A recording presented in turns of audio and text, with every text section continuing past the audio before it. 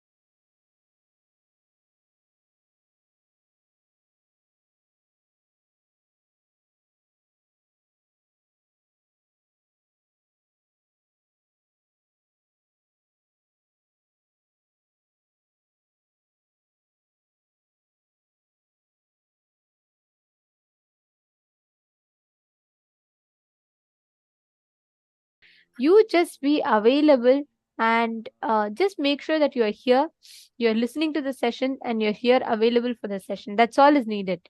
All the other things Swamiji will take care. Okay. So today, all the breakthroughs you want to manifest in all the relationships, here you're in the right place, right time, with the right person, in the right situation, with the right intention. So everything is in alignment. You just be available here. Leave the results to Swamiji and you will experience a breakthrough. By the end of the day today, you will see in all these relationships, you will experience suddenly a new depth in your life. It will not be the same as before. Okay, perfect. So now let's get started with our day, and we will be understanding today. We're going to be working on some of the main aspects of experiencing what is Paramashivoham. So the different things that we're going to be covering today is understanding about relationships, understanding about how the relationships manifest in our lives, and we are going to be most importantly understanding about how you can form a teamily and how you can awaken yourself to the space of completion with your friends, family members, your loved ones, near and dear ones. And we're going to be learning about how you, whether relationships are patterns or is it possibilities, how you can complete with others, how you can experience true love and fulfilling relationships, completion with mother, living Advaita, and we're going to be understanding about the art of negotiation and oneness in relationships. These are all the different things that we're going to be understanding, that we're all going to be listening to today and learning. So get started. Now let's begin our day with learning about Sameepya Mukti.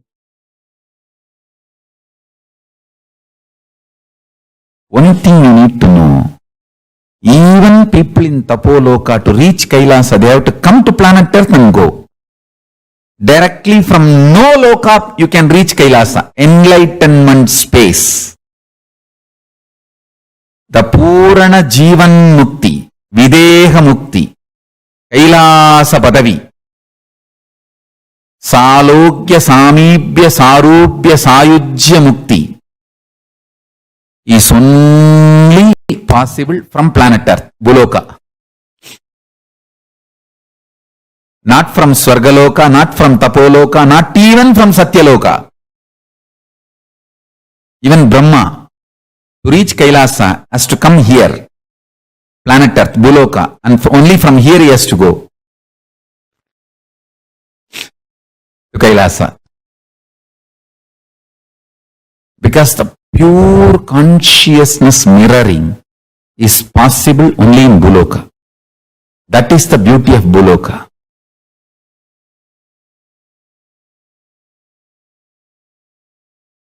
Now let me expand on reality so that you will understand how the four principles can be used to make reality as you want. Let me define what is reality. This is a very important definition. Only when you experience this as your reality, you can experience Brahmanyam Bahuputratam. Listen. Not having any conflict internally and contradictions internally about what you want to experience as your inner world and outer world, and projecting it powerfully, so powerfully that there is no conflict between your projection and your experience, perception. No conflict, no contradiction. Because there is no conflict and contradiction inside what you want and outside what you are experiencing, feeling the non-duality, Advaita, is reality. First thing, inside itself you have so much of conflict and contradiction. What you really want inside you and outside you.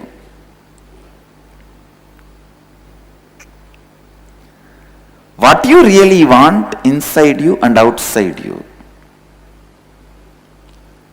That itself has so much of conflict.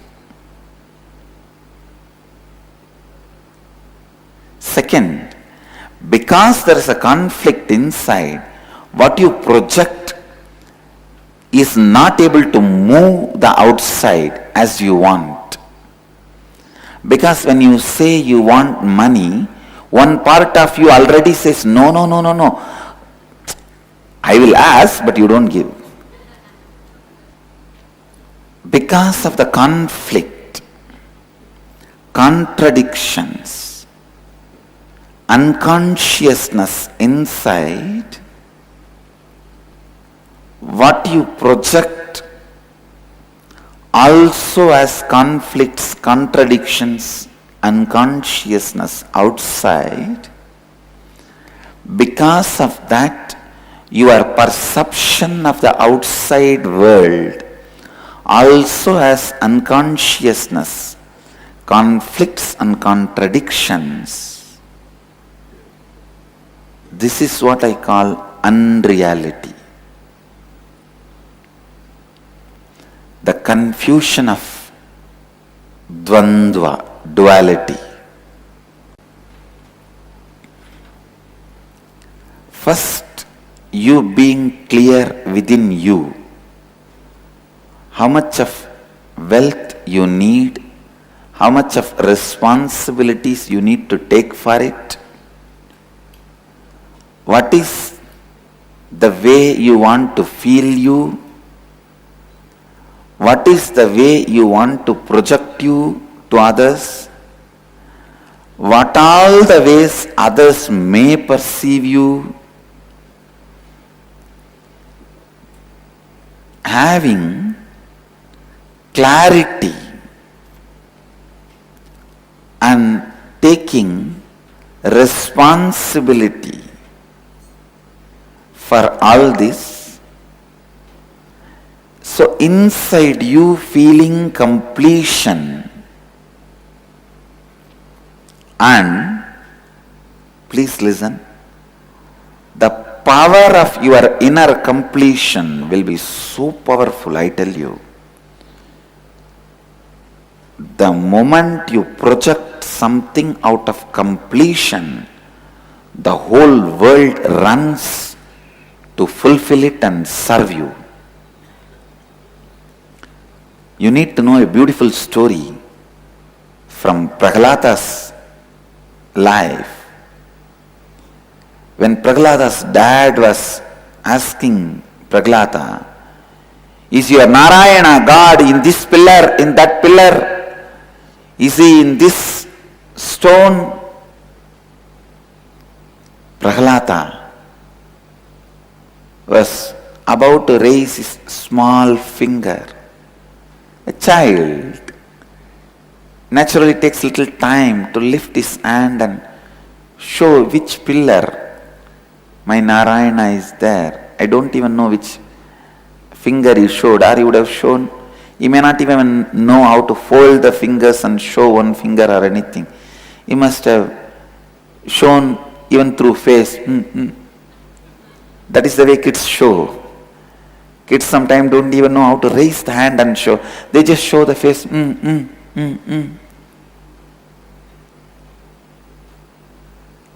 When Prahlada was about to mention the pillar, Narayana started running from Vaikuntha. Lakshmi asked, what happened? Why are you running so fast?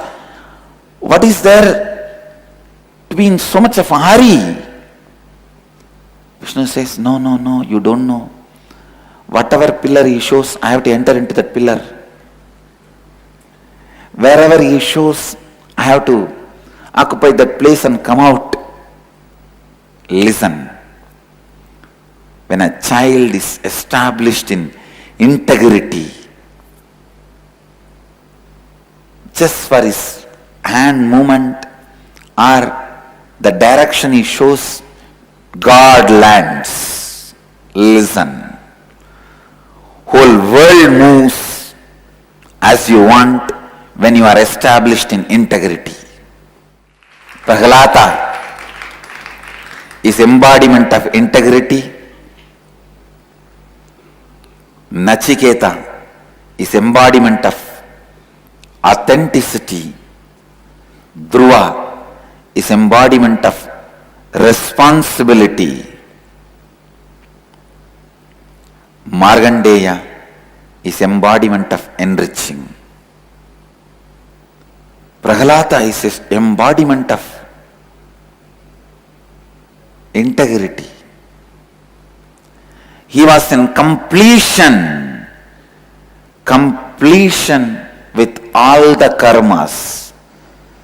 Prarabdha akamya sanchita.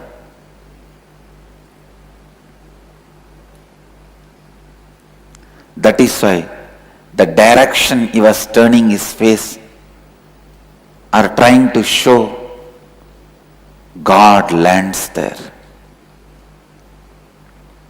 Same way, if you are in completion with integrity, without conflict, contradiction, internally, whatever you project on the world is project for the cosmos. Whatever you project on the cosmos is a project for cosmos. Simply does it. Simply cosmos does it. When you are integrated and project on the outer world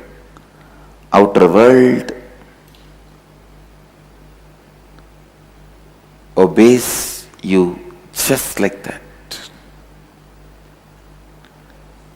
It obeys you just like that.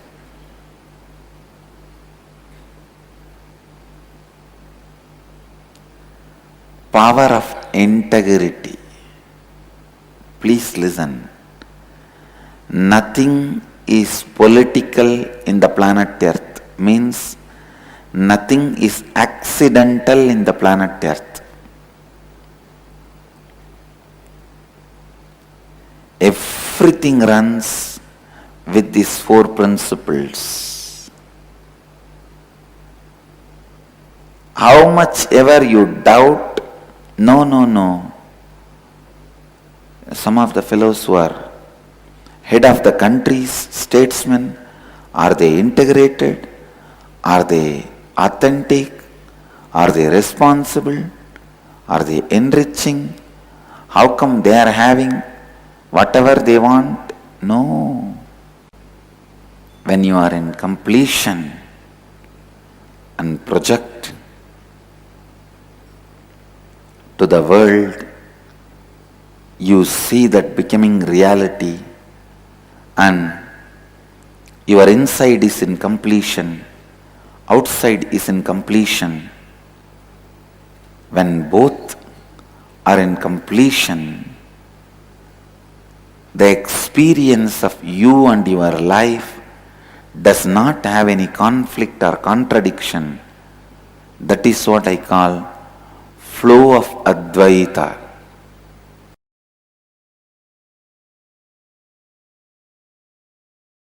If you are established in the space of Advaita, even if the other guy tries to attack you,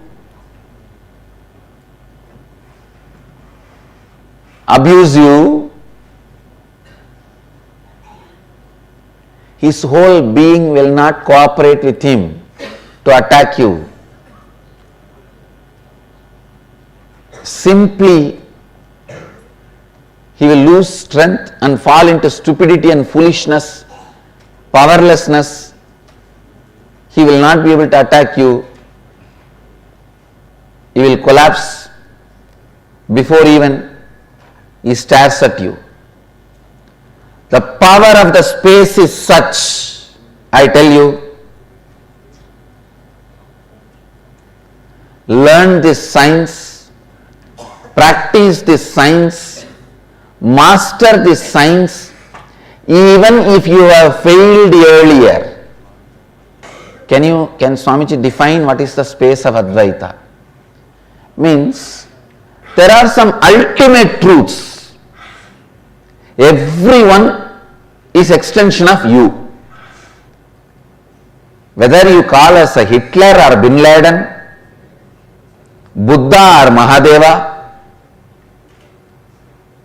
please understand.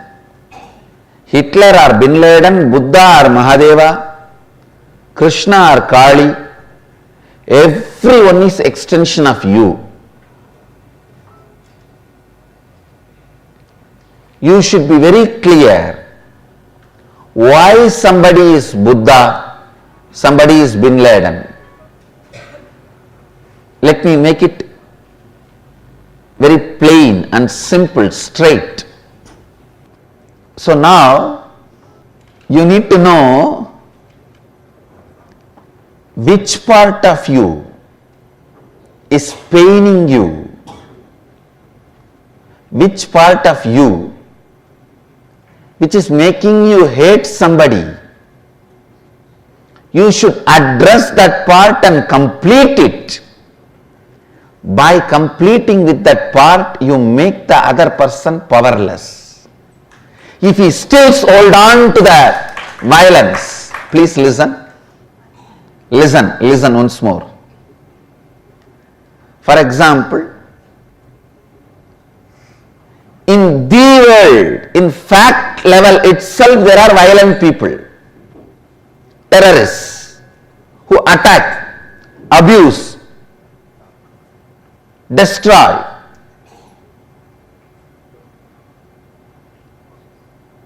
I am not saying what they are doing is right, but before you start defending you, before you start attacking back, your incompletion towards them, the my world's incompletion, complete it. When you complete it, please understand what I am giving you is a successful war strategy, because I have won many wars, I am going to be winning many wars. What I am saying, what I am telling you is not some spiritual philosophy. It is a successful war strategy. Look into you. Complete with the part of you which is responsible for your anger, your violence.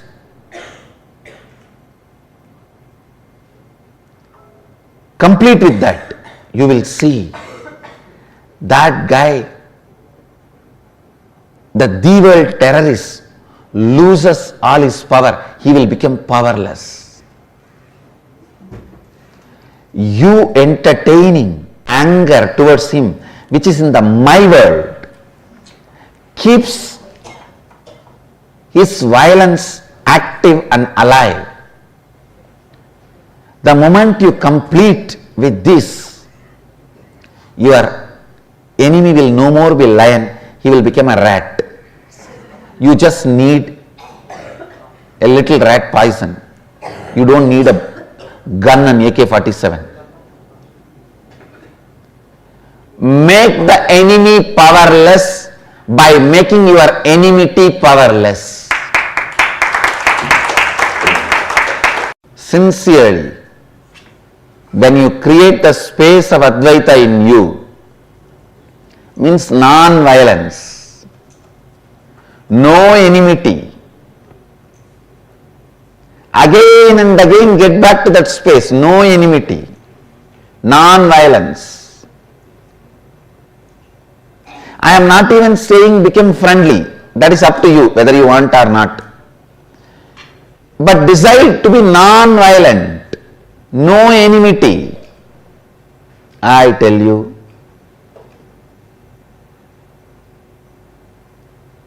the moment you complete with your enmity and drop it, your enemy will suddenly lose power.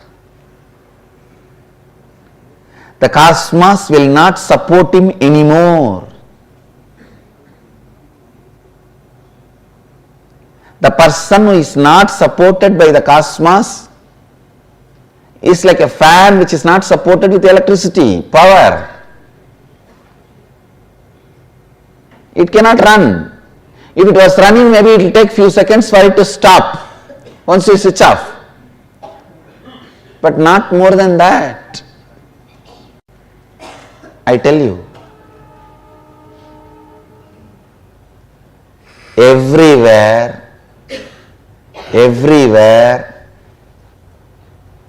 Advaita has a direct utility value. Whether you are in a hospital for health, you are in a marketplace for wealth, you are in a court fighting a case, you are in a war field fighting some people, you are in a place of riot where you have to survive,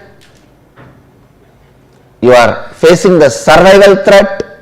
Wherever you are, the space of Advaita has highest utility value.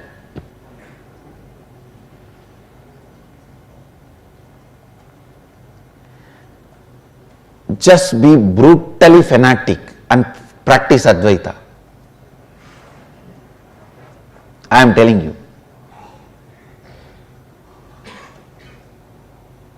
Whether you logically know the values of it, the side effects of it, or you need to take a little more time to learn the side effects of it, after effects of it, start practicing Advaita, the space of Advaita. I tell you, it will be amazing Kalpataru, giving constantly what you want, and amazing protection by making all your enemies stupid. By cherishing enmity, you will make yourself weak and make your enemies strong.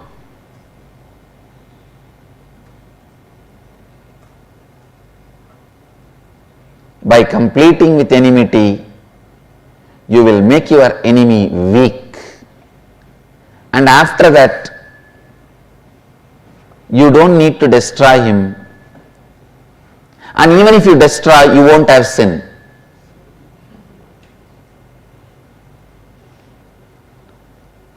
You may not even need, because he will die by his own powerlessness. Even if you want to destroy him, you may not need weapon. Understand? The space of Advaita is the best strategy planner, whatever situation you are in. The space of Advaita can be the best war strategy, political strategy, business strategy, economic strategy, health strategy, and the strategy for productivity, highest possible life.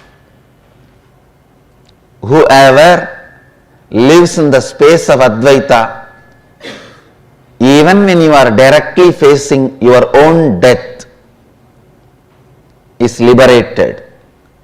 The moment you fall into Dvandva, your life is gone. You are gone, your life is gone. Whole thing is waste. Whether you are fighting with a disease, fighting with a pattern, fighting with poverty, fighting with disturbed relationships, fighting with terrorists fighting with society,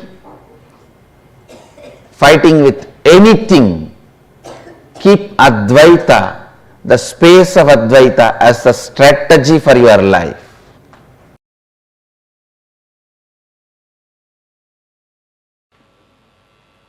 Please listen. Whole life is a business. Whole life is trading. You give something, receive something.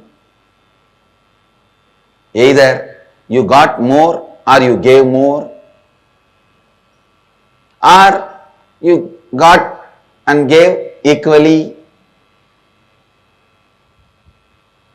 Whatever is said and done, whole life is a business.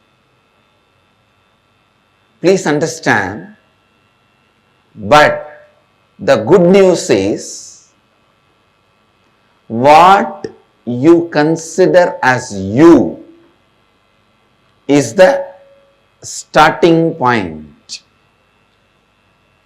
The best news is that can be just updated by the Advaita.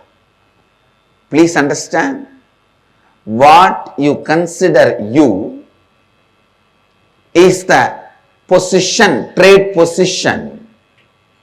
If you consider you only dependent on your physical qualities, you only have depreciation asset. You only have depreciation value. But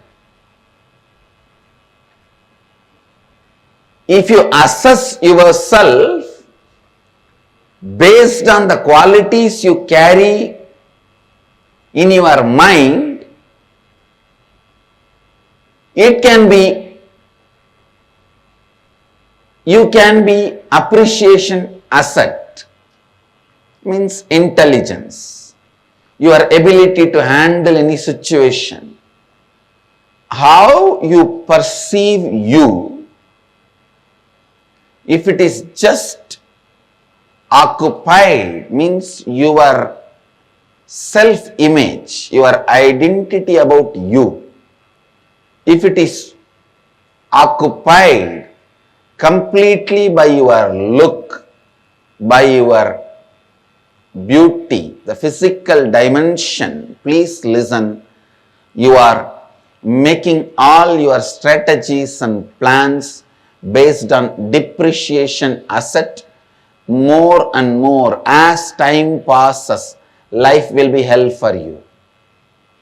Kala will bring suffering for you. Please understand. Strategy which brings best things as Kala passes is eternal strategies. If your perception about you is all based on your beauty, you are having exponentially depreciation asset. You can manage few more years with various creams and cosmetic items, but it will continue to depreciate.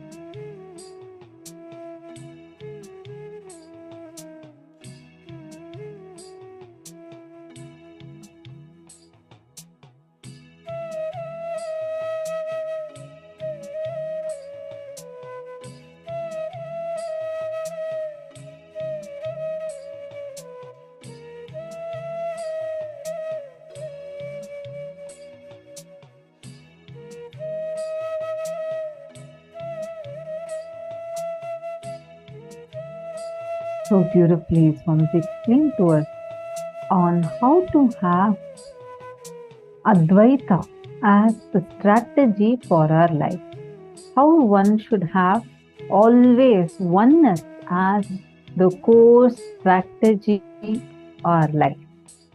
Every step of life, through every action in your life, every moment of your life, the space you carry in your life, the space you carry in every moment, let everything be from the context of Advaita, from the context of the space of non-duality. I request all of you to take a few and share what exactly you understood when Swamiji revealed it.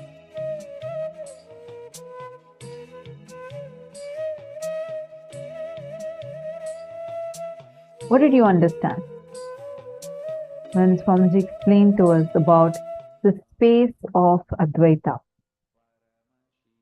Take a moment. I request all the participants to share. What did you click with? What did you understand?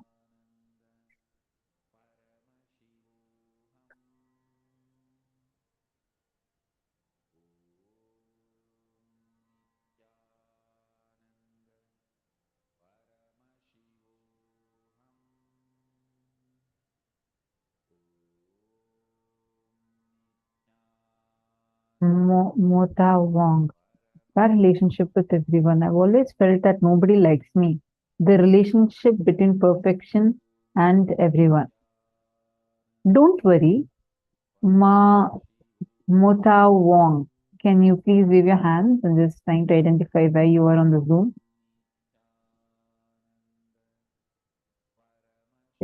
Or if you're not on camera, please could you come on camera? Mota Wong.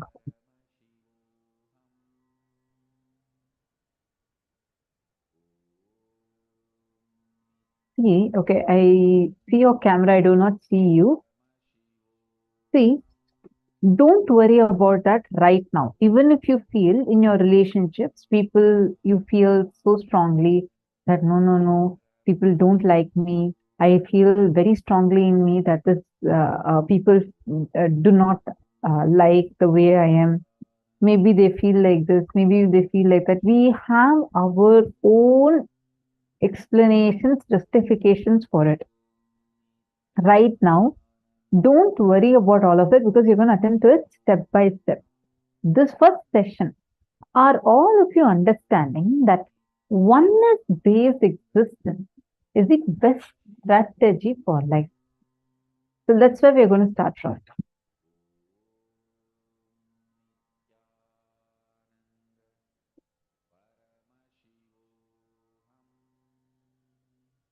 See, Swamiji explained, right? In every level, have the understanding that oneness-based strategy is the best.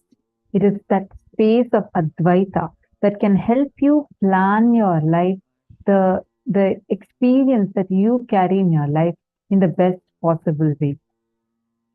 Now, what does the space of Advaita mean? I request all of you, take a moment and post it here in the chat. What did you understand?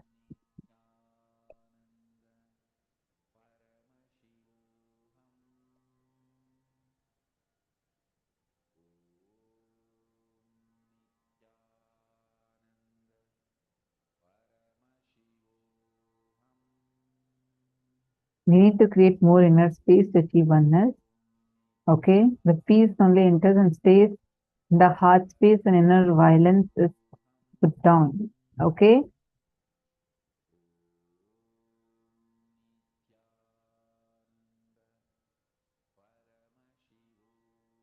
The inner world not having conflict, contradiction about what you want, and projecting that, experiencing it without any conflict or contradiction in the outer world, because there is no conflict or contradiction in the inner world.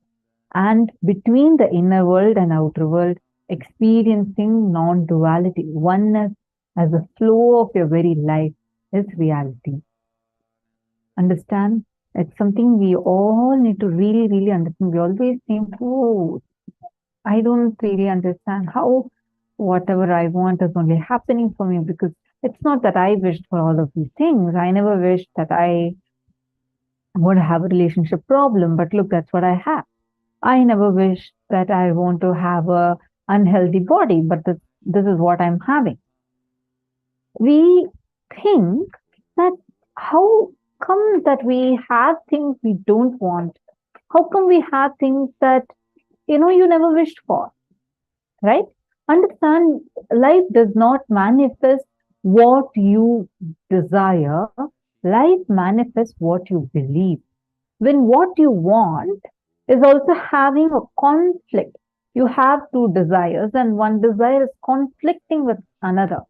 When a desire is creating a conflict in you, or a cognition, a belief is creating a conflict within you, then that conflict is what is going to be manifesting as a reality for you. For example, you say that you want to stay fit, but you also have a strong desire to eat junk. You will love to eat junk food.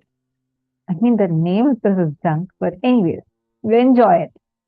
So you see, there's a conflict inside of you. So when your want itself is not clear, how do you think, where exactly are you manifesting what you want as a reality? You have ability to blow a balloon. Whichever balloon you blow into, you have a Mickey Mouse shaped balloon, you blow into that, it becomes a huge Mickey Mouse shape. You have a heart shaped balloon, you blow into that, that becomes a big heart shaped balloon. Everything in your life, many things are there. Whatever you blow into, it's going to become big. That is going to take the full form. But the problem here is, we ourselves are not clear with what we want. We ourselves feel that inside of us is one desire. You feel like, no, I'm so sure I want it. But if you sit with yourself, you will understand how your own patterns are conflicting with that desire that you carry. The first and foremost, bringing oneness in your inside and your outside. How you carry yourself inside and how you carry yourself outside. What kind of desires you hold inside and how are you manifesting it outside. Same way.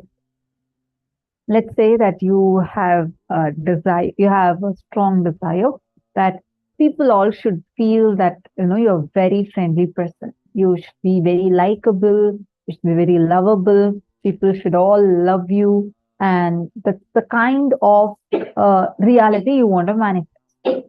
And at the same time, you're also jealous of your friend who you feel like, oh, she doesn't do anything, but how come she has all these things she's able to get, and then something wrong happens to her, you start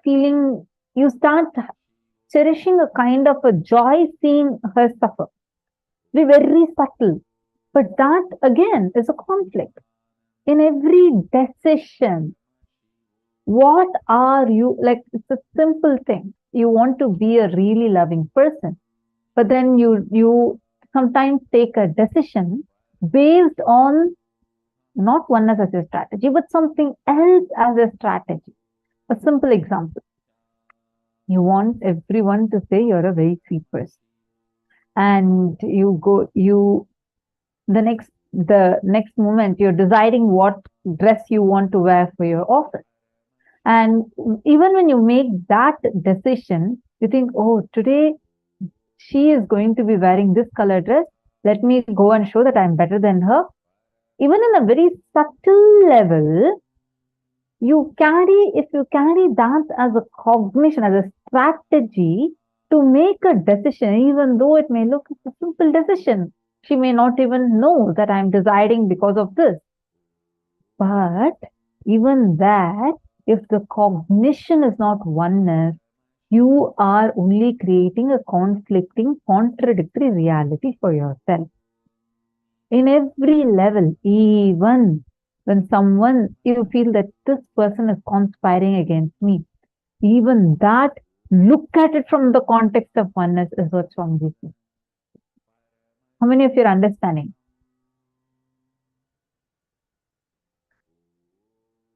How many of you are getting this? It's a very, very, very powerful technique for us to understand, or a click for us to have.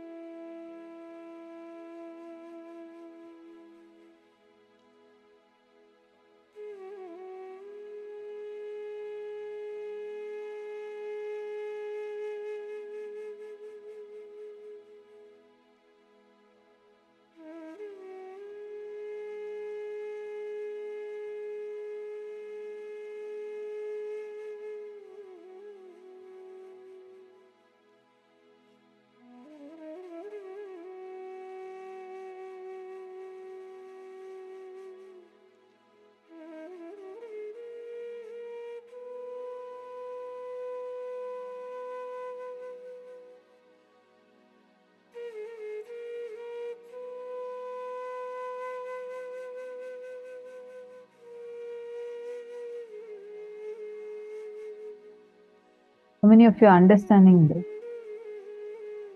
Take a few minutes and cognize this deeply in you.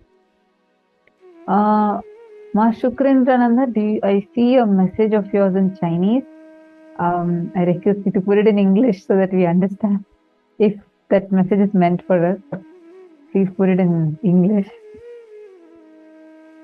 Okay. See, oneness-based strategy for your relationships, for your whole life itself. Have oneness as the core cognition. Oneness means what you have is also what they have is also in us.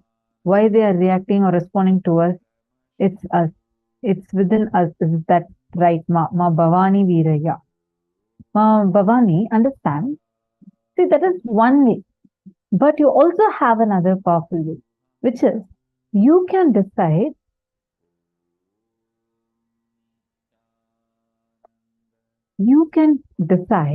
based on, okay, this is the cognition I'm carrying inside.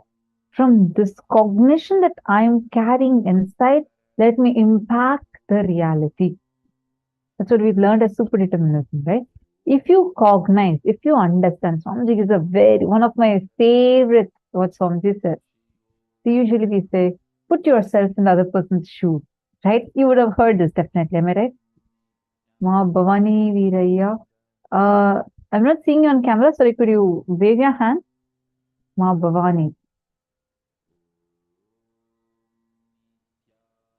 Just looking for you.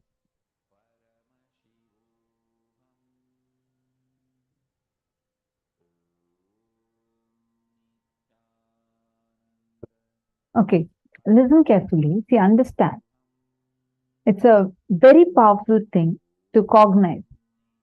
Good question you've asked, because that it shows that you're listening and you're asking the question. See,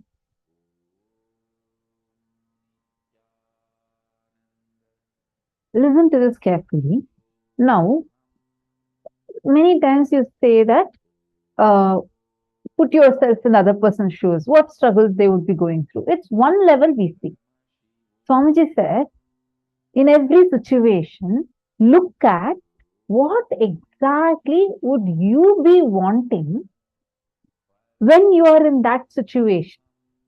That's the same thing the other person also wants. It's actually very powerful. These two statements, put yourself in other person's shoes, and this may sound similar, but both of these are completely different. Completely different. See, for example, you're saying that some will say, when your wife is coming and fighting with you, don't try or asking you some solution. Don't ever try to advise her. Just give your listening. All she wants is only your listening and attention. She herself knows the solution. She herself will tell the solution also. See, many times The other person would just be wanting a comforting word from you. But they would be coming and maybe they're even screaming at you. But actually, what they want is just a comforting word. But what will we do? We will not respond to that. We will respond to, hey, how dare you come and shout at me? Are you understanding? The oneness based relationships are where you know they are also your own reflection. If you are in that person's position, what exactly would you be expecting? Would you want to get shouted at? Or you just want that person to say, you know what, don't worry, I'll take care. It's something like that, right? What you actually would be wanting, looking at it from that cognition, it'll transform the way you relate with people completely. Completely. What exactly, whatever you want. That's the same thing the other person also wants. Diana's below has posted, the decisions need not be made until you know exactly what you want. Desire is not real. No. Your desire is your desire. More and more, see, first step, drop all the conflicts within you, contradictions within you. Bring oneness to that. Simultaneously, as you bring more and more oneness within you, in your relationship, operate from the space of oneness. Usually we think, why is this happening? Now, when you have heard Swamiji tell about being in oneness, they're your own reflection. At least I understood earlier. If something is manifesting for me in my external reality, then it is definitely coming from something that is there inside. Like I have had, this is multiple times I've experienced this powerful cognition that Swamiji said. Just by shifting the inner space, people's responses do get changed. That's one level.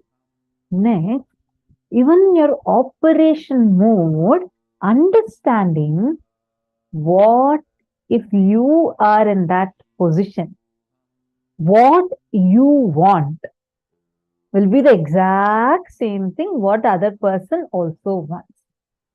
The moment you understand the secret, you will win in the game of relationship. And in addition to this, Ma Ely, are you understanding?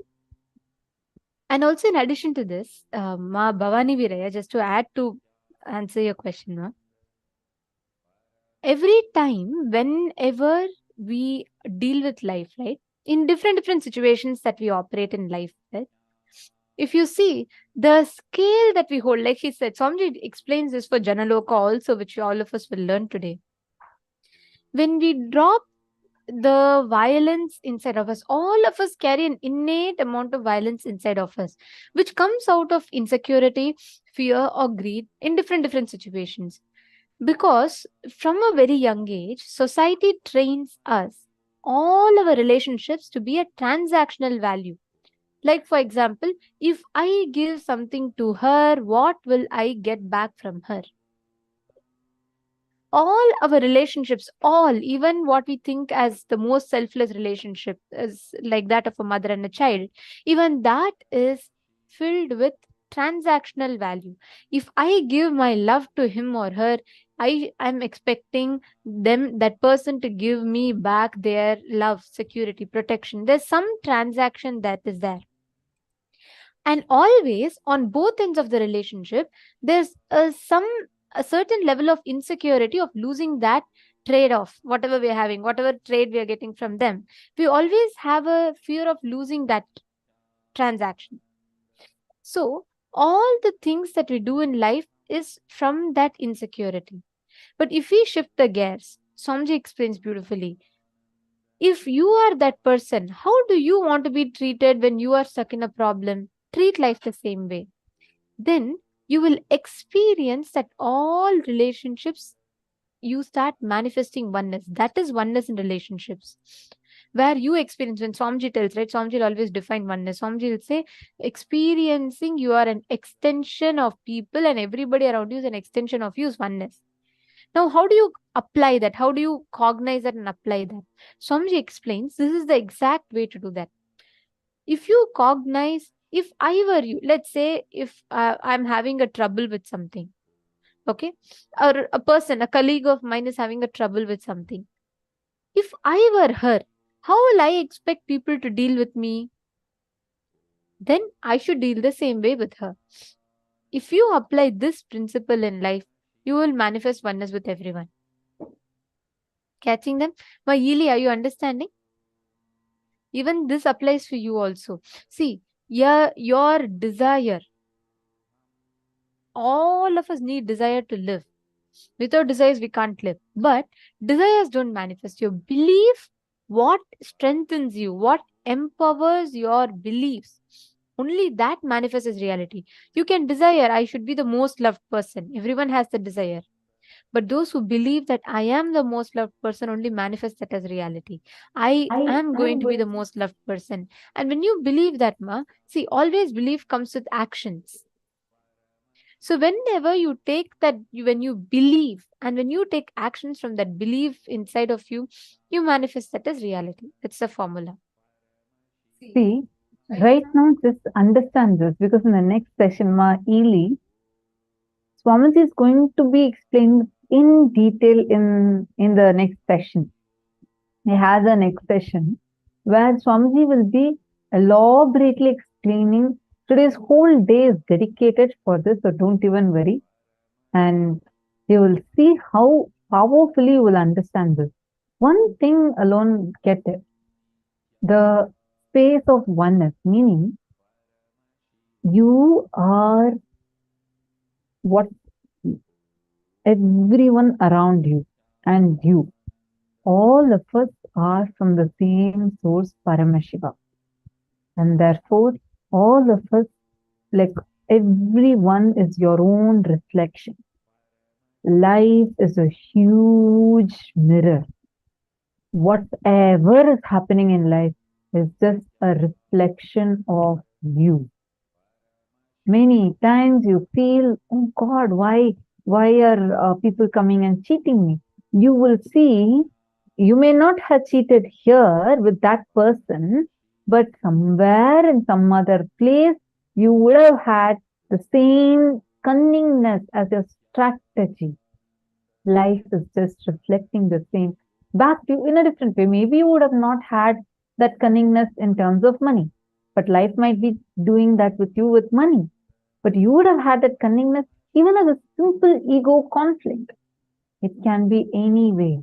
Wherever you feel that you can, if you feel that, okay, I can manipulate this person, and you feel like manipulating, you have manipulated someone, in some other context, it might be very trivial.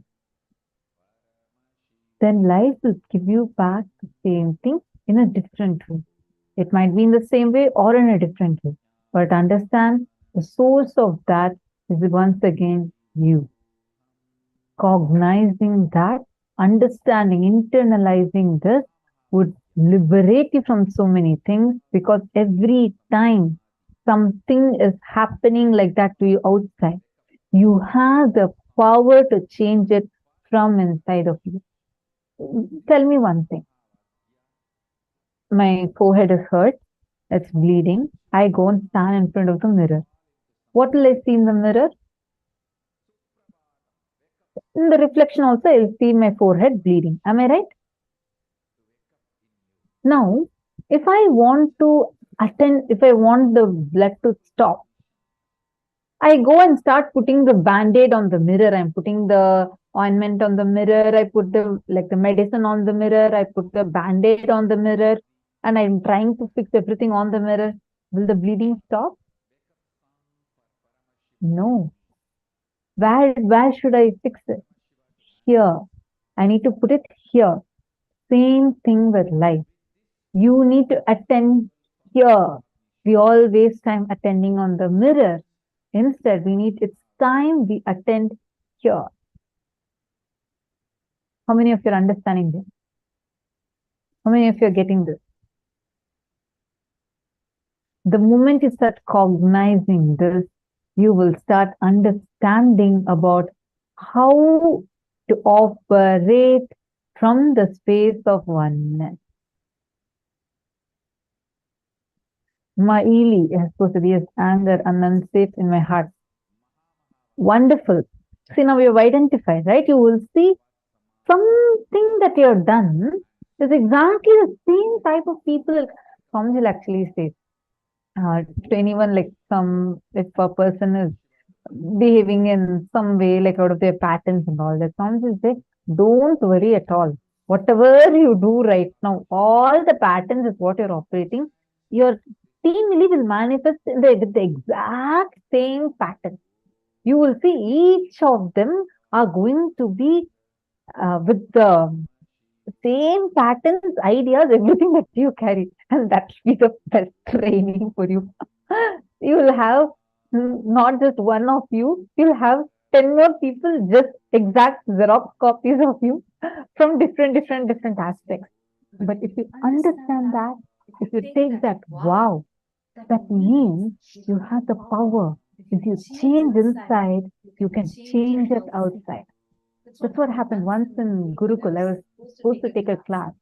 That morning, Swamiji had actually, in Ishavasya Upanishad, Swamiji explains this. Swamiji explains saying that how there's a verse in Ishavasya Upanishad where it explains about the qualities of consciousness.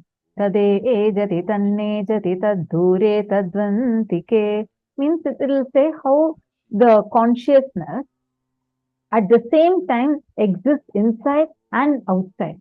At the same time, it is the nearest and the farthest. You can't understand this logically. You need to contemplate on it. So Swamiji was talking about it in the satsang, and Swamiji told how this one statement really clicked with me, where Swamiji explained how there is no separation, actual separation between inside and outside. The separation itself is only a delusion that we carry. And if we change something inside, it will impact the outside. So it was like a really powerful cognition in me. And that day evening, I was supposed to take a class. And we had about like 100 children like in the Gurukul who had gathered for the class. I think 50 to 70 kids had gathered for the class. And there were of various age groups, they all were sitting. And all of them were making fun, jumping and playing. The intensity and the energy of the Gurukul kids is something else. And in Gurukul, we have this zero tolerance to anger, zero violence policy. Like, no one will shout at the kids. You cannot shout. You cannot hit the kids. You can't do. There's no anger. You can't even be angry at kids. Right? It's a golden childhood Swamiji has given to us. So this was the thing. And I'm like trying to get there, listening, and I need to start the class on time. I'm like telling everyone, hey, listen. Everyone are talking and playing and jumping, and they don't just do normal things. One person will be standing in Shirasasana, one more person will be like jumping and playing. It's like all kinds of things are happening. And I'm trying to get there listening. One of the Balasans told me, hey, why don't you just look in and get listening inside of you? Then I remembered what Swamiji told in the satsang that day. Then I just closed my eyes. I remembered just that morning in my class when my mentor came and she was trying to conduct the class, I didn't give my listening. So I declared completion with myself. I declared completion and I declared that, okay, I'm realigning. I will be listening. I just made that declaration and it took few seconds to actually get listening inside me. And then I opened my eyes and I didn't tell a word. Few seconds. Suddenly the whole group became quiet. I couldn't believe it. Did someone just walk in, like the principal or like the mentors? Did someone just come in and returning and looking? No one was there. And it was not that suddenly one group became quiet, then the other group. The entire group just became quiet and started listening. It was like a it was very simple, but it gave me such a deep click. Wow. So if I actually get into listening, that means the other people will also be in listening. If something is not happening properly outside, I don't need to change them. You can't change the mirror. You just need to change yourself inside of you. Actually, Many of you are asking, Ma, Diana Spiller was also asking. So every single relationship is under our control always? Yes, absolutely yes. See, there are two things, okay? One is actual factual reality. Absolute reality. That's why Somji explains this. It's like absolutely, I just love this completely. Like Somji tells, perception, fact, truth, and reality. You need to know right now, Ma Diana, as I am speaking to you, I am perceiving this reality in my own see. Means, based on my cognitions, my patterns, my judgments, I'm seeing everything.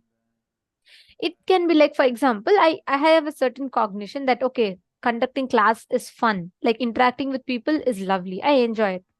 So I am seeing it with that context. Now, how life is occurring to me, how your question is occurring to me, you are not responsible for that. The cognition from which I am seeing is responsible. So if I like, it's like this, I'm wearing a purple glass and I'm seeing you. So you are going to be purple for me. Now, at the same time, you are wearing, let's say, yellow glass and you're seeing me. I'm going to appear yellow for you. You are responsible for the way I'm occurring to you in your life. Now, each of us are living in our perception. That world is perception. But in absolute reality, there is neither Nithyanandita, there is nor Ma Diana's below. All of us exist in oneness. That is absolute reality. You're understanding? There is something called fact. Fact is that Paramashivoham is happening, a common reality which is for everyone, which is not subjective, which is more objective. For everyone, Paramashivoham class is happening. But subjective experience, each one's experience is perception. So our perception evolves from perception to fact, fact to truth, truth to reality. You're understanding? So we are responsible for the perception we carry about every relationships in our life. We are responsible for it. Because all the perception that we carry from inside of us, that perception becomes fact, fact becomes truth, truth becomes reality. So every relationship in your life, we are responsible for creating it the way we have created. Ma Priyatma Surupni is asking, so when life gives us back what we did, will it also be in more intense way, Ma? Life will reflect the exact same thing back to us, what we did. Life will give back to us. That's why Swamiji tells. That is what is called as initiating the karma chakra. But you also have another great news with that, which is the karma will come to you only as long as you're sitting there. To know more about this, you please make sure that you are here for the day of Bhikshadanamurti, the day when we all are going to be learning about karma. I know you have attended even the previous season. In this season, you have very unique section on this because Swamiji gave such a powerful cognition on this.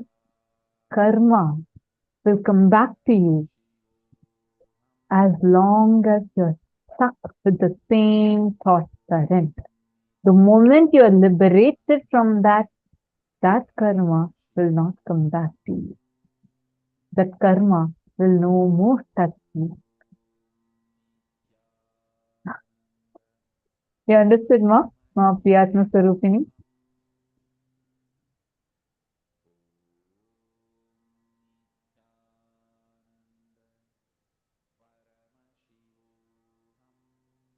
Wonderful. So now, with this, let's move to the next session. We are going to be having the power manifestation session now. And joining us, we have Manitya Sambhavananda, who's going to be taking us through the power manifestation.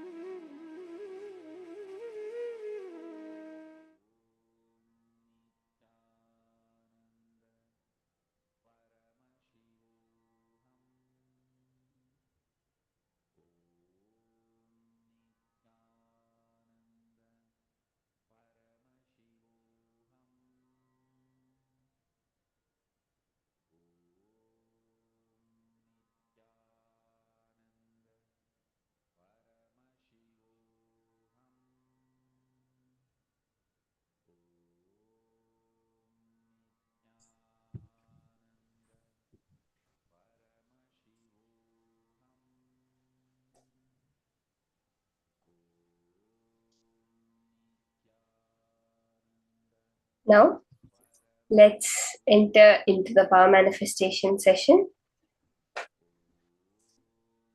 Starting today, the first with the power of mind reading, the power of clairvoyance.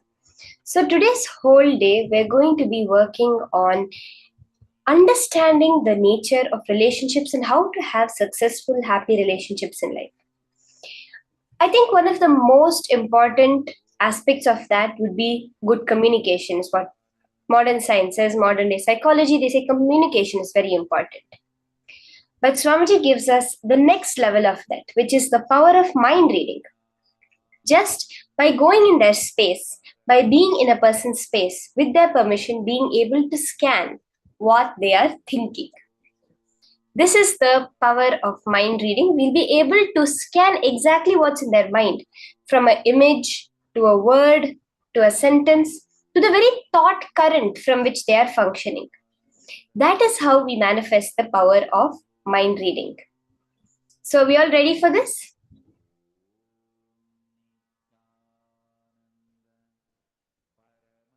Now, we're going to see the whole thing is whether it's power manifestation, whether it's the intras, whether it's the jnanas, everything is completely interrelated. Whether it's the powerful cognition Swamiji is giving, and then the internalization, the process, whatever completions you're doing, that will manifest as a power.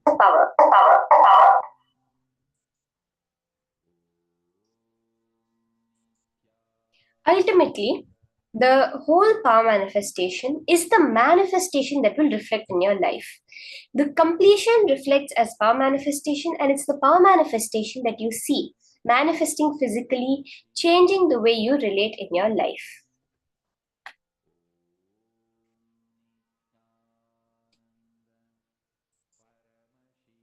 Now, for the power of clairvoyance,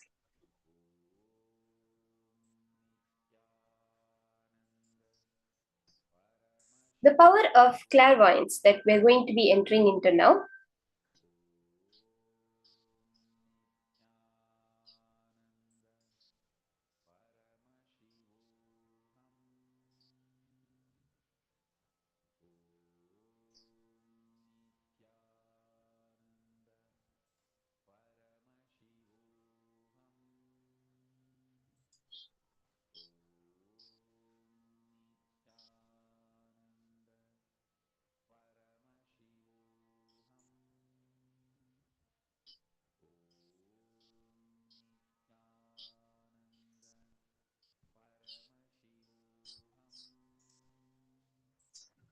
the Shastra Pramana is from the Shiva Samhita, chapter 5, verse 86.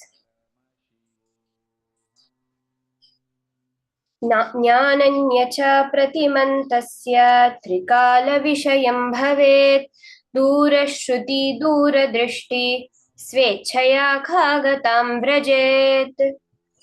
Bhagavan Paramashiva says he gets immeasurable experiential knowledge, knows the past, present, and future time, has Durashruti, power to listen to anything at far off great distances, Duradrishti, power to have direct vision of anything, anywhere, Khagatam, the power to walk or move in air like a khaga, a flying bird, and the ability to speak on any unknown subject, omniscience.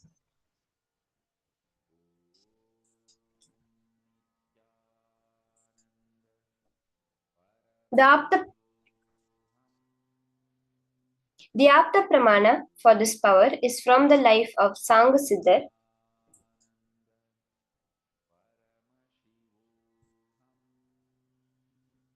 who has shown this power physically demonstrated in his life.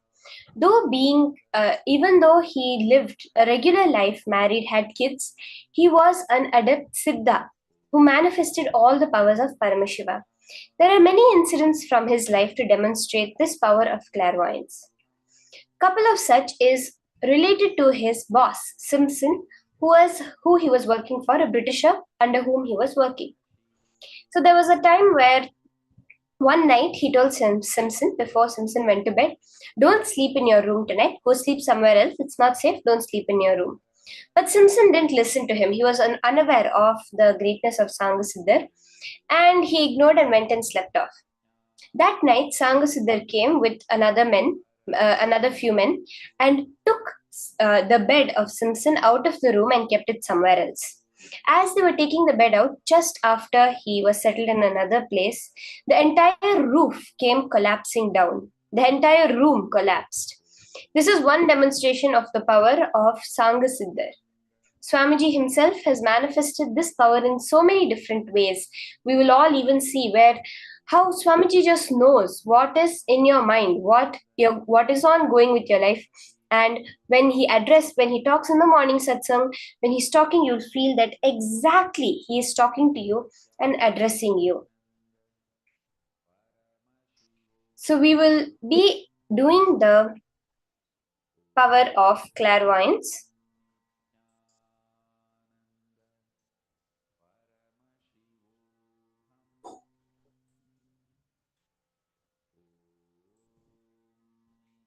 Which is my power of mind reading.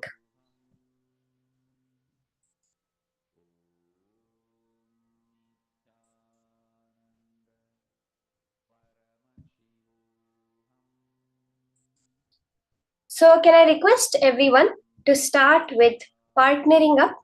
You can choose a partner to start the manifestation with. So as we get into this first round, can I request all of you to partner up? We'll be doing in this word, scanning a word in this round, scanning a word that your partner is thinking of.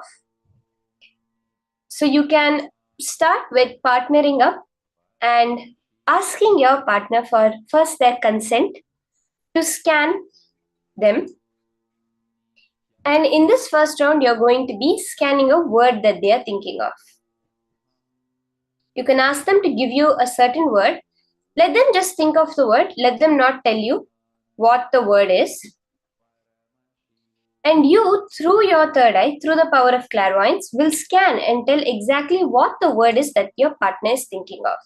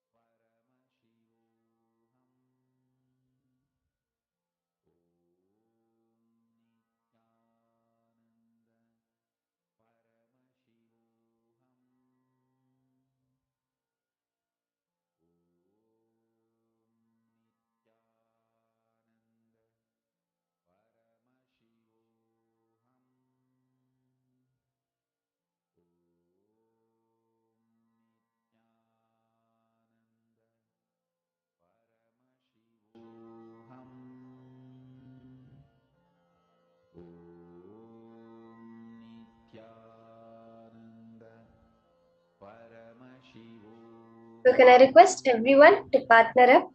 If you do not have a partner, you can call your friends, you can call your family members.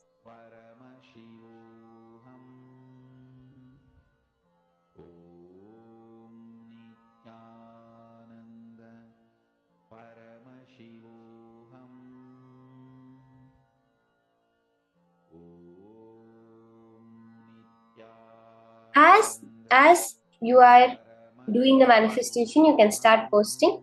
Now, if there's anyone who does not have a partner, who's not able to get a partner, I will be thinking of some word, and all of you can scan that and find out what the word is. So right now, I'm going to be thinking of a particular word, and through your third eye, just scan, look, and as you're scanning, immediately start posting in the chat.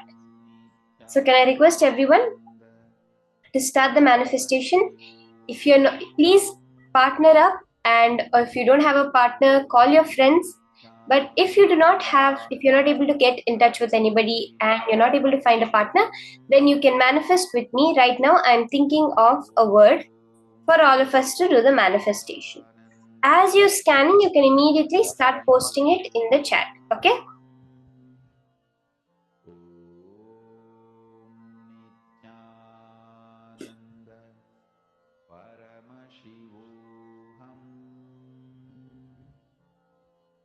Let's all intensely do the power manifestation.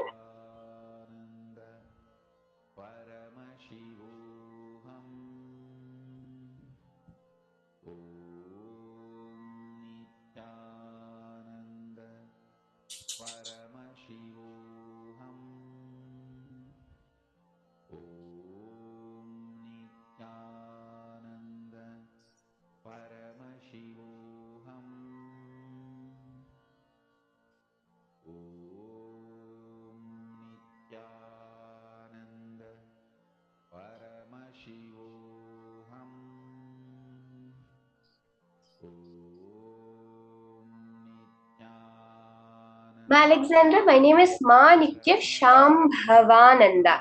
So you've asked is Ma Nitya Sham, you've spelled out my name and you're asking it. It's Shambhava. So Shambhava. So that's the correct spelling of my name. Maena Smith. If you're not able to get a partner, Ma, right now I'm thinking of a word. Through your third eye, you can scan my mind. Yes, Ma Alexandra, that is right.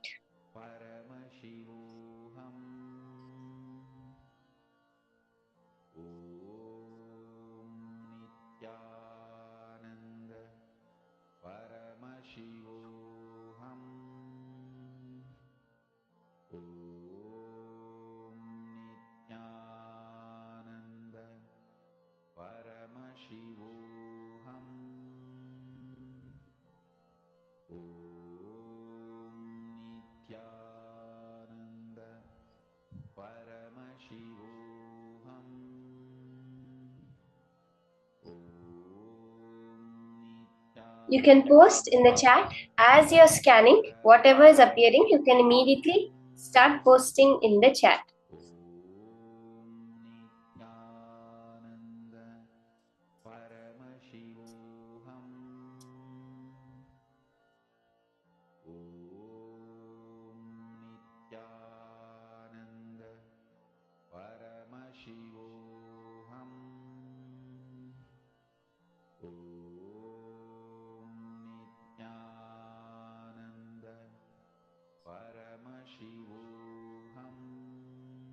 Can we have everybody start posting the answers? Whatever Paramashiva is revealing to you, you can immediately start posting and sharing whatever Paramashiva revealed to you as the word that I am thinking of now.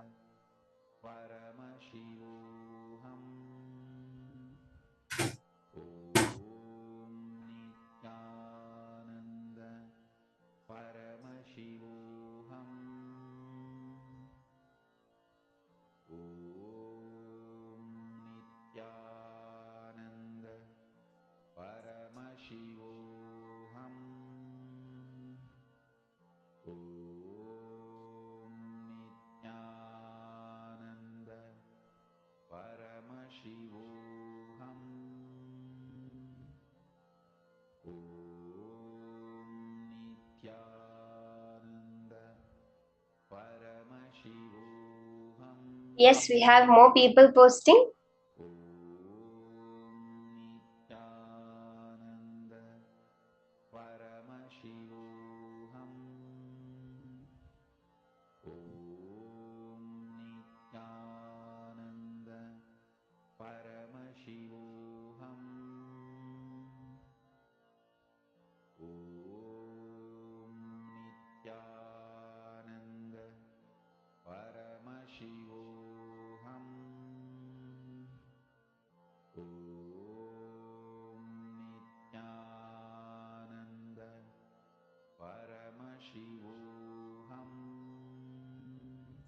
Let's have more people post. What's the word that I'm holding in my inner space now for all of us to scan?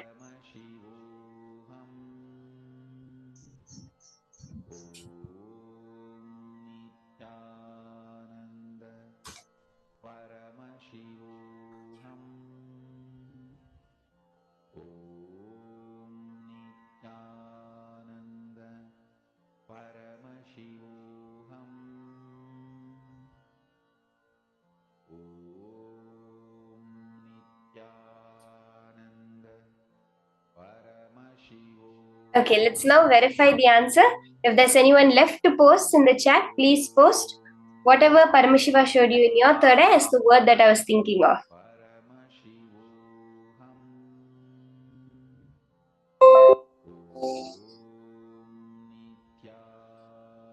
The word that I was thinking of is the word photon. So the scientific term, the physics term, photon, P-H-O-T-O-N, photon.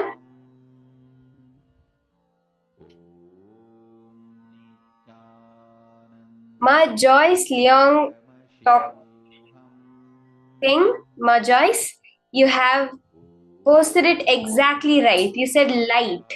So photon is actually the carrier boson of light as per modern science. So light is exactly right. That's awesome, Ma.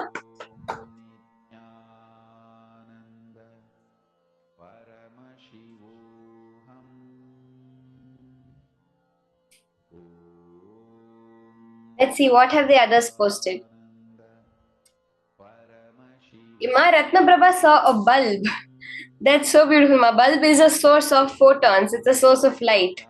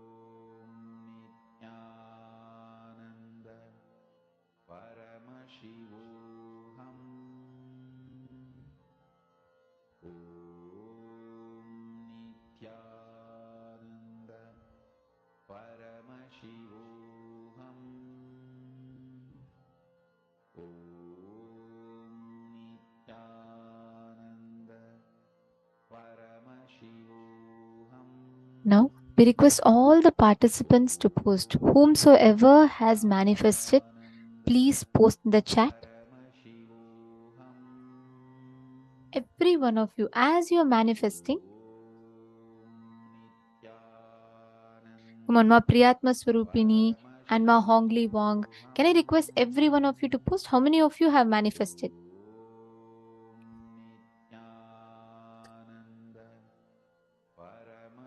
Even if it is just you're seeing some shapes, some patterns, anything is fine.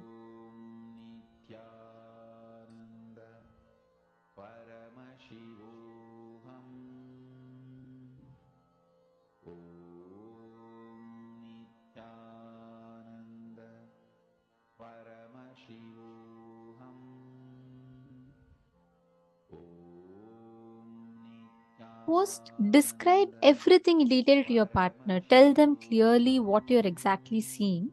And please understand, even if you just see random words or visuals, describe that also detailedly to the partner.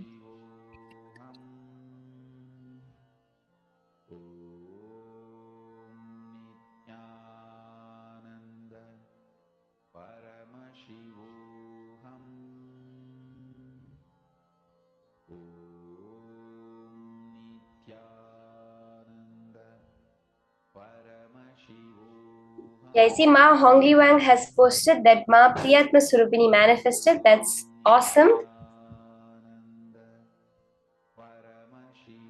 And if you're seeing anything, see, it's not defined how it has to appear. Swamiji says, keep the goal defined, but the way the goal manifests, let Paramashiva decide that. So when you have decided, yes, I'm going to manifest, now anything else that is coming up, let it be as Paramashiva wants. So whether you're hearing it as a voice in your head, as a sound, or else you're feeling it as a feeling, you're seeing it, shapes, colors, numbers, anything you're able to see, you can immediately post it and verify.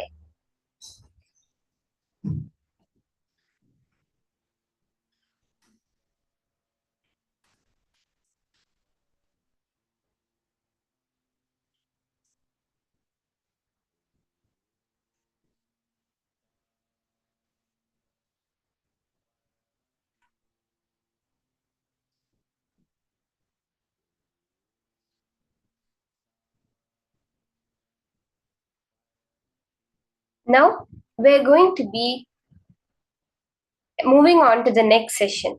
But before that, I would like to ask everyone, how was the manifestation for you? There's very few people who have posted. Only Ma One person has posted. Can we have everyone else also post? Ma Sonia, Ma Liangshu, how did the manifestation happen for you, Ma? I saw you both also manifesting very sincerely. Ma Ping Yu Chen, Ma Emily, can you post? How did the manifestation happen for you? Did you manifest? What did you manifest? What were you able to see? Can you all have everyone post? Okay, Ma Sonia is saying I scanned yours.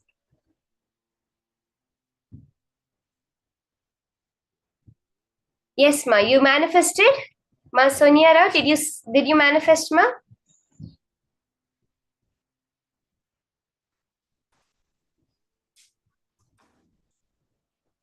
That's awesome, Ma Sonia. You manifested. That's so beautiful. You saw a big yellow round thing like a photon. Many people saw round, I think, and many people saw the color. So the word I was thinking of was photon, and I think so many people saw the bright yellow, bright light, round shape. Ma Jenny Tran has said she saw a round shape. Yes, generally photons are projected like a small ball.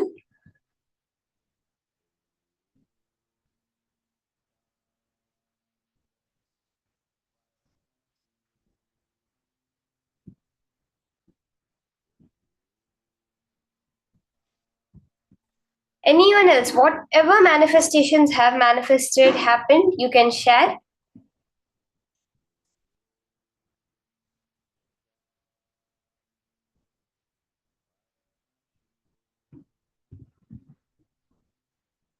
Ma Sonia Rao, sometimes that happens. Sometimes I've also seen many people, many Balasans, many kids when they're manifesting, they'll be reading the book of the person next to them. So like when they're doing the third eye reading, there'll be two kids sitting next to each other and doing the third eye reading.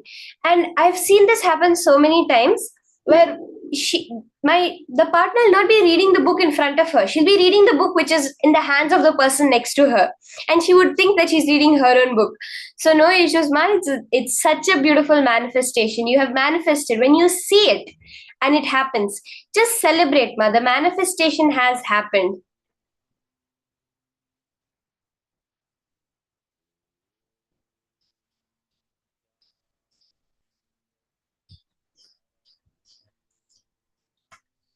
Now we're going to be entering into the next powerful cognitions from Swamiji. Understanding more and more detail and deeper into relationships, are we seeing relationship as a pattern, as the same incidents happening over and over again, the same kind of interactions happening over and over again? Or else, is relationship being seen as a possibility, as a constant expansion, constant growing up together? Let's now hear about this from Swamiji.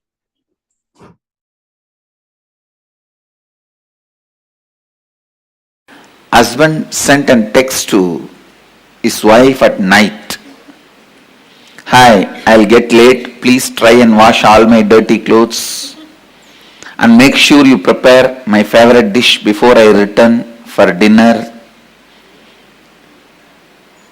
He sent another text, and I forgot to tell you that I got an increase in my salary at the end of this month. I'm getting a new car. She immediately texts back, oh my God, really? Husband replied, no, just I wanted to make sure you got my first message.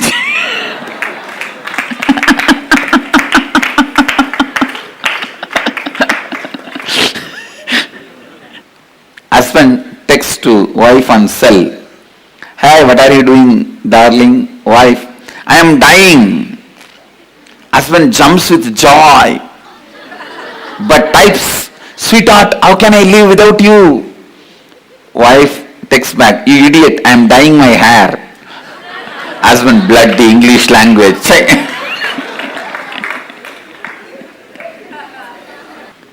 Boss hangs a poster in the office. I am the boss, do not forget. He goes to lunch and comes back from lunch break. He finds a slip on his desk. Your wife called and she wants her poster back home.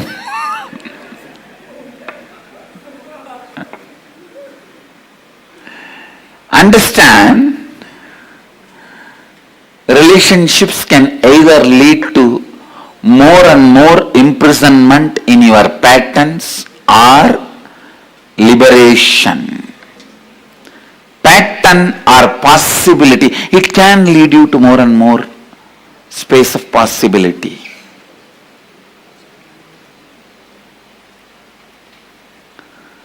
The first and foremost fundamental relationship that exists for you is the relationship between your pattern and your possibility. Please understand. Listen. I am not talking about with whom you relate, with what you relate. I am not talking about your relationship with your husband, wife, brother, sister, father, mother. I am not talking even about all that. I am talking about from which space you start relating. I tell you, if you relate from the space of possibility, even if you live with a large family, you are a great sannyasi, enlightened being. If you relate based on the patterns, even if you are living alone, you are bound, bhakta, fallen, grihastha. Understand?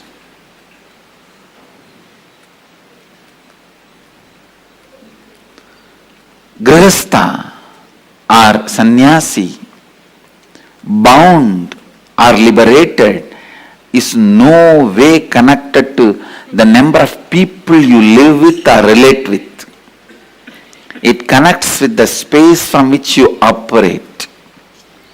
If you see every human being as a possibility, for that you also should see you as a possibility.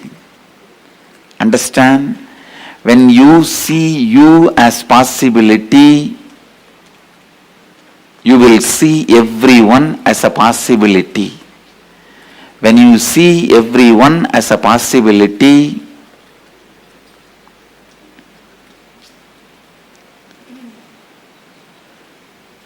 life,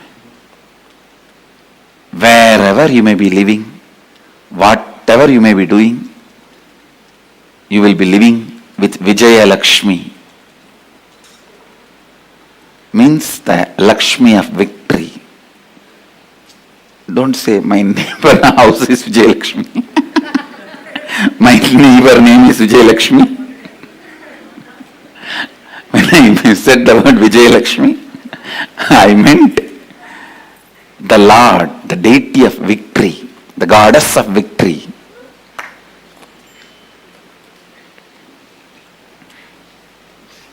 Please understand.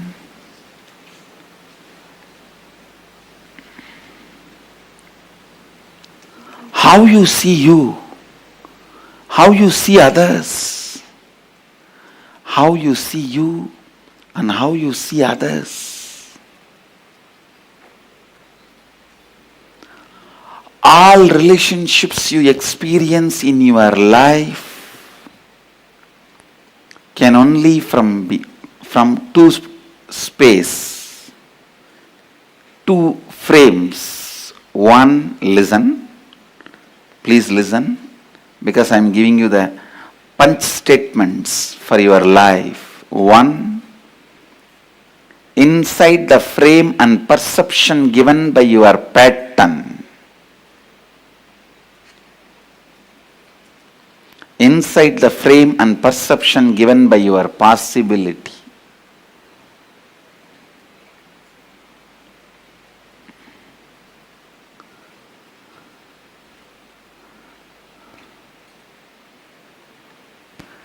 When you are able to see people as possibility, you will have tremendous patience.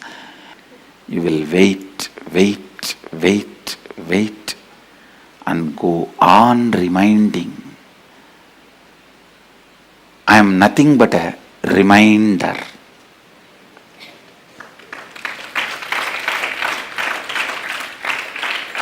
I am nothing but a reminder. when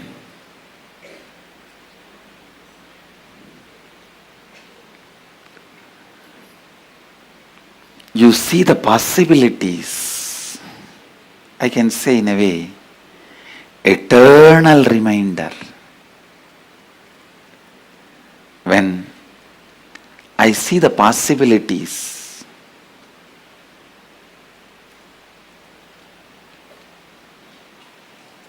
please understand, when I see the possibilities,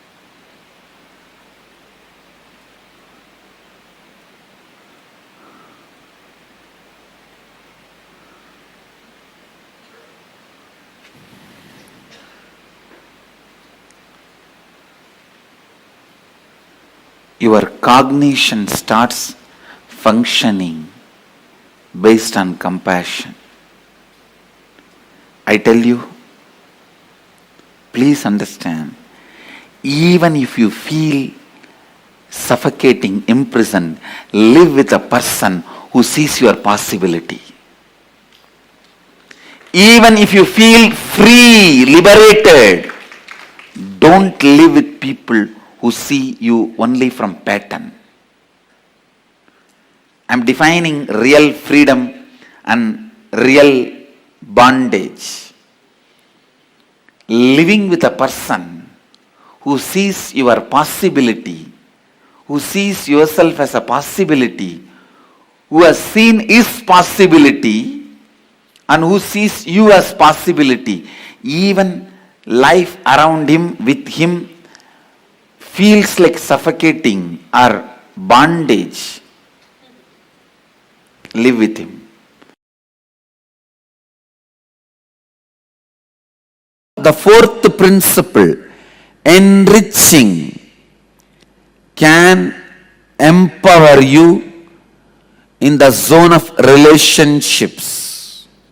If you are feeling powerless in your relationships, be very clear, you will be powerless with the relationship with yourself. Relationship with yourself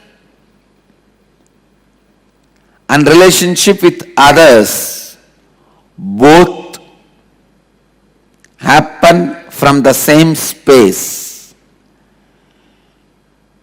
In the relationship with the others, if you are feeling powerless, you will have the same powerlessness in the relationship with you. Relationship with you, if you are feeling powerful, complete. Relationship with others, you will feel same powerful, completeness. Enriching. How this principle is going to heal your relationship with you and your relationship with others. Make you feel powerful with regards to relationship with others and relationship with you. Enriching. The principle of enriching, how it can be used to make yourself powerful in the zone of relationship with you and relationship with others. You have only two possibilities. First, heal, enrich your relationship with you. Do swapurnatva, self-completion, by bringing integrity with you, authenticity with you, responsibility about you, enriching yourself. Listen, I ask you to bring these three qualities in you as a first priority. That does not mean I am asking you to do only this. You have to be doing it simultaneously with you and others also. Only then it happens in you. When you bring completion to you, relationship with you starts. Enriching yourself starts. If you don't have confidence, you can look at you, you can be with you, you are comfortable with you, you can raise yourself by yourself. Who can be with you? Who else can look at you? Who else will be comfortable with you? I tell you, in the cosmic constitution, the first amendment is you should be taught to be comfortable with you. That is your first amendment right. Man should be comfortable with himself. You should be able to be comfortable with you. That is the first amendment in cosmic constitution. Freedom of speech comes second. You have freedom to speak with others only if you have freedom to speak with you. If you decide strongly, usually the conscious birth being does not want to get in, will not get in to the unconscious, but life gives you the possibility of everything. All possibilities are given to you, are provided to you. So understand the possibility exists in life. That is why it is called life. Every time when you are living, the possibility for all the dimensions are open to you, available to you, and waiting for you.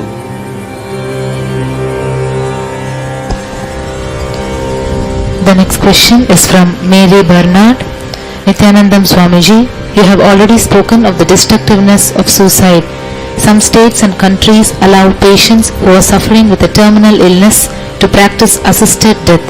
It is strictly regulated. Usually the family gathers around the patient and some kind of painless lethal injection is given as per the patient's wishes and instruction. Could you comment on this?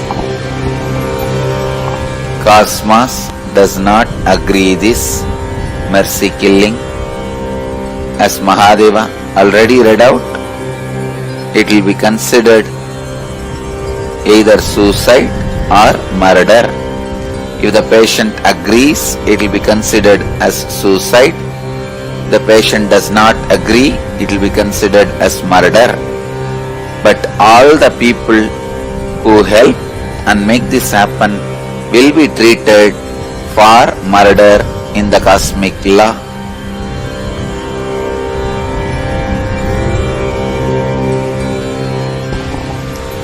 The next question is from Sudarshini Madan. Dear Swamiji, why there is so much of fear on death? How did the relationships emerged to be an important thing in our life? Anything you don't understand, don't want to understand, does not have the brain capacity to understand, fear surrounds it. Unknown is always fear for any living being. Now understand Mahadeva himself, the source of the creation, the source of the existence, source of the eternity, is revealing these great truths again and again and again. Listen to these great truths, chant these great truths. This will liberate you from the fear. When your cognizance is based on these great truths, cosmic secrets, you will be free from the fear. The fear is nothing but the projection of negativity on the future possibility. It is not necessary you need to continuously project negativity or positivity on the future possibility. simply seeing the future possibility without projecting negativity or positivity onto it is living prarabdha. So the fear comes into your system only when you project your fear, your negativity on the future possibilities. Negativities, the negative ideas does not need to be projected on the future possibility.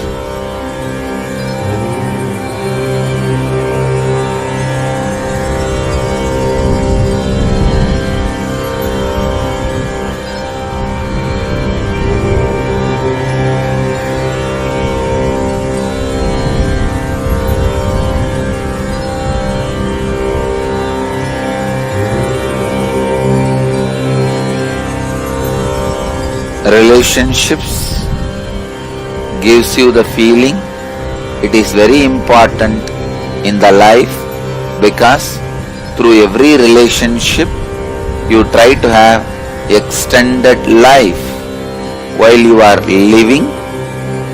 Whatever your body and mind cannot do for your interests and pleasure, you try to fulfill through the body and minds of your relationships. And same way, whatever they cannot fulfill through their body and mind, they are trying to fulfill through your body and mind.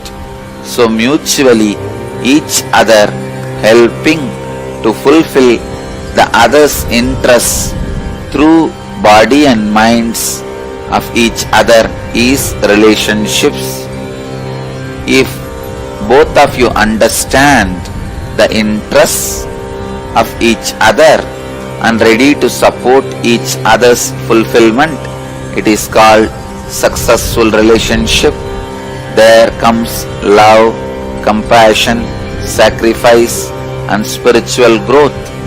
But if both of them are not understanding the real agendas of others, interests of others, continue the relationship, maybe because one person has hidden interests, hidden agendas which he does not want to reveal it to the other, or which he himself is not aware. When this kind of situations arise, relationship breaks or relationships continue to exist with being exploited, with exploitation. These kind of relationships lead to the worst grave sin of keeping the other person as slave. Whenever the slavery happens, cosmos strongly condemns it. So no slavery is allowed in the cosmos.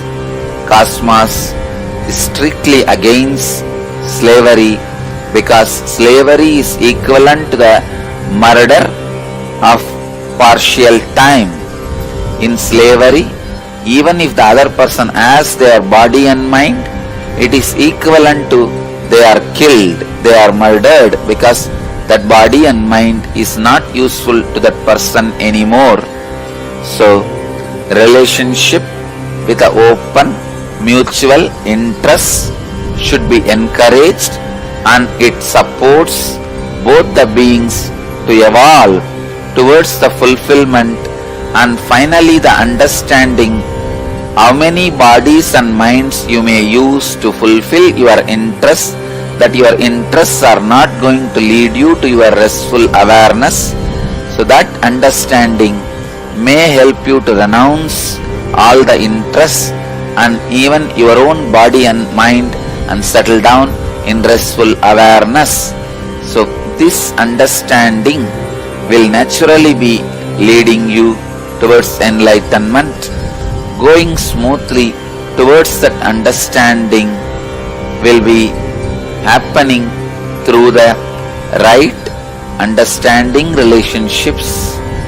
The relationships with the mood of exploiting other person with a hidden agenda without you revealing it to the other person about your interests or you yourself may not knowing it by yourself, will lead to more and more destruction, depression. If the relationships continues, it will be the sin of slavery. If it breaks, it will be giving you a great divide, depression, feeling of emptiness. So the science of relationship is trying to have more body and minds to fulfill your interests, and trying to give the other person also your body and mind to fulfill his interests. As long as it is mutual, it is with a deep understanding, it should be encouraged, supported and blessed.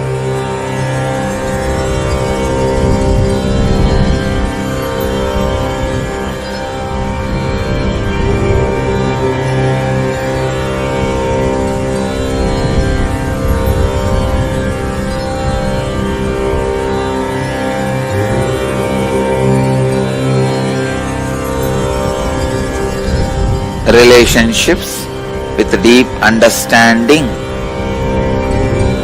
with each other is equivalent to the conscious birth. Relationships without mutual understanding but still not broken is equivalent to unconscious life. Relationships without mutual understanding broken is equivalent to death. All unconscious life will be afraid of death and end in death. Same way, all relationships which does not have mutual understanding will constantly have fear of being broken. Finally, it will break and bring tremendous suffering to both the persons who are involved in it.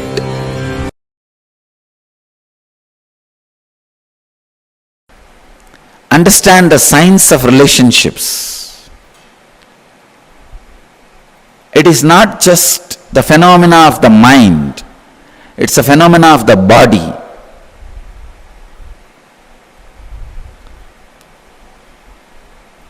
Do not collapse relationships. Please understand. Do not illogically collapse relationships. It will directly affect some part of your body.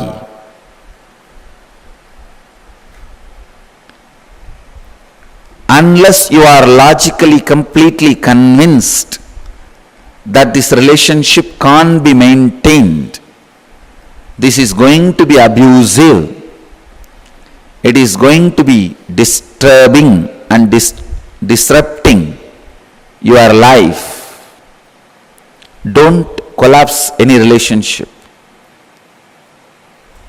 That is why I always insist when people come to me asking they want to break their family, they want to go for divorce, I tell them wait for some more time. They say, no, Swamiji, anyhow I have decided I can't live with her, I can't live with him, better let me break now. Why torture? I tell them no. If you are tortured, your muscle memory and biomemory will strongly start believing this is more disruptive, this is not the way you want to live. Then if you break, you will not have any physical diseases. But before your biomemory or muscle memory is convinced, only when your head, the mind is convinced, if you break, the collapsing will simply turn into a disease inside you. That is why I insist, wait for some more time. Whether your muscle memory or biomemory changes your decision or it is going to support your decision, let's see.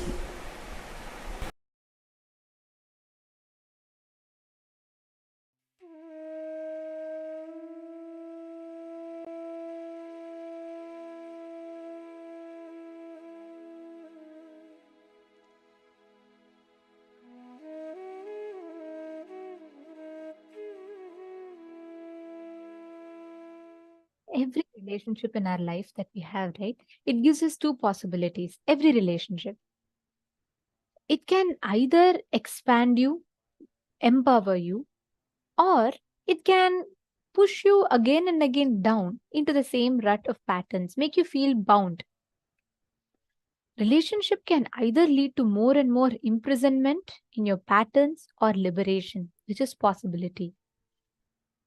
How many of you have experienced where in certain relationships, sometimes you feel like it becomes beyond a certain point, it actually becomes suffocating for you? How many of you have experienced such relationships?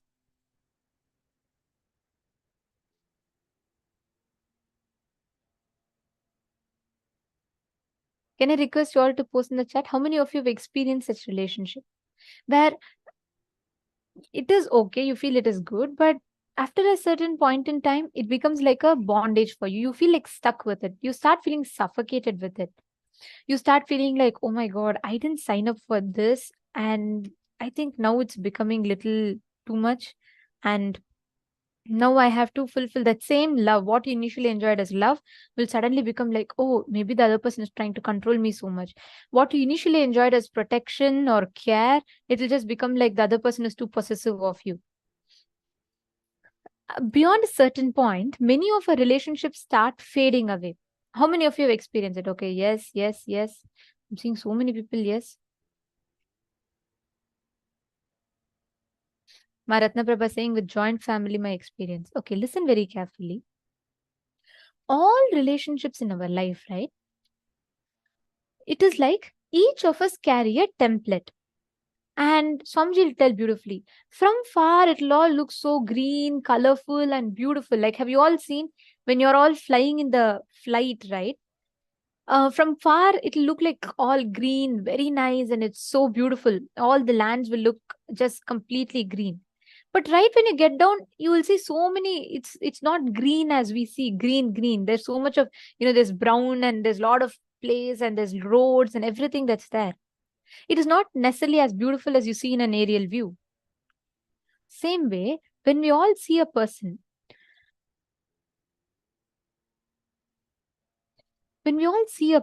right? When we all, let's say, you meet a person, you get into a relationship. Initially, it is always like an aerial view. All green, all beautiful. The other person does everything for you. You do everything for the other person. But at some point, that starts fading away. When you get closer and closer and closer, you realize that the person you are seeing is not really the person you are seeing. Swamiji tells, every marriage has 4 people, not 2 people. Wife, wife's perception of the husband, husband, and husband's perception of the wife. Every marriage has these 4 relationships. You are not marrying your husband. You're marrying your husband's perception, your perception about your husband. And your husband is not marrying you. He is marrying his perception about you. And after marriage, what happens? That starts fading. When you start living completely together, that starts fading. That is why today people are struggling so much in relationships. There's just one simple fight is leading to a divorce. But Swamiji brings a very, very important perspective. Is it to do with something from the outside? No. Because it is not that the other person in front of you is also going through the same struggle as you. Every relationship gives you 2 ways you can look at it. You can look at it as a pattern, which means you will be stuck in the same rut that you are in. Or you can look at it as a possibility. Means you can have a fresh start each time with it. Many times, because of your preconceived patterns, because you have decided to be stuck with certain things, you decide to get stuck with that. Because you have decided to be stuck, what happens naturally? The whole cycle of the patterns, you get stuck with that. You don't even explore. I'll ask you all another question, okay? How many times when you are going to speak, let's say you had a fight or not even a fight, a small altercation, and you're going back to your spouse or your friend, before you go and speak to them, you will already have a script running in your head. You will say, okay, if he asks this, then I'll tell this. If he tells this, I'll tell this. If this is what is the thing, I'll tell this. How many of you have like that? How many of you do like that? Whenever you're going for a conversation, you already have a certain thing that you prepare in your head, and then only you go and try speaking that to the other person. I see many of you nodding your head, yes, yes, nicely. Okay. All of us do that. Every one of us do that. Listen very carefully. All of us do that because you don't see the relationship first, you see the pattern. You judge everyone based on a pattern. Based on people's past behavior, you have a perception about them. And every time you see a relationship as a pattern, that person is going to continue behaving the same way to you. If you think, oh, this person is, I know him. Even if he knows that I genuinely mean sorry, that person is not going to agree. But anyways, I have to go and ask. And I know this person is not very, this thing, it's not like he's perfect. So you already have that judgment inside of you. And you go and speak to that person outside. What will they do? Naturally, life is going to reflect your cognitions. So they will reflect the same thing. And what do? You say, look, this is exactly what I told. I know this is what that person is going to do. Every relationship leads you to bondage because of this. I just want to share a small incident that happened. Once Akbar and Birbal were walking on the street. Akbar was the Mughal king and Birbal was his enlightened minister. You have definitely come across Akbar Birbal stories because Birbal's intelligence and the amazing spontaneity he had, you'd have heard a lot of stories. So this is one incident where they both are walking down the street and Akbar sees a carpenter and he says, I don't know why, Birbal, I don't even know that guy, but I feel so angry just to see him. I feel like I want to almost kill him. He says that and goes away. And 1 week later, again they pass by the same street. And this time, though, the king is seeing the carpenter and he says, I don't know why, Birbal, but I feel like I just want to shower him more. And I want to give more and more to this guy. And he asks, can you explain to me what's happening? Just the last week I felt so angry at this guy. And this week I'm feeling like I want to give him, shower him with more and more. Why do I feel like that? That time Birbal explained. Actually, last time when you said that you were angry at him, I went and spoke to the carpenter after our walk. And the carpenter said that he was going through a tough time. The moment he saw the king is walking past him, he thought, oh, how great it would be if the king dies, because they will buy more sandalwood from me and my business could go well. And that day itself, Birbal actually purchased a lot of sandalwood from the carpenter and made puja items for him. So the next time when he saw the king pass by, the carpenter thought to himself, let the king live long and let him keep buying more and more from me. Just the thought in the carpenter was able to influence the mind of the king. Understand, that's how powerful our thoughts are. That's how powerful what we hold in our inner space is. How many times you've noticed, sometimes right after the darshan, like when you feel so loving and like, you enjoy that space of darshan, it automatically, even though your family or your friends were not really sitting with you in the darshan, they would also be sometimes suddenly reflecting that space. It's again because your thoughts have that power to impact and influence. Understand, that is why the kind of cognitions you carry, Swamiji will say, usually if someone sneezes, you try to cover your nose, you try to stay away, just so that you don't get infected. Swamiji says, thoughts are way more infectious than even flu. Understand, That's the power. And whenever you are established more and more in the space of oneness, you would start noticing how these thoughts in you can influence and impact your very reality.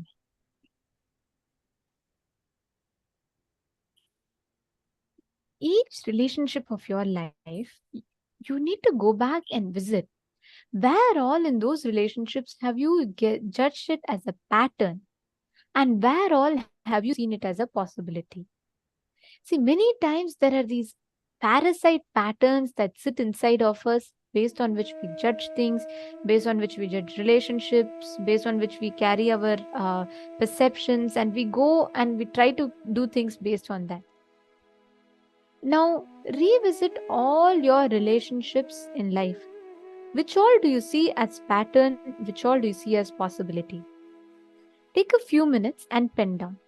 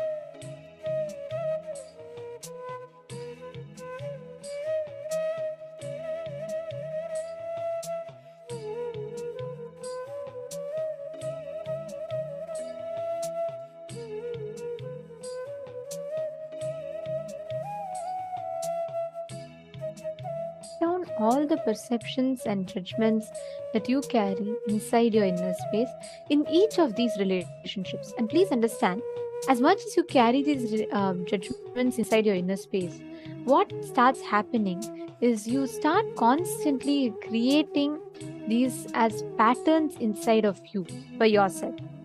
And soon as that, what starts happening is you start living with those patterns. So understand, you are actually not living with the person, you are living with the perception that you carry about that person. All the struggles in your life are because of that. Because we are not living with the person, we are living with the perception we carry about that person. Are you all catching it? If you understand this, then you will not have to struggle, you will not have to every time go into the same rut of trying to say, oh, I want someone to be the way I want others to do this, others to do that.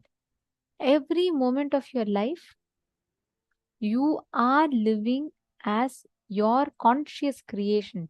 Life is occurring to you the way you create it. Someone else is not designing, someone else is not controlling. The remote control is in your hands. Whichever button you click, that is the result you will see. Yes. Okay. Now, with this, let us all enter into the power manifestation session.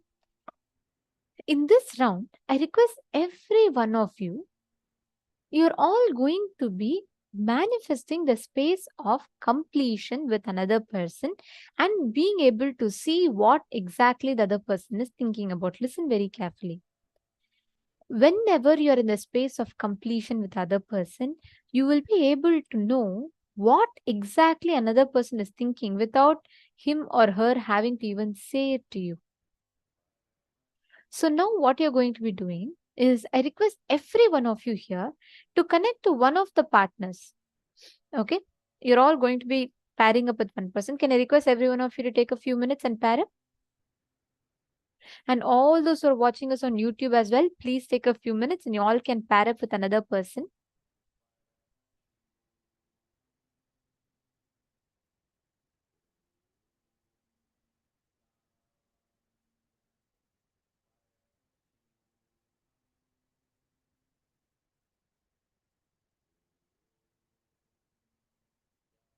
Now, what you're going to be doing is the other person is going to be writing down any word. Like, for example, I may think of a tamarind, or I may think of a banana, or I may think of a rabbit. Write down anything that you want. Just write it down, and you're going to be visualizing and having your partner scan you. And if you're not having a partner here, you call up someone and have them visualize something and you scan them. Okay, shall we all get started? Please sit straight. Now, chant the Mahavakya.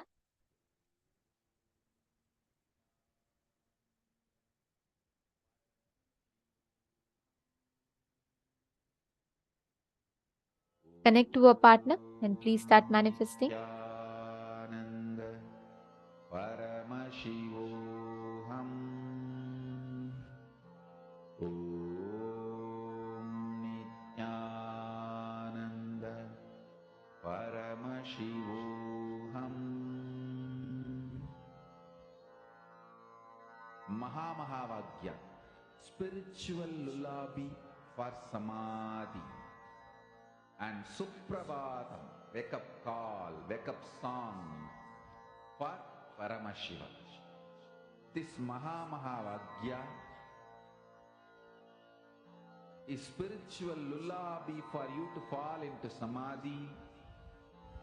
Suprabhatam, wake up song for Paramashiva to wake up in you. Just remember this one powerful cognition. This Mahavagya puts me in Samadhi. This is spiritual lullaby for Samadhi. And Suprabhatam, wake up song for Paramashiva in me. For Paramashiva to manifest.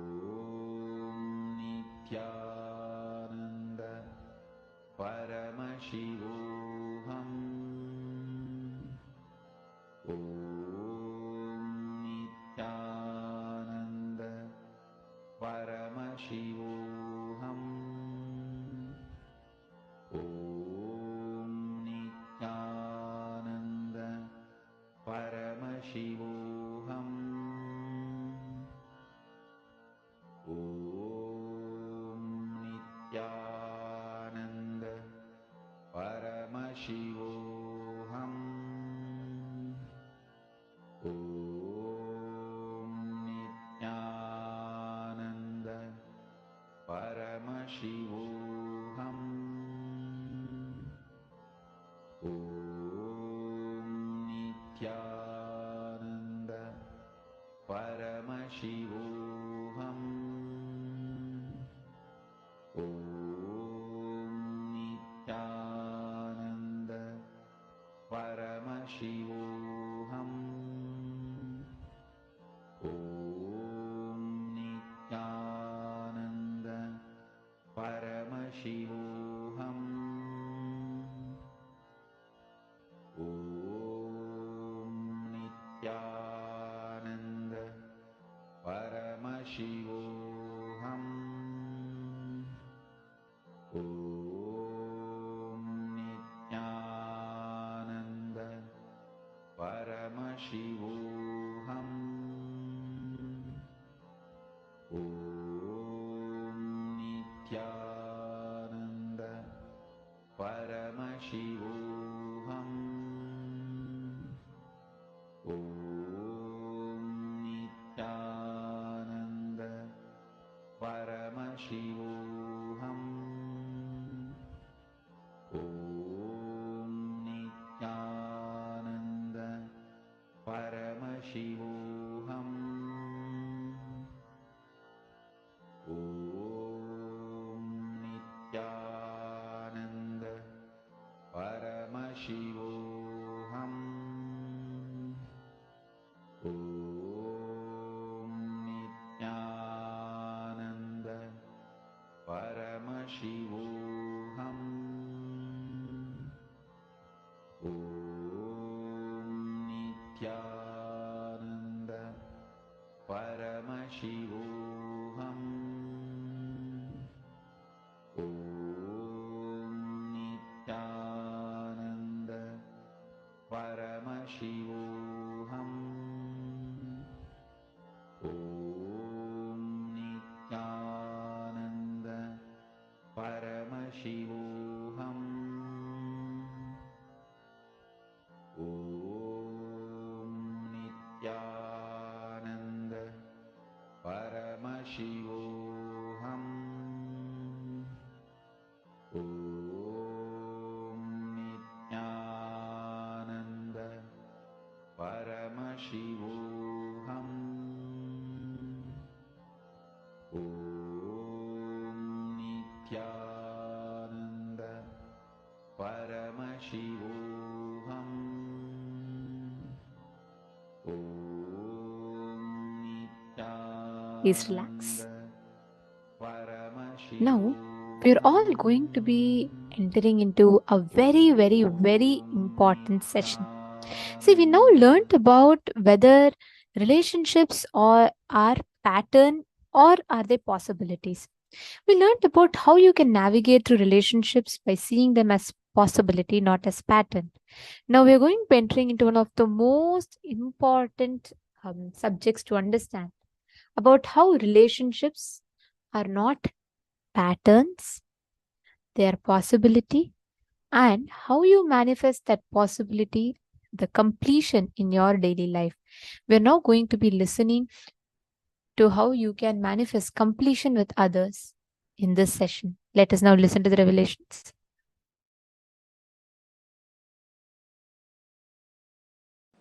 Once Ganesha and Subramanya, both of them have decided to have a challenge that who will quickly go around the world 3 times. Subramanya, as you all aware, has his own flight, peacock. He just sat on his peacock, started flying,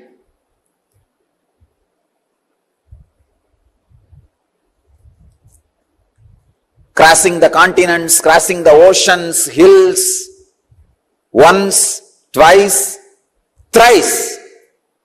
He completed and came back. He saw this Ganesha, heavy guy.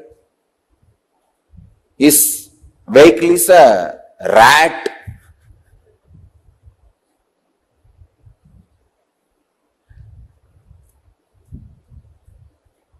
But this fellow claims he won the game by going around Shiva and Parvati 3 times. He says, I won the game. I went around Shiva and Parvati 3 times. With this rat, what else can be done? Yanayai eliyiluttu kondu pogum adisayam. Tamil I described, the rat is dragging the elephant. What will happen? That much is the capacity. But finally, Ganesha declares, I won the game. I went around the Shiva and Parvati 3 times. Subramanya asked, how can that be? Very beautifully Ganesha says, you went round your world, I went round my world. Understand, you went around your world, I went around my world.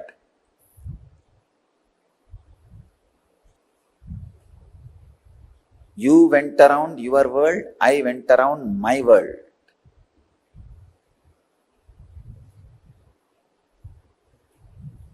You need to catch this truth.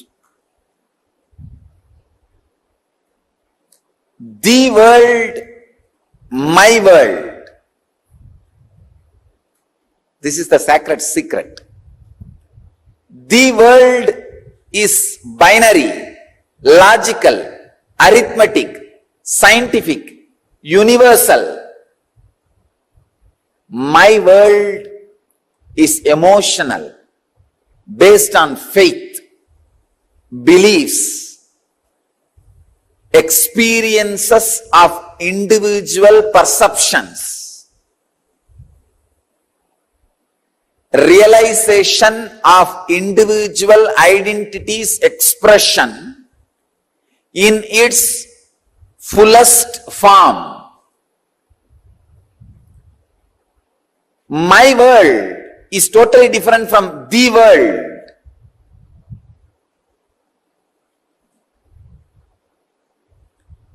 When my world is completely in tune with the world, you are a Jivan Mukta. When there is no conflict between my world and the world, please understand, people who are always going around the world are caught in agitation, anger, stress, rajas. People who are completely caught in my world sometimes can miss the world. Here, Ganesha is successful not just because he was centered on my world, he was centered on my world which was in tune with the world. He was completely experiencing my world, the Ganesha's my world and the world is one and the same.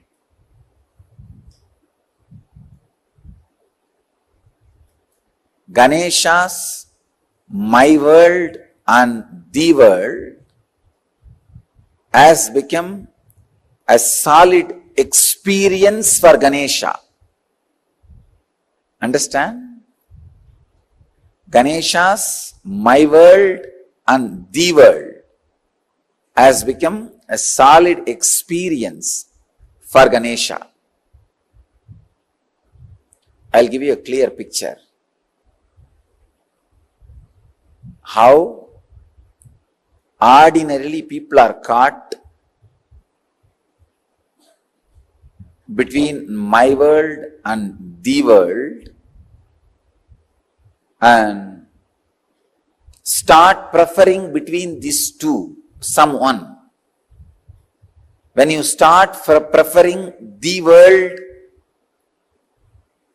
your whole life ends in depression. You are drained in my world. When you start preferring my world, sometime you can lose your balance and get into some fantasies and whims and fancies. My world should expand and grow and completely should be in tune with the world. Ganesha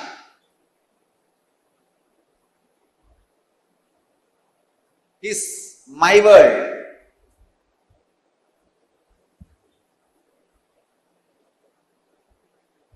And the world.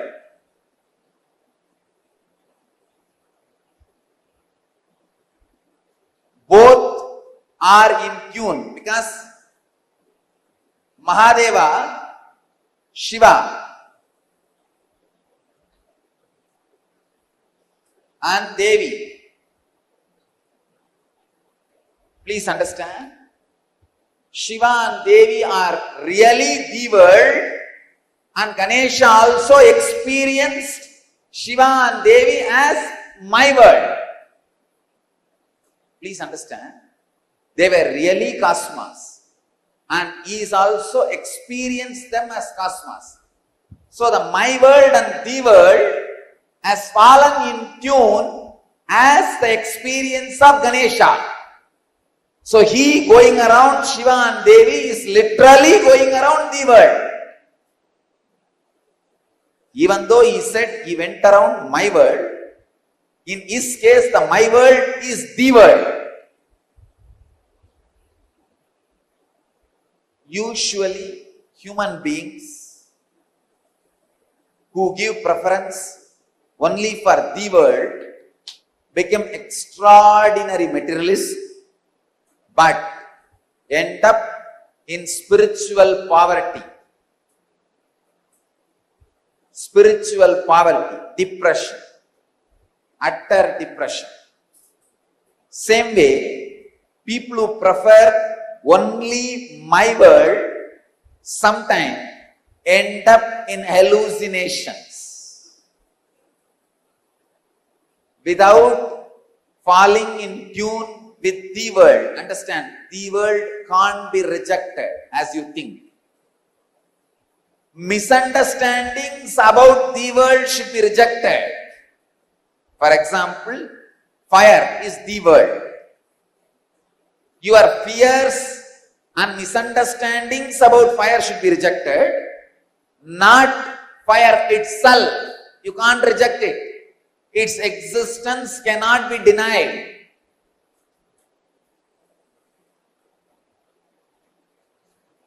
Maya is the ideas which are not in tune with the world, but you are carrying about the world are Maya. Maya is the illusory ideas you carry about the world, not the world itself. When you carry the right idea, when you understand the right ideas about the world, you will realize the world is made of the same stuff in which my world is made. Understand? I am giving a new twist. First statement I am making. The fire, earth, water,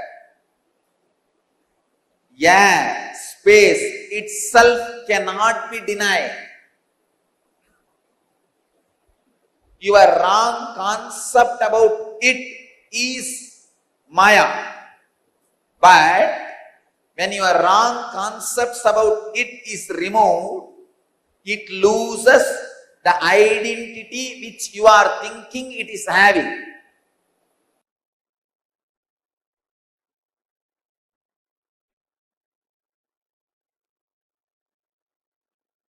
One example.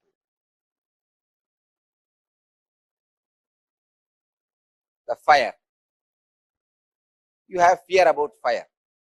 That fear is called Maya. But fire itself is not Maya.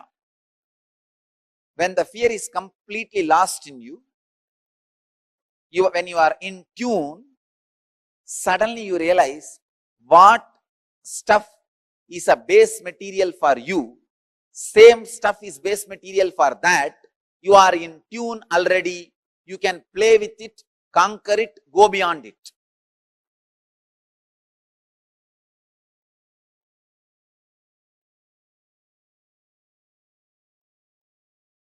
Catch it if you can.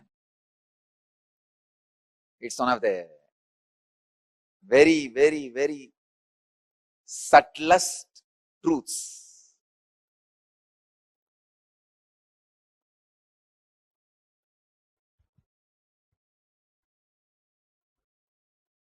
The discrepancy between my world and the world in ideological level is conflict. Discrepancy between my world and the world in practical level is poverty and failure. The discrepancy between the my world and the world in the emotional level is depression. The discrepancy between my world and the world in the conscious level is illusion.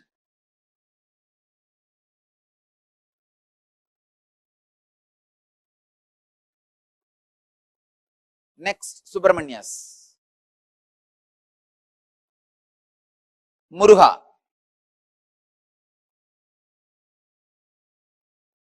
First, he goes around the world.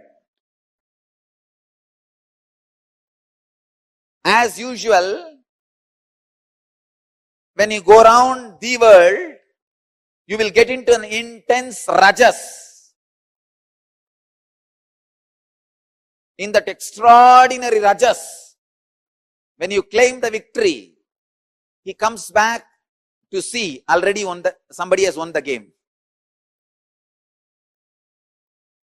It is like, we have a very beautiful story about Bharata, in whose name the whole Bharat is named.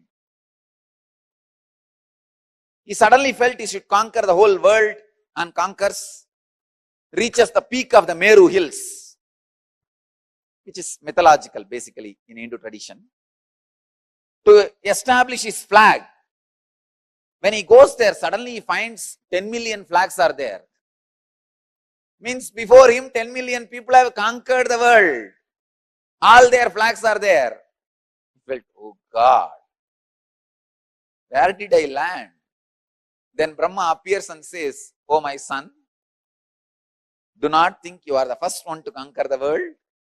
Before you, millions of Bharatas have come. Millions of conquerors have come. All of them have conquered this world and claimed it is theirs, it is theirs, it is theirs. For this period, you are claiming it is yours, that's all. Then Bharata realizes, wow. That realization, click, makes him go for doing tapasya. And in that tapas, he becomes enlightened. How to be in tune with the world and my world. The balancing of the world and my world happens. Please understand, if you don't balance the world and my world, even if you conquer, it will be suppression of the world, it will get back to you as tsunami.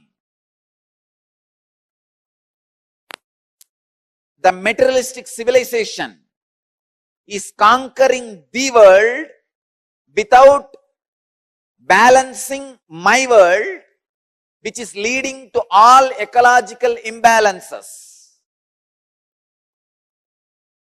All natural calamities. Here, just like Bharata, Muruga comes back after going around 3 times the world, sees Ganesha sitting contently, radiating, and that gives Muruga initiation. Click. So he goes to a private place, Palani, stays there and does tapas, by becoming a sadhu.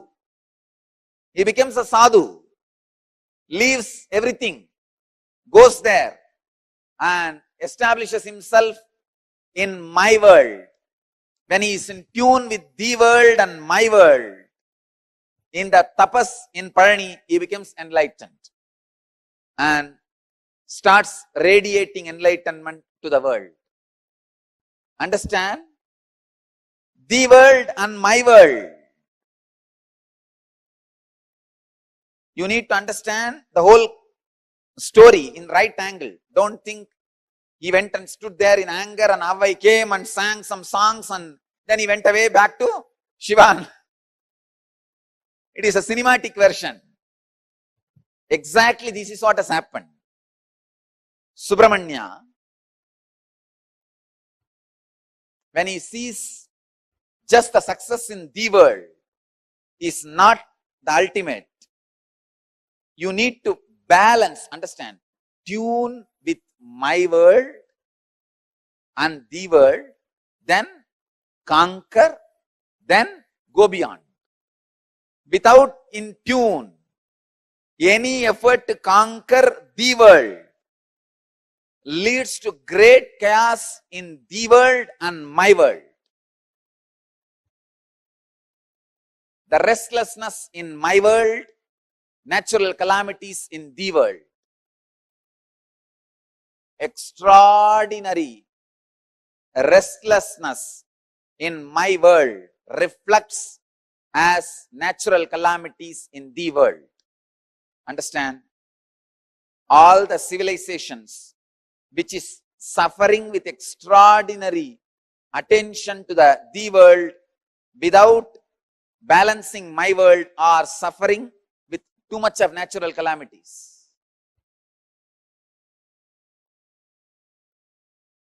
If you study, you will understand this truth. Natural calamity means the whole civilization is too much about the world. The balancing of my world is not happening. History should be in tune with mythology. Logic should be in tune with emotion. Facts should be in tune with truth. Binary should be in tune with zero. Understand? The binary logic, linear movement should be in tune with circular movement, logic based on zero. The Indian rishis were able to discover zero just because they were able to understand the secret connection between the world and my world. Only a person who can comprehend the deepest secrets of the world and my world can comprehend the power of zero. Zero cannot be mathematically understood. It is just a theory. If you want to experience zero, you need to make the world and my world in tune. Tuning my world into the world is the samyama you are expected to do to fall in tune with the elements, fall in tune with the nature by Patanjali. I think this is a very sharp truth, very sharp concept. If you just understand this one story, Ganesha going around and Subramanya going around, you will see, are you going around the world or my world? Are you too much centered on my world or the world? Second, Is your my world is really in tune with the world? Is your my world is complete right experience of the world, and the concept you carry about the world in my world, are they your beliefs or experiences? If Ganesha was just believing Shiva and Devi is his world, he wouldn't have won the game.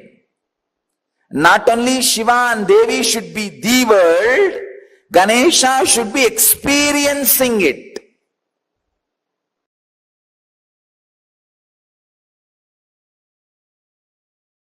Listen, completion with yourself is more like a spiritual practice. It is with completion with others, the life itself starts. Listen, it is from the completion with others, life starts. The completion with others, I can say, this was the greatest contribution of Vivekananda. Swami Vivekananda's greatest contribution to Hinduism. He brought this idea of completion with others to the front. Completion with others is a spiritual quality, that's all. It is necessary for enlightenment. Unfortunately, we always got the idea, if you have incompletion with others, run away to the higher planes where less people are there. No, that is not a solution. That is not a solution.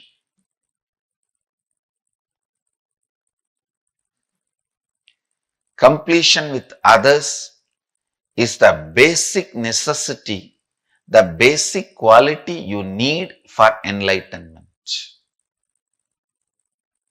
Understand? People sometimes ask me, how do I know whether I am suppressing or completing? If you are able to be in the space of completion with others, you are completing inside you with you also. If you are not able to be in the space of completion with others, then inside you are not completing with yourself, you are only suppressing.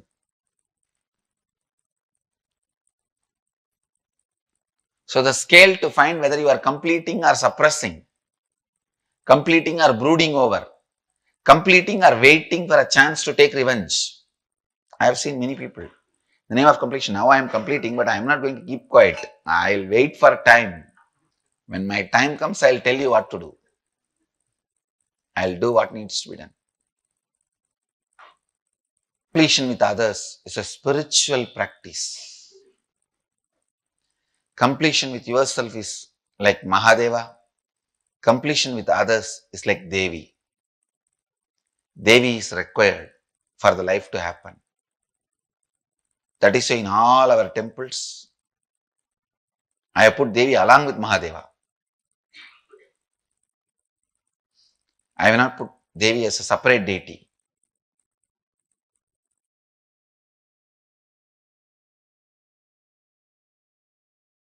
Listen, completing with others. Others means not just only your father, mother, husband, wife, brother, sister, the human beings around you. We will start the completion with everything with which you are living. Your wealth, your health, your bag, your seed, your pets, your car, your house.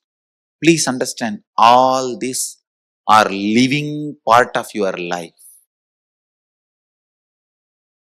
They may be dead objects, but they are living part of your life. See, a house may be a dead object, but it is a living part of your life. How many of you understand what I am saying? It's a very important component of your life.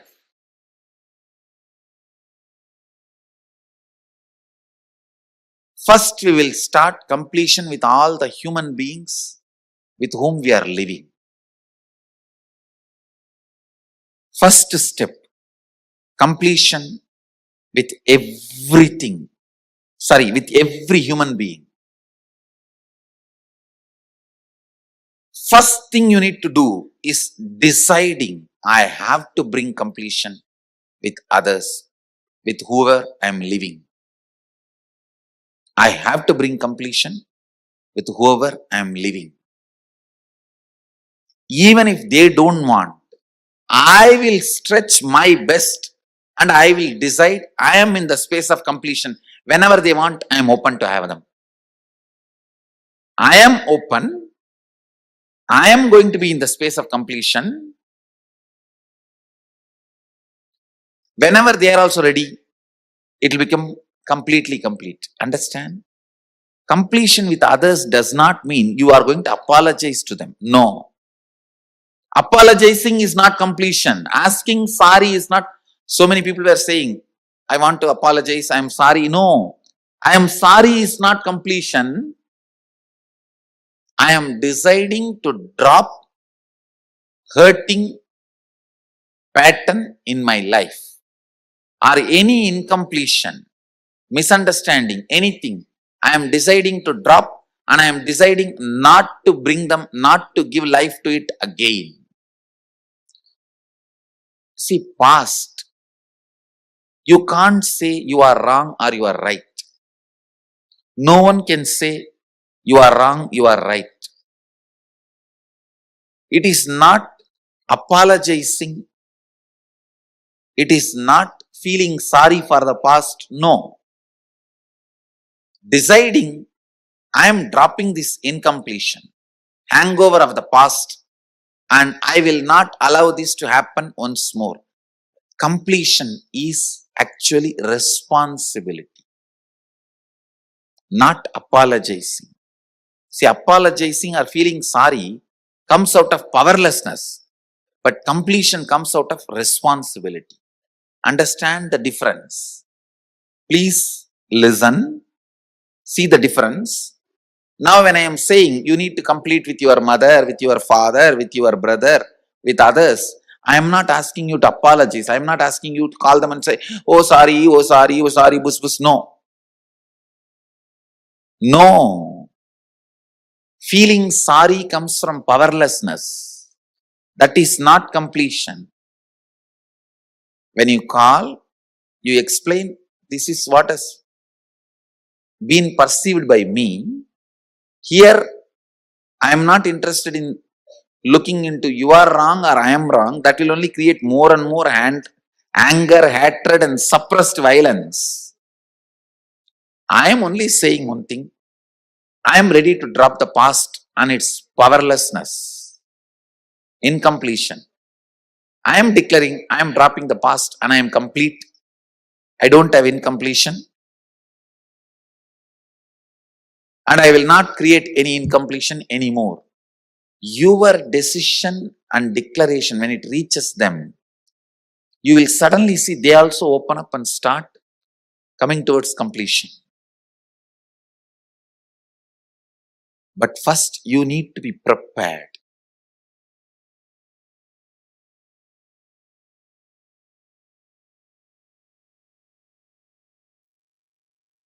Did all of you catch the exact signs that Swamiji revealed?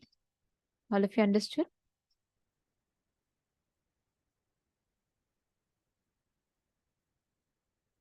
Completion with others. See, one of the most important truths is what Swamiji explained towards the end. Completion with others is not you calling and saying, oh, I'm sorry, I feel so bad for what I did to you.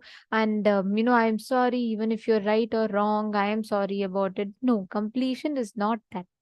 Can I request every one of you here, Ma Alexandra, Ma Ratna Prabha, and all the others, can I request every one of you here to define what do you understand as completion and post that in the chat, please. Can I request all the participants here to please post it in the chat? what do you understand as completion? Please take a few minutes and post it in the chat.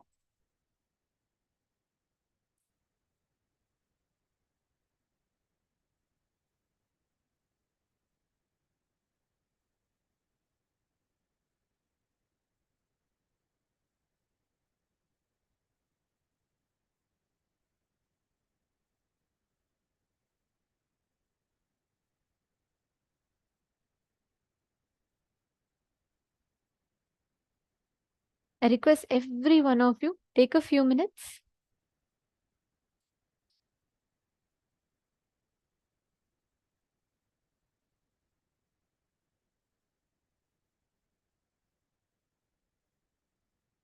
Type out what exactly do you understand?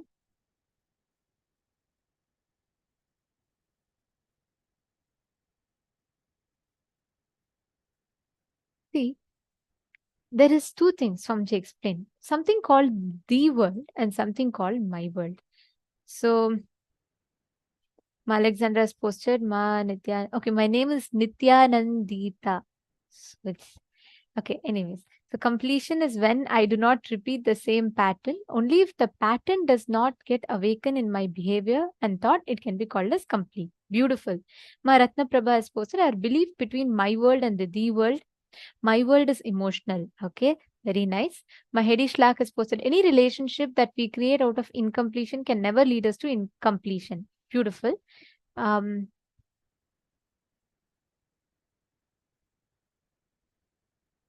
the others, every one of you, come on, can I request all of you to post? What did you understand as completion in others?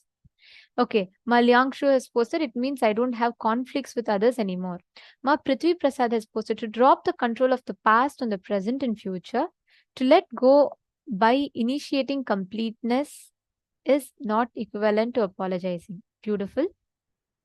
Others, come on, everyone. Okay, Ma Prematavasi has posted, dropping hurting pattern with regarding to ourselves and others is completion. The projection of one's own internal pattern towards external cognition is completion. Very beautiful, Ma Nitya Naresha. Okay, that's all. How about the male bodies team? Can I request all of you also to post? What did you understand as completion? Adam Pereira has posted, in the space of complete power, never getting into powerlessness, okay? And Gettys has posted, drop powerlessness is what is completion, okay?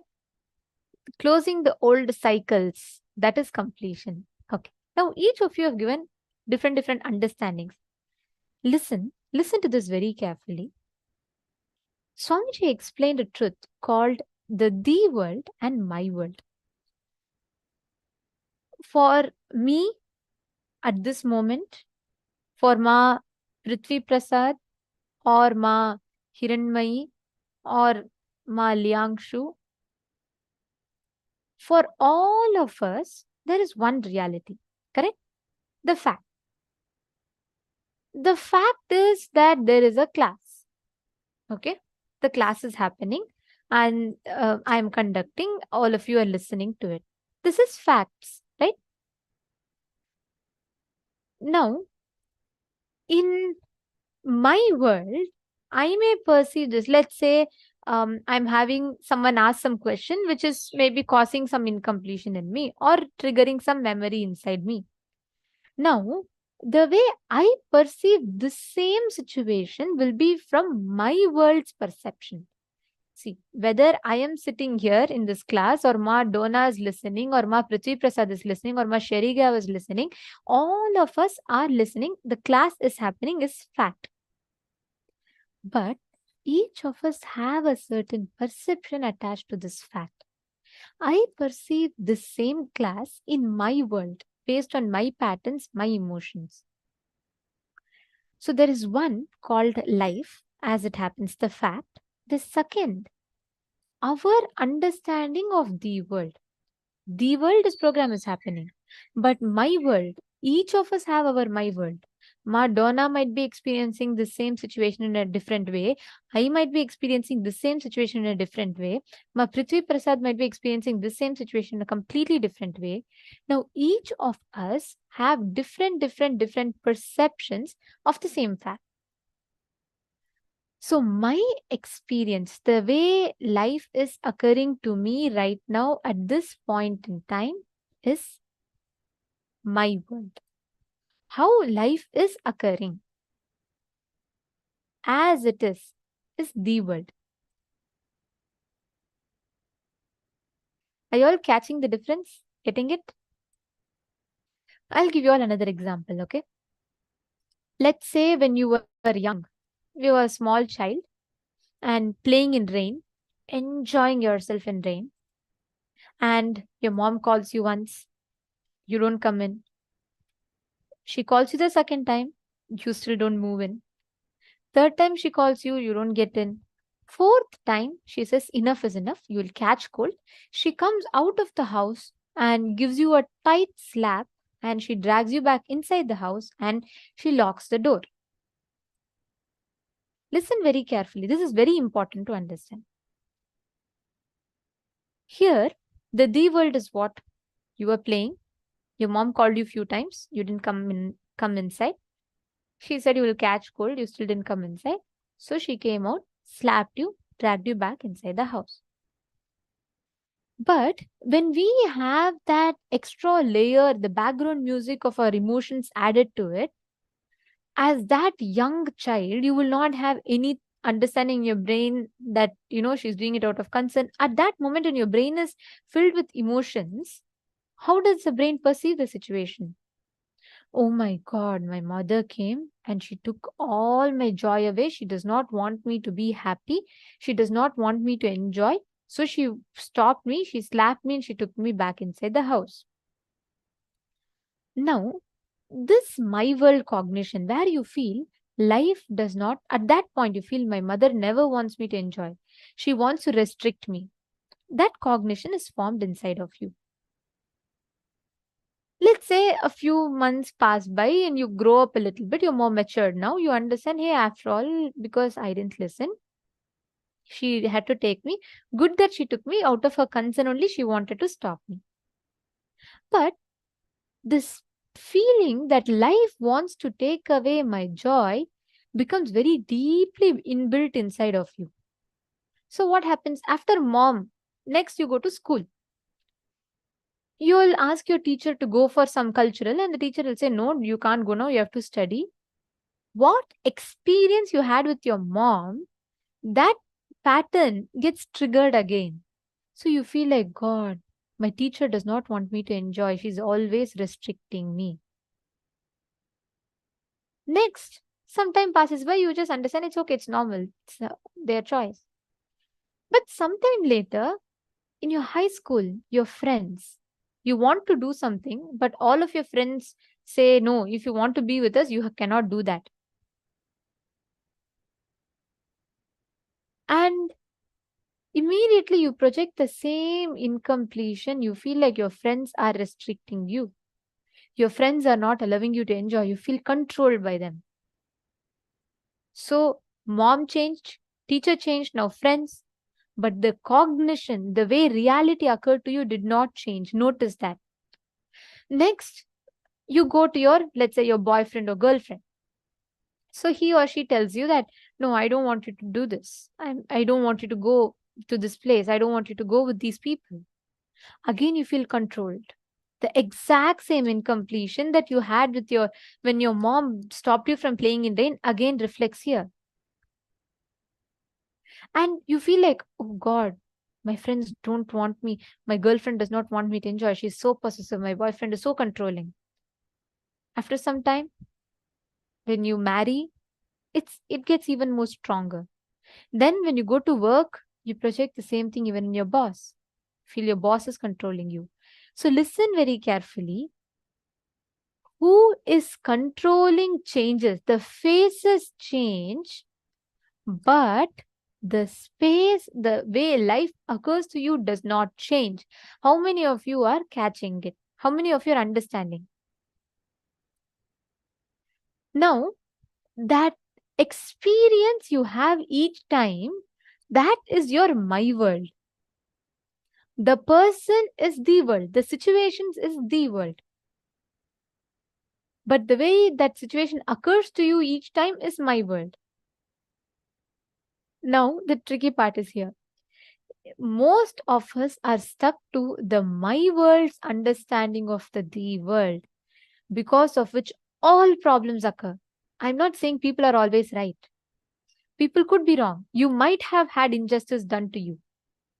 But carrying that incompletion and projecting that incompletion to everything on life is wrong. You might have been cheated by people. People would have abused you. People would have disrespected you. People would exploited you, or people don't listen to you. All things could have happened. I'm not saying yes or no to it. But the suffering you carry because of that, you are responsible. Why is that suffering inside of you? You are responsible for that. Catching it? Are all of you getting it? If any of you have any questions, please go ahead and ask.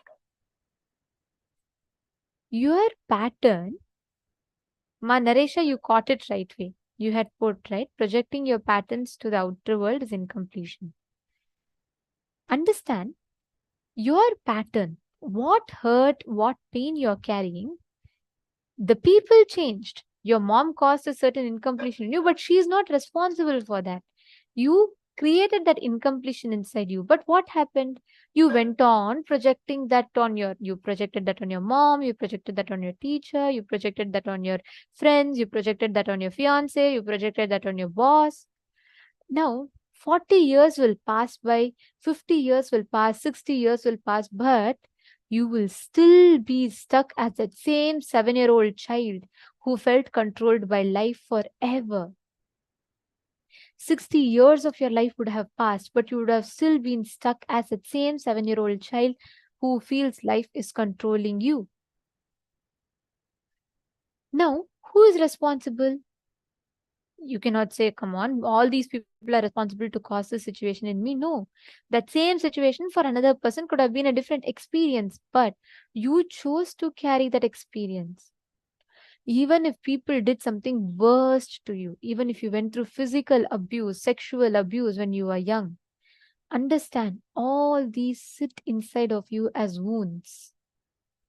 I am not saying that the person who did it to you is not responsible, but the wound, the suffering you carry because of it, inside you, inside your inner space, sitting in you, is responsible for the reality. Life will keep occurring to you. It is like this. If I have a pus wound, right? And if I keep touching the pus wound each time, it is going to hurt, correct? It is going to pain. But is a solution for me to simply cover the pus wound? No, it's only going to grow worse. Yes, it's like saying, oh, okay, I'm covering the pus wound. See, I'm putting layers and layers and layers of plasters on it. It's still not healing. It will not heal. You need to treat it. Same way, all of us carry these incompletions inside of us, which is what is the my world cognition of us. This picture aptly describes the my world and the world experience. Just see here. Now, if you see here, this is a pakka description. Of course, here it describes the media, but anyways, here, your cognition, the way you receive, process, or interpret and respond to any information entering into your system, you cognize with your extra layer of let's say extra layer of like background music, everything added to it based on your past experiences. That is my world. The larger picture, the world, cut, edited, completely changed and written is my world. Now, every single time you are stuck with this my world and the world, You are going to be constantly juggling in this same cycle. Listen very carefully. You might have had a very beautiful relationship with someone, or you might have had a very bitter relationship with someone, but both ways, as long as the incompletion sits inside of you, you are responsible to complete it. Listen very carefully. Let's do one assignment, okay? You're going to write, see, the world is that situation as it is. Have you all seen movies? When you see these dance videos or movies without dialogues, without music, the same horror movie, if you see without background music, you will not feel the fear as much as you see with the sound effects. It'll sound a little funny for you sometimes. But the same thing, when you see it with the sound effects, it'll add so much of tension, suspense, everything inside you. Same way, life, when you don't add the situation of life with the background music of your past incompletions, your life will be unclutched. But all of us, every one of us, add a background music. Have you all experienced this when you watch a movie, right? And you will see this hero will go through so much in his life and he'll struggle and finally he will succeed. By the time you watch that movie, automatically inside you, you will become the hero. You will attach a villain character in your life. You'll attach a comedian character in your life. You'll attach a heroine in your life. The journey of that hero is lived through by you. But this is what we do in all relationships. You see life not exactly as it is. You add that extra dosage of background music, effects, everything, and you experience life. That is what is my world. Let's do an exercise to understand this. Now, I request every one of you take a few minutes, pen down, take any three relationships in your life, any three people, okay? Go back in life and describe the incident when you started judging, having incompletion against that person. It can be your mother, father, brother, sister, spouse, friend, anyone. Write down. When was the first time you started having that incompletion with them? For example, you feel your father is very controlling, or you feel your spouse is very insecure, or you feel your colleague is very demanding. Now, listen very carefully. You're going to go back to the first time when you felt that that person was demanding, or when you felt that the person was insecure, when you felt that the person was controlling. Write down what actually happened. I'm not saying making them look good is what actually happened. Your mom slapping you is your mom slapping you. I'm not saying, Putto, your mom did not slap you. But write down as it happened. What they said, did, which is the world, and how you experienced it, which is the my world. Pen down. With all the three people, pen down. I request every one of you to write this down. It's a very, very important exercise. Please write it down.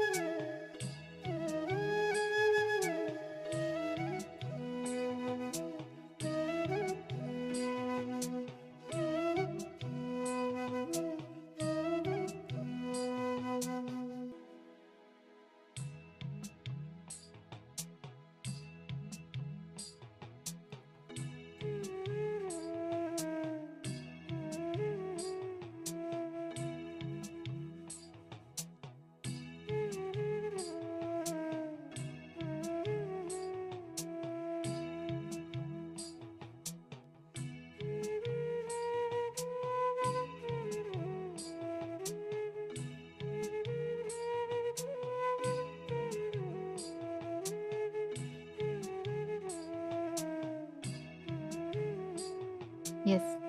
So have all of you finished writing?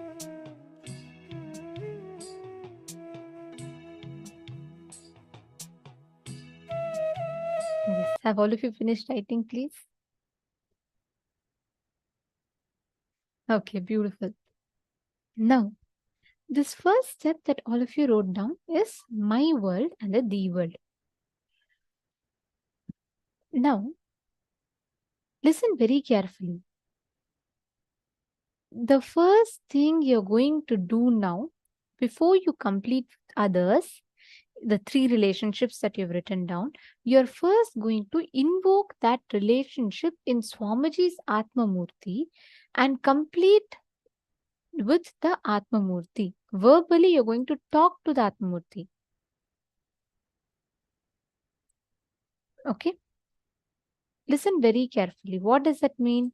What does it mean to complete? First thing, you have to take responsibility for everything happening around you. You have to cognize that you are the source of everything.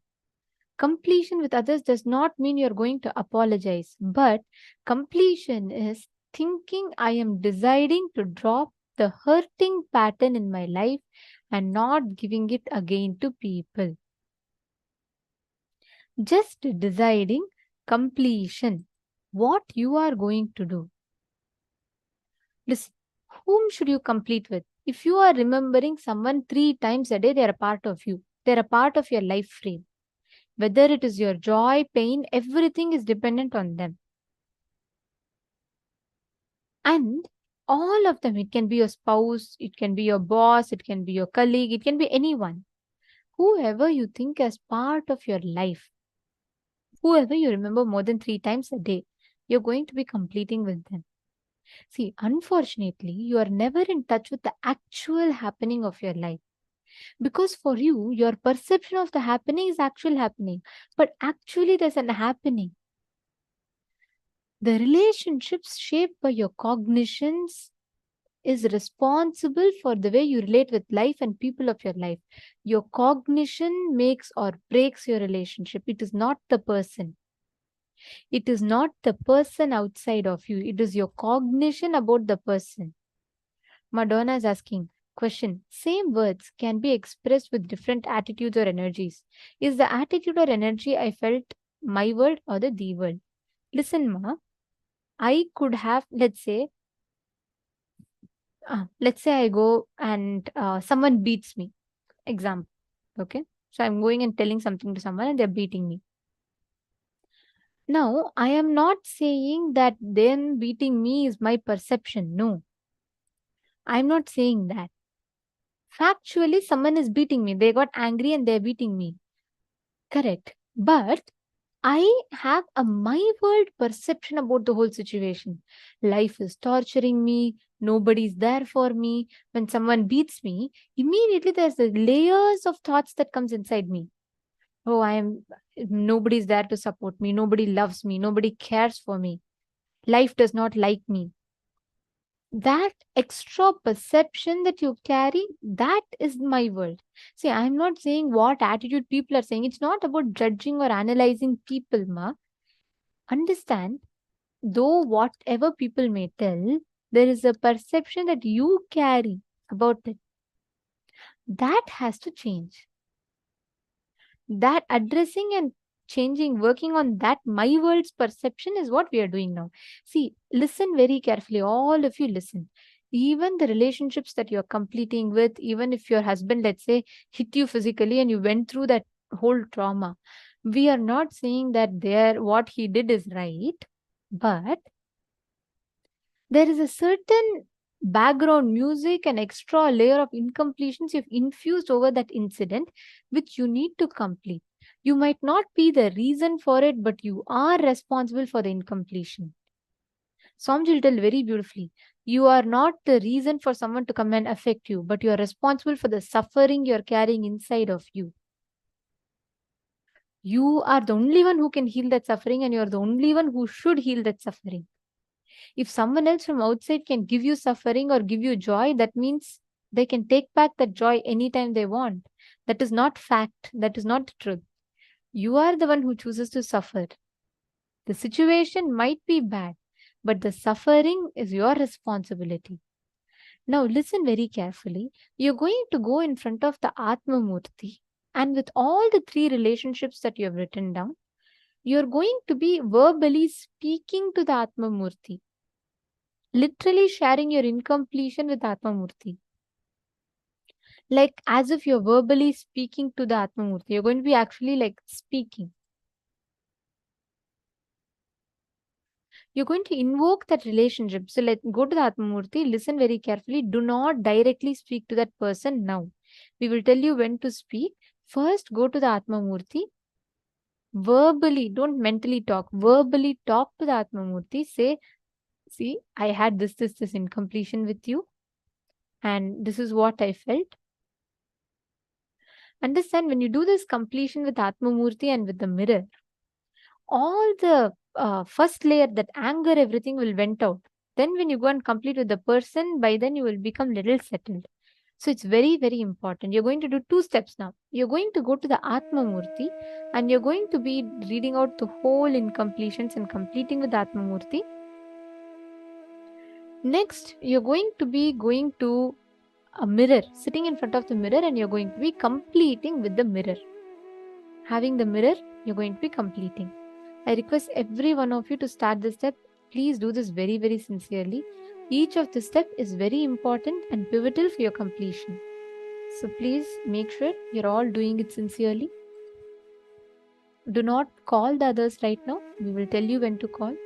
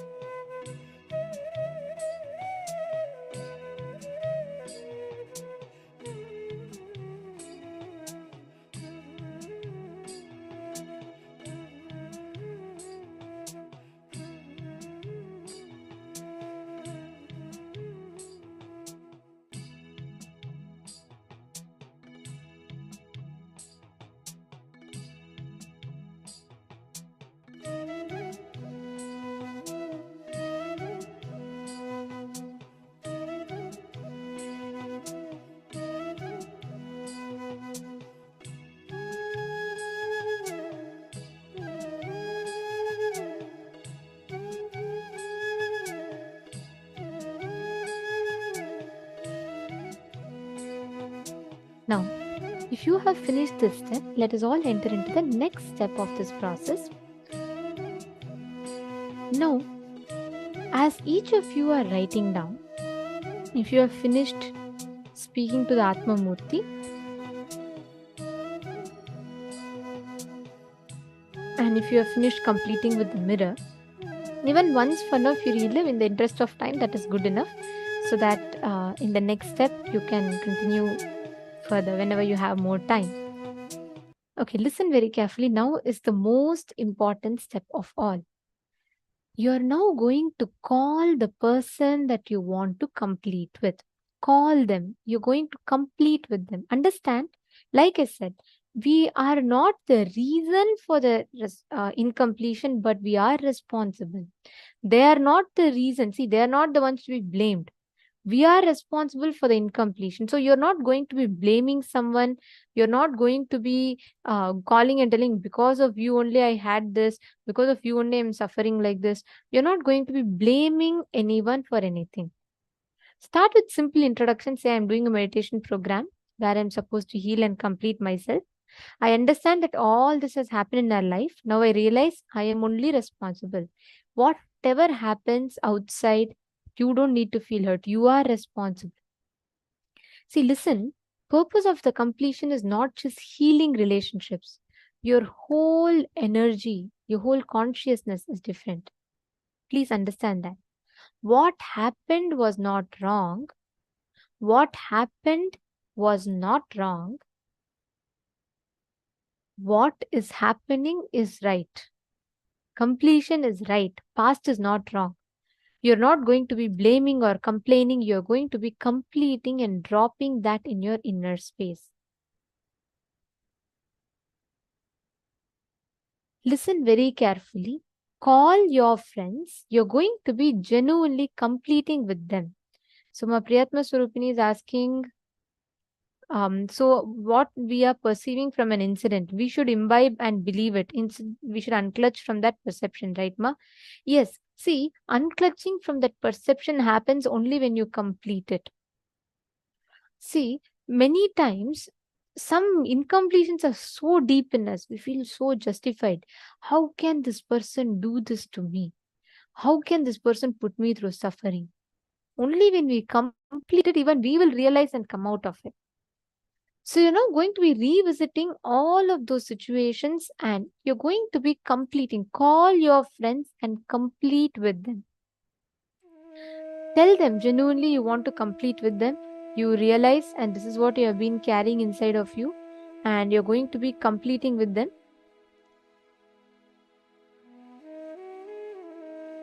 Write down.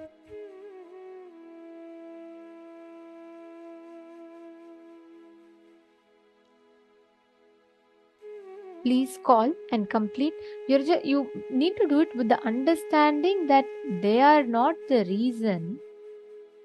You are responsible for whatever the situation that is happening outside.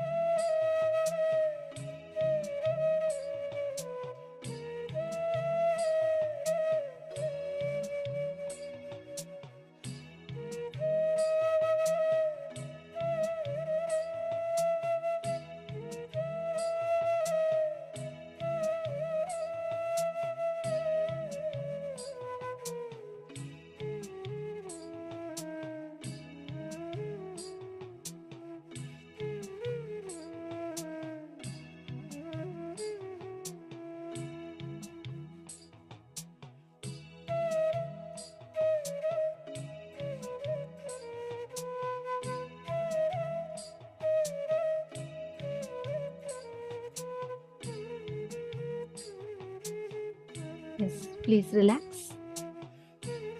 Now, we're all going to be entering into a very, very beautiful session.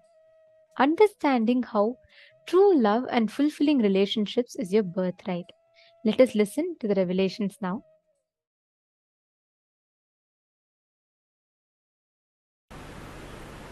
Love. Vast, huge ocean. The subject which will taste different from different banks or beaches. It's like an ocean, tastes in different, looks different in different places, feels different in different beaches. This emotion also, you can't even use the word emotion. There is a question here. Is love just another emotion? It is not emotion, it is yen motion.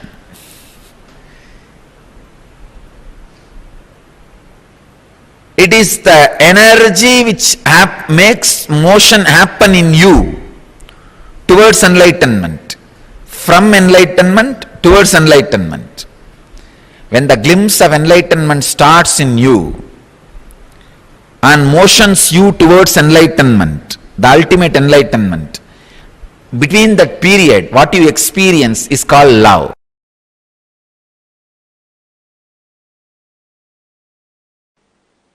You always show the soft things as the symbol of love because you know only pseudo love. Understand? We always show only the bird feeding the baby bird as the symbol of love, action of love. A rose flower we show as symbol of love.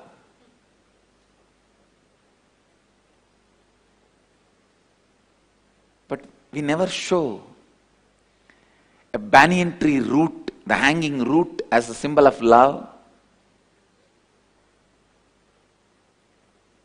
Or a lion with a lion cub as a symbol of love, because we know only superficial, pseudo love.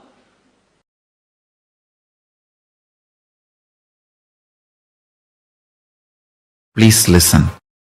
The core source material is love. Love is Paramashiva. The source material of Paramashiva, the source happening of Paramashiva, the core happening of the cosmos,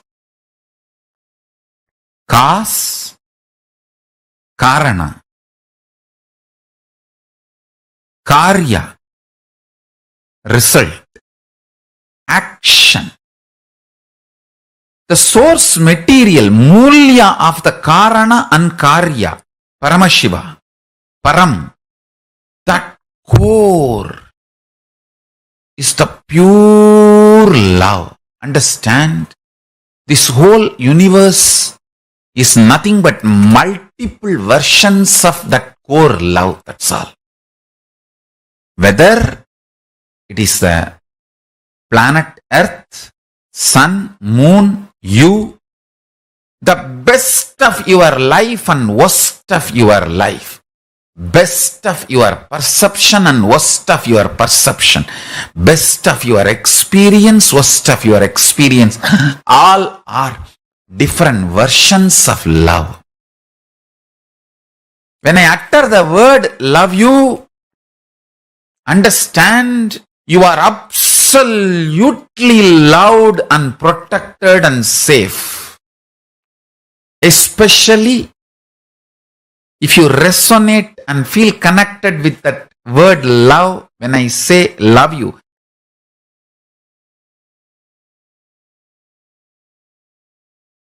I tell you, this extraordinary grounding Arunagiri Yogeshwara gave me with his tremendous love made me extremely integrated and very grounded. Listen.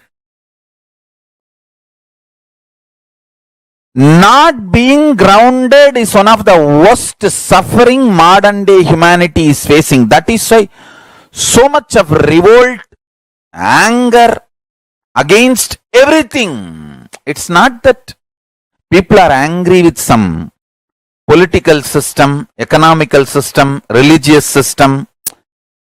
Everywhere I am seeing people are angry about everything because one of the important thing the modern day humanity is missing is teaching the children to be grounded. Understand?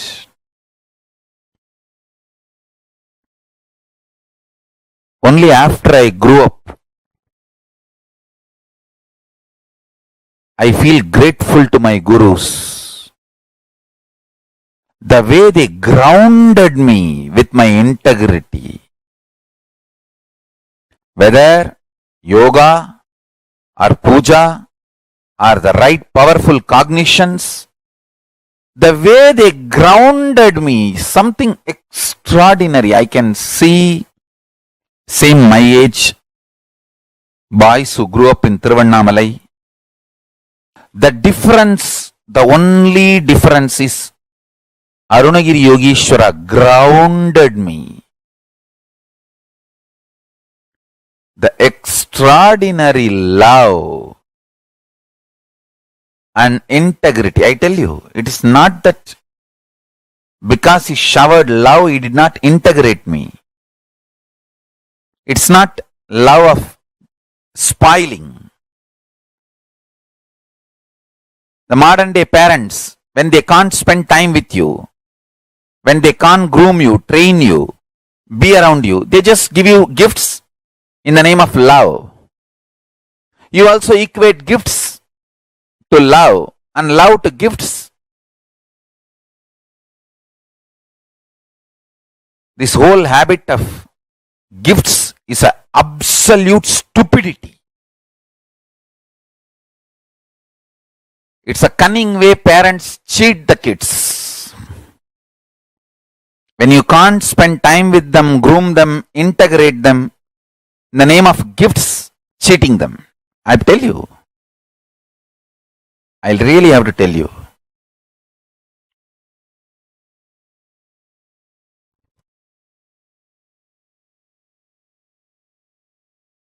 Understand?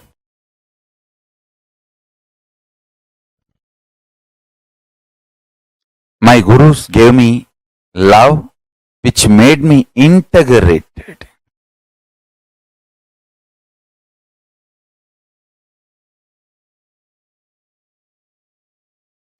Please listen. Now I am going to make a very important sacred secret. Going to make a very important statement. Please listen. Now I am going to make a very important statement.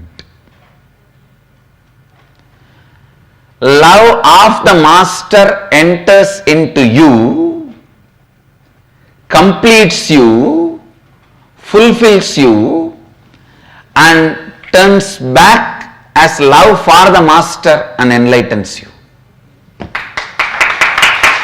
Listen.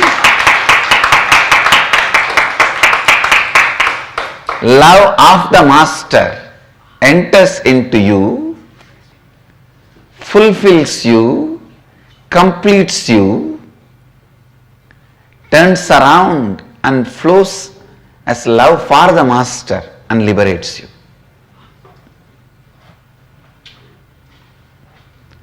Blessed are those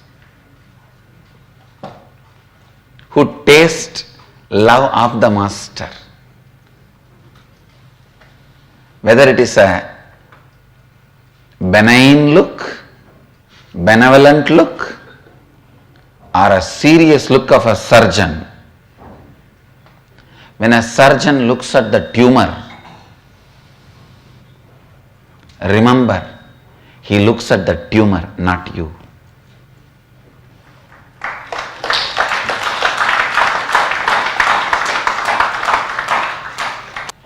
Unfortunately, when I look at the tumor,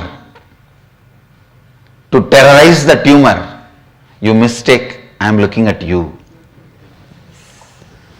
Understand, decide clearly to hate what Master hates, to love what Master loves. In every one of you, there is a part Master loves.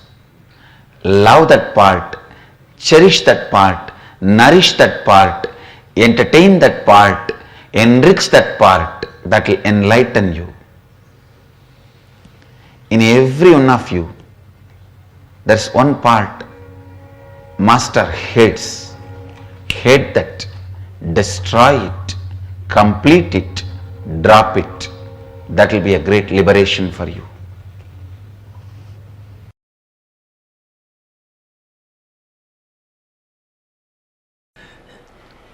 So I wanted every one of you to be very clear.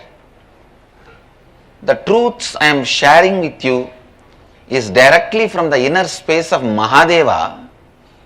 Please understand, research and development and perfection of these great truths, the way they are lived, the way they are transmitted, the way they are contemplated, the way they are listened, this perfection, the research and development and the perfection has happened in a great loving space of Mahadeva. In the love of the Master, all these teachings become part of your very bioenergy.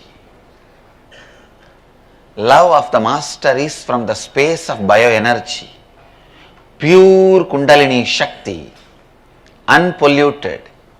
So naturally that awakens your Kundalini Shakti, your core opens up. The story of Bhatmapada, one of the great disciples of Adi Shankaracharya, proves clearly,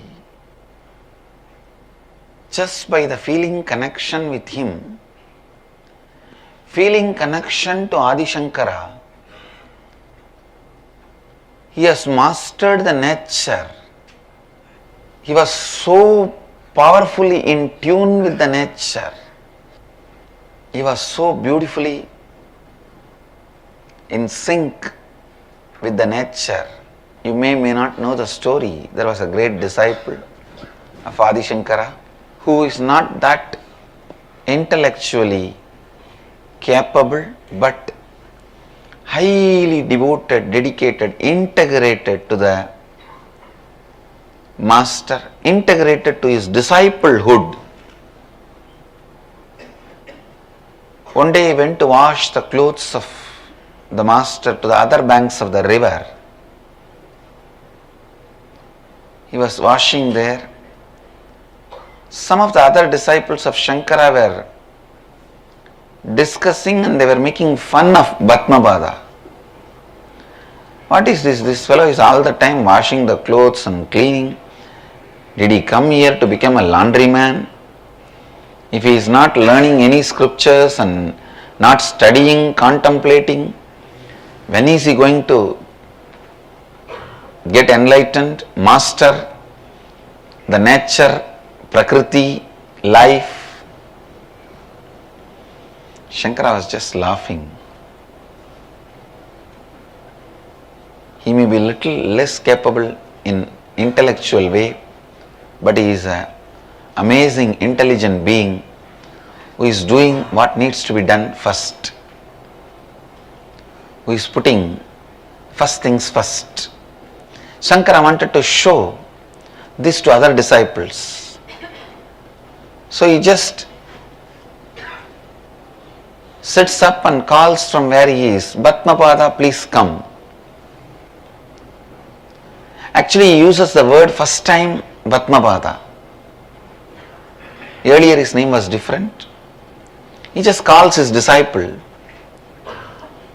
The moment Master called, the disciple forgot everything. He just starts walking on the river. On the river, oh God, now I have to protect him.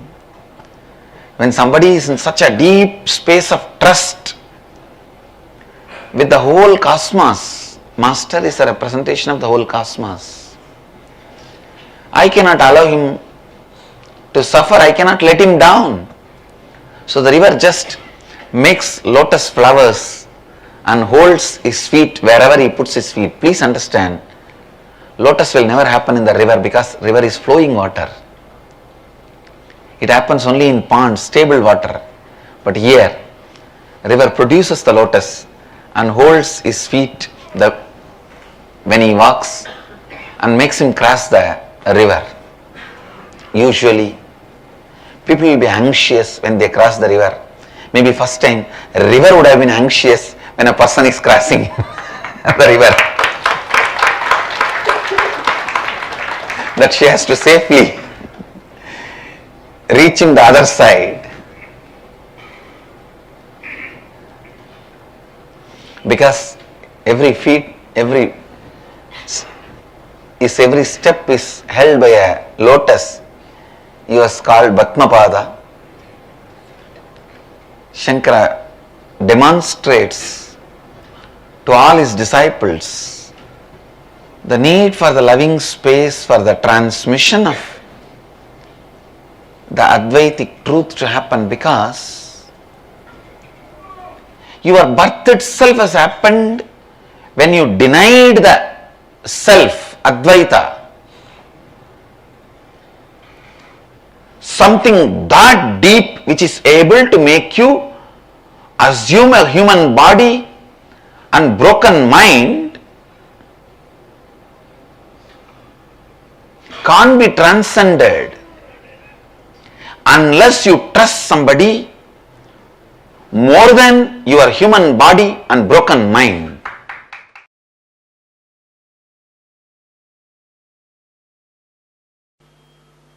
The moment you start the completion process,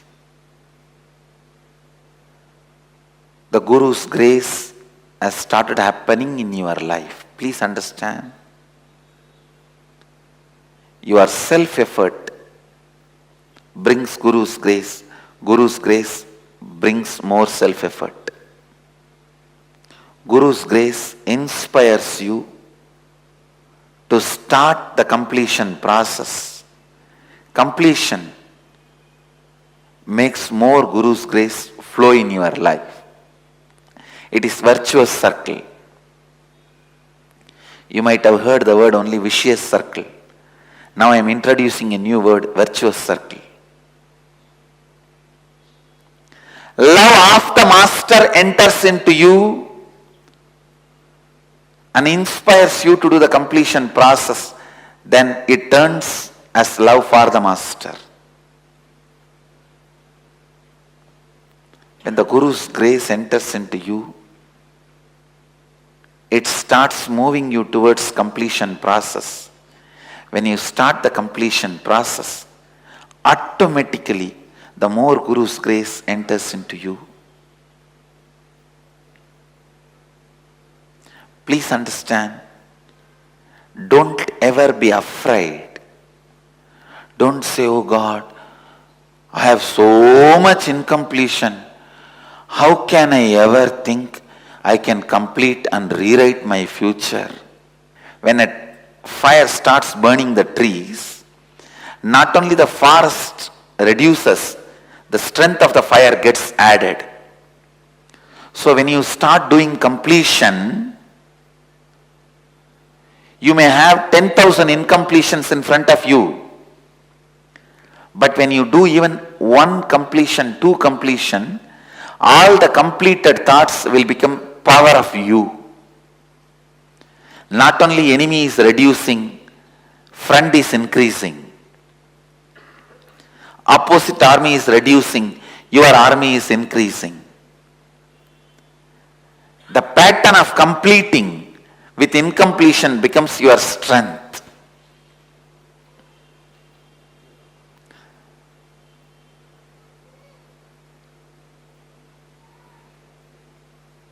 When you start walking or running, day one, don't start thinking, how can I run the marathon of 50 kilometers?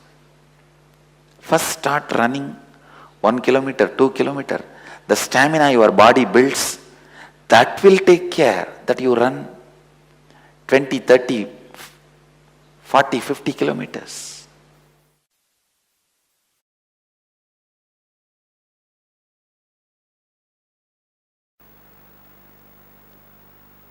Completion with life is eternal love. Please understand. With anybody you feel complete.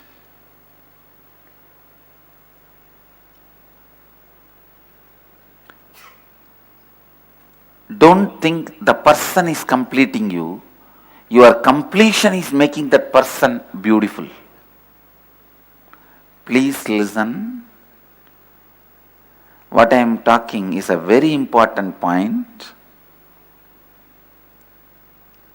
If you see somebody and you are in love and you feel complete, be very clear. That person has no role in your completion experience. Because of your completion,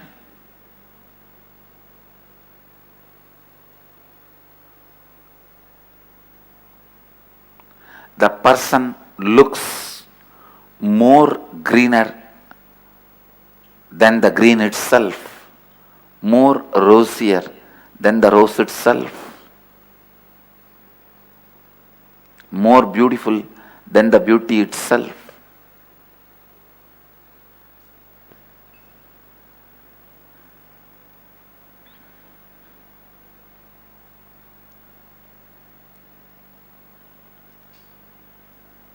Completion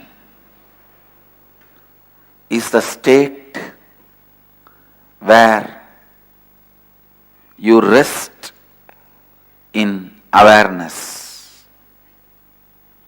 You always rest in unconsciousness, but with completion you rest in awareness. You rest in peace. You rest in your existence. You rest in you.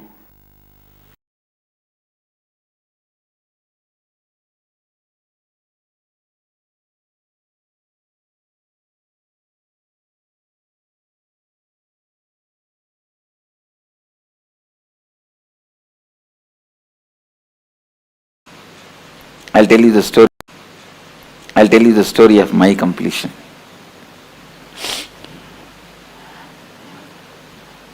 See, when I left the house, I think it was 17 and a half. Many times I ran away from the house, and 17 and a half, once for all I ran away. And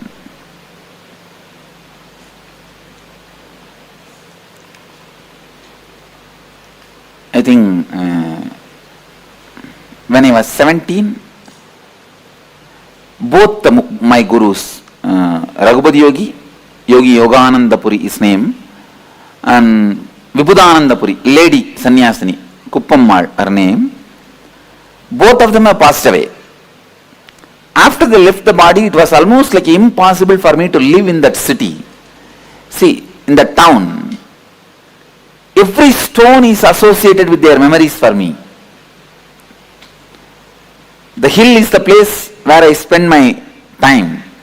Temple is the place I spend my time. It's always with them.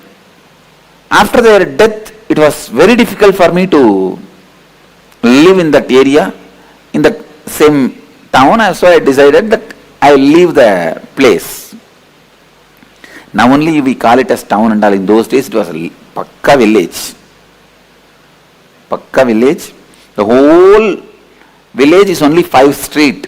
5 street or maximum I can say 10. 5 to 10, not more than that. Now of course the whole thing is developed and expanded and all that is.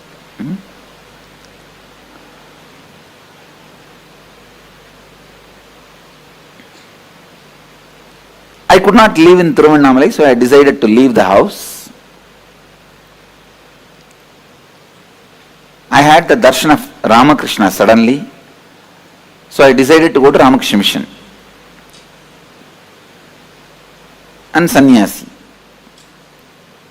But I know very clearly I am not going to stay in their organization. I may go and receive sannyas and continue my yatra. That was my decision, my thinking, hope. So one day, it was a Sunday, Saturday night, Sunday morning, I saw very vividly Ramakrishna and Sharada Devi appearing, and they appeared and I asked Ramakrishna, please initiate me. And he smiled and said, showing Sharada Devi, she is the specialist in all this. And I told Sharada Devi, you initiate me. Then I saw very clearly she put her hand on my head and both of them entered into my body and disappeared. So I decided, it gave me a lot of courage and strength to take up sannyas, leave the house. I can say that this was the immediate reason. So I decided I am going to leave the house. And after the decision, I was in the temple thinking. After this dream, I went to temple and whole day I was sitting and thinking. Even next day I was sitting and thinking what to do. Wednesday, Monday, Tuesday, Wednesday, third day, evening I came to my mother. I sat on the door frame. She sat one step below. If any of you talk to my mother, you will understand. Sometimes people ask her, what's the difference you find Swamiji as your son and now? Even I asked her once. She says, I don't find any difference, Swamiji, because even in those days we treated you like this only. We treated you like this only. She will never sit equal to me. And one step below she was sitting. And I was very close with her. Very loving, and I never had any hatred. Very loving. Many times, when I get time, I will go and sit in kitchen with her. She will be cooking, I will be sitting and telling some stories. Had a very friendly relationship with her. And literally, till I left the house, I will always be sleeping next to her.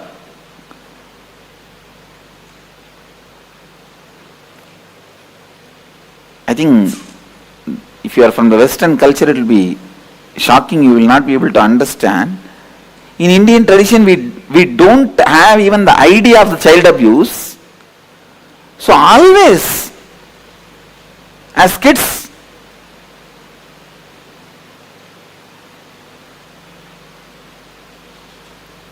I think now, when I listen to the stories, I understand that nowadays, even at the age of 10 or 6, 7, even much earlier, the kids are made to sleep separately.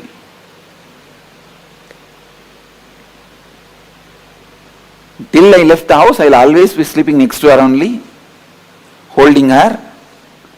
And another one thing, after my enlightenment, from the age of 12, I started this pattern of bedwetting.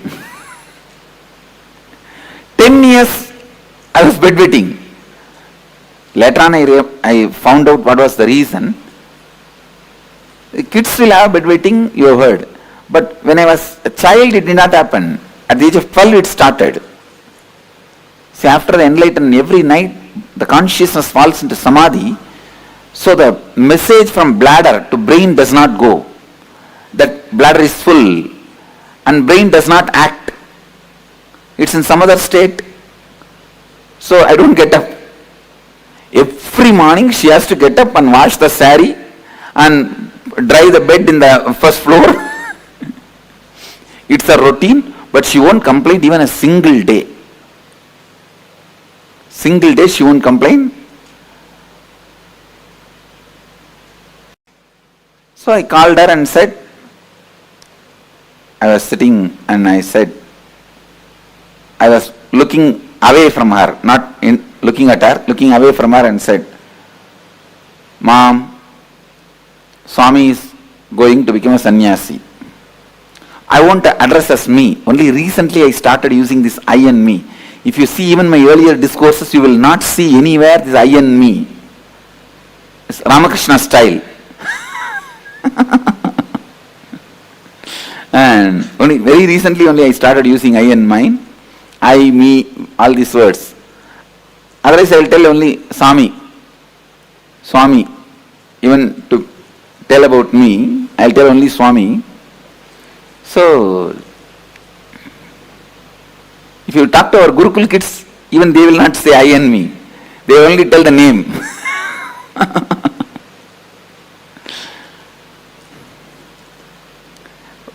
Because I am talking to people, otherwise people get confused. If I go on telling the story, Swami told, Swami did, Swami this, then finally they ask which Swami. They end up in confusion. That is why I have started using the word normally. Anyhow, I told her, in Tamil I said, Swami sannyasam போறதுன்னு முடிவு பண்ணிருச்சு. I told her that Swami has decided to go as a sannyasi. And I am looking away from her and I don't have the courage to look at her because I am emotionally very attached with her. Very attached to her. So, I can't handle. So I was looking, my eyes were away. See, even though I was attached to her, I was complete with her. And I was complete with me. So it did not stop me going towards sannyas. But I had a very good relationship with her. I don't know how you guys will understand. Understand that attachment does not mean like the attachment you guys carry, that I will not be able to go for sannyas. It was not against my need or will for going to sannyas. But I cannot see her cry, see her suffer.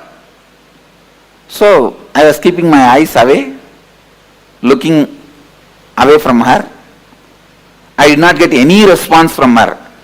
No words. After a few minutes, as usual, what women will do? Oh! And I am getting that slowly, that sound of she crying. Even then, I did not turn my eyes towards her. And I said, what do you mean? You mean to say I should not go? She said, no, I can't stop you. I am not able to handle, so I am crying. She said such beautifully, I can't stop you. In Tamil she said, சாமி என்னால் நிறுத்த முடியாது, என்னால் handle பண்ண முடியல, அழறேன், எனக்கு தாங்கல, அழறேன். Then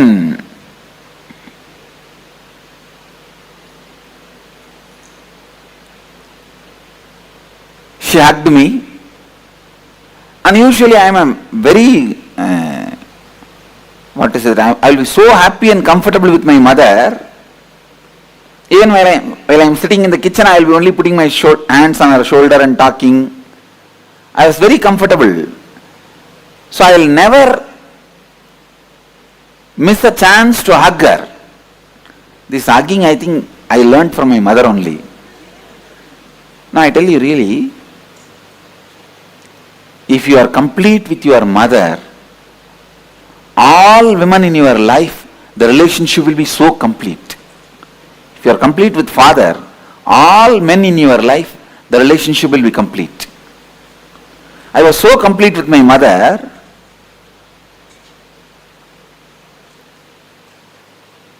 but when she hugged me, I did not even hug her back, and before she could be complete with that hug, I moved my body. She understood, I don't want her to hug me now. She understood, I'm moving out. She just took her hands off and she moved, and she was wiping the ears and crying. Immediately my father came from behind and said, my father was actually shouting at my mother, did you disturb Swami in some way? Why is Swami suddenly telling he is leaving the house? We are after all taking care of him nicely. And he has no courage to talk to me directly. I turned back. I asked him, now to whom are you talking? He just kept quiet. No, I did not tell anything. And he went away.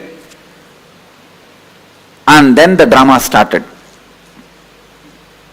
Of course, when I pushed her away, in the half hug, I could see very clearly part of my bio-memory was incomplete. Please understand, part of me was incomplete. See, if she fought with me, I would not have had incompletion. You are fighting with me, come on, I will fight with you, over. She never fought with me. So I could have allowed her to hug me, means I could have done little more care, with a little more sensitivity, with a little more love, because she's not asking me don't go. You understand? She's not telling don't go for sannyas. But I was afraid, if I give her the love or attention or care, I may not go. I may not be able to go. So I can say that it was more, the incompletion was created with her, more because of my self-doubt about me. Then finally, next day morning, I can see the whole village is in front of my house. It's a very tight-knit community, small village, tight-knit community. I can say it's one large family, that's all. The whole village. At least that whole area. I have seen in those days, in every house in the puja room, there will be one old man's photo. I asked my grandmother, who is this Swami? She said, no, he is your grandfather. I asked then why his photo is in every house. She said, for all the house he is the grandfather.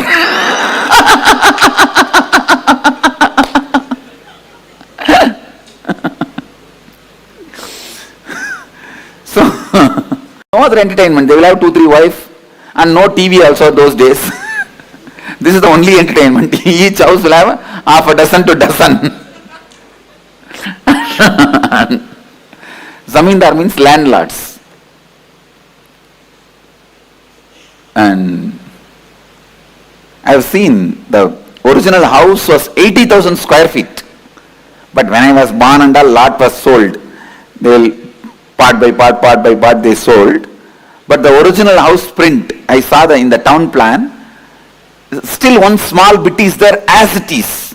I am trying to buy, these fellows are not giving me, just to make like a memorial, one bit, same construction is there as it is, the stone construction, and the teakwood. Any of you have seen that kind of houses?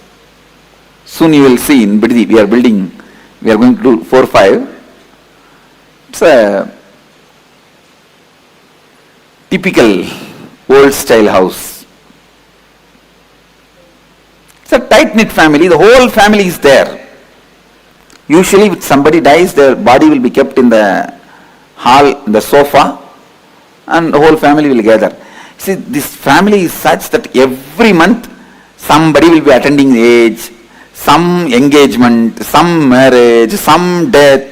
Every once in 2-3 months there will be some festival, some program, some function. It will be continuously going on. That day when I woke up, I saw so much of crowd. I thought, who died? Because there's no other function. I asked my mother, what happened? Anybody died? All of them have gathered? All the relatives are there? She told me, no, they all came to see you only. I said, I am alive. Then she said, no, because you said you are going to become a sannyasi, they all came to see you. And literally, like a dead body, I was made to sit on the sofa in the center of the room, hall. It's called Nadukotadi. They call it Nadukotadi. And in the center I am sitting. All the group, the whole group is sitting all around. And some who doesn't have courage, they talk among themselves. Some who has a courage try to confront me. One by one comes. And first comes my father's elder brother's wife, Periyamma, means aunt. She comes. What will happen to our family prestige if you become a sannyasi? And the funny thing is, night I told my mother, by early morning the whole village knows. Before I wake up, the whole village is there. There are nearby relatives. In those days, cell phone was not that common also. All the other villages also information has gone. They are all on the way. And you need to know, 2 families sat and already saw a girl for me. Usually in this tight-knit families, if a boy is born, immediately they will tie a girl. The mama ponnu, atta ponnu, edha one tie panni vechiruvaanga. So they already decided. They are seeing the time, right, muhurtam. And all of them have to sit and convince me. And I am a 17.5-year-old boy. And they will finish the marriage so that I cannot run away and become a sannyasi. And so all this is going on. And she comes. See what will happen to the prestige, family prestige. And I cannot live. If you run away like this and all, whole village will talk, everyone will talk about us. And now only we are having little prestige and family is all settling down. She has 2 daughters. And who will marry my 2 daughters if you run away and become a sannyasi? After all, they are my cousin sisters only. If you run away and become sannyasi, nobody will marry my daughters. I will hang with the sari on the fan. She told in Tamil. Shalai katti fan la thungiruven appadinu. I will hang myself in the sari on the fan. I slowly looked at her and said, she used to be very heavy. And I said, for your weight, the sari will tear, fan will break. You better use the rope on the uttaram. Uttaram is the beam. You use the rope and hang yourself in the uttaram. Surely you will die. That's it. And immediately she got angry. What? You are asking me to die? You are asking me to die? Get out of our house. Get out of our house. That's what I told you. I am going.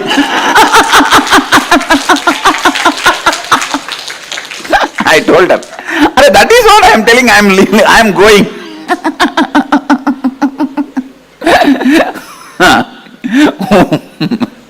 Then comes the next guy. If you are from South India, you can literally enjoy the whole scene. You can visualize the whole scene and see. these fellows are so bothered about what others will talk about us. The whole life goes with that only. And then comes my uncle, means my father's sister's husband. Mama, my uncle, he comes. We are all living in the house and living a spiritual life. Are we all not living a spiritual life? Why don't you do that? Why do you want to leave the house? He's a drunkard. He's alcoholic. So, but I used to have a lot of respect for him. I just put my hands like this only and stood up from the sofa. In Tamil I said, "Ada loose." That's when I started. The loose. நீ காலைல எந்திரிச்ச உடனே சாராயிரம்னா மூஞ்சி கழுவுற, உனக்கு ஆன்மீகத்துக்கு என்னடா சம்பந்தம்? I spoke in singular. I used to be very respectful, but that day all my kundalini was up and alive. And I said, "Hey, fool." Loose is the, fool is not the right word. You understand as loose itself. Loose. You early morning you wash your face only with the alcohol. And what kind of spirituality you are talking about? He was so angry because in public, in front of everyone, I told he is alcoholic. Because in the village and all, even if they drink, they will be very secretly, they will drink, and they will not drink in the house and all, they will drink and come very, and they will have a backside door, they will slowly enter, and that time only that cat will fall on them. It will be very secret. It will not be known to others, especially to kids. In front of public, no one will speak. And even the relatives will not sit together and drink. This fellow will go separately and drink and come. This fellow will go separately and drink and come. In the alcohol shop, even if they meet each other, they will put the towel and cover the face. And because I told him that he is alcoholic in front of the whole group, that's it. Hey, you told me I am a drunkard? Get out of our house. Get out of our house. I said, that is what I am telling.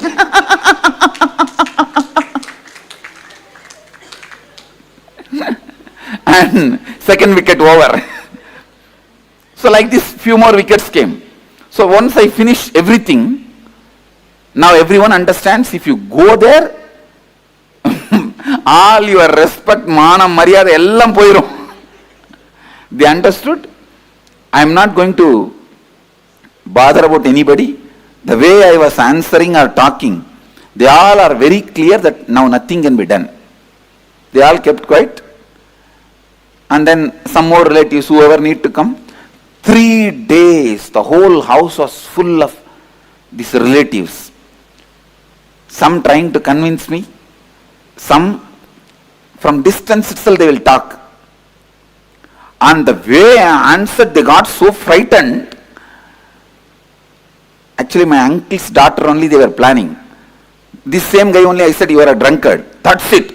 Now I means I will not give my daughter to you. Who asked? I never asked. You planned. What can I do? And then they were planning these, that, and they tried to call my college friends and whether they will be able to give any advice to me. And nothing worked out. Finally, third day, Wednesday I told them, and Thursday, Friday. And of course, even Saturday I was there. Friday, Saturday I did not stay in the house, I went out. Sunday I left the house, that's all. Next Sunday I left the house. After that, there was no contact between me and them. They heard once I am in Ramakrishna Mutt, and when they came, I just saw them from distance and went away. That's all. And anyhow, I left the house and traveled and had different experiences, saw the different monks and sannyasis, everything, and had my realization, my, my life mission, everything. And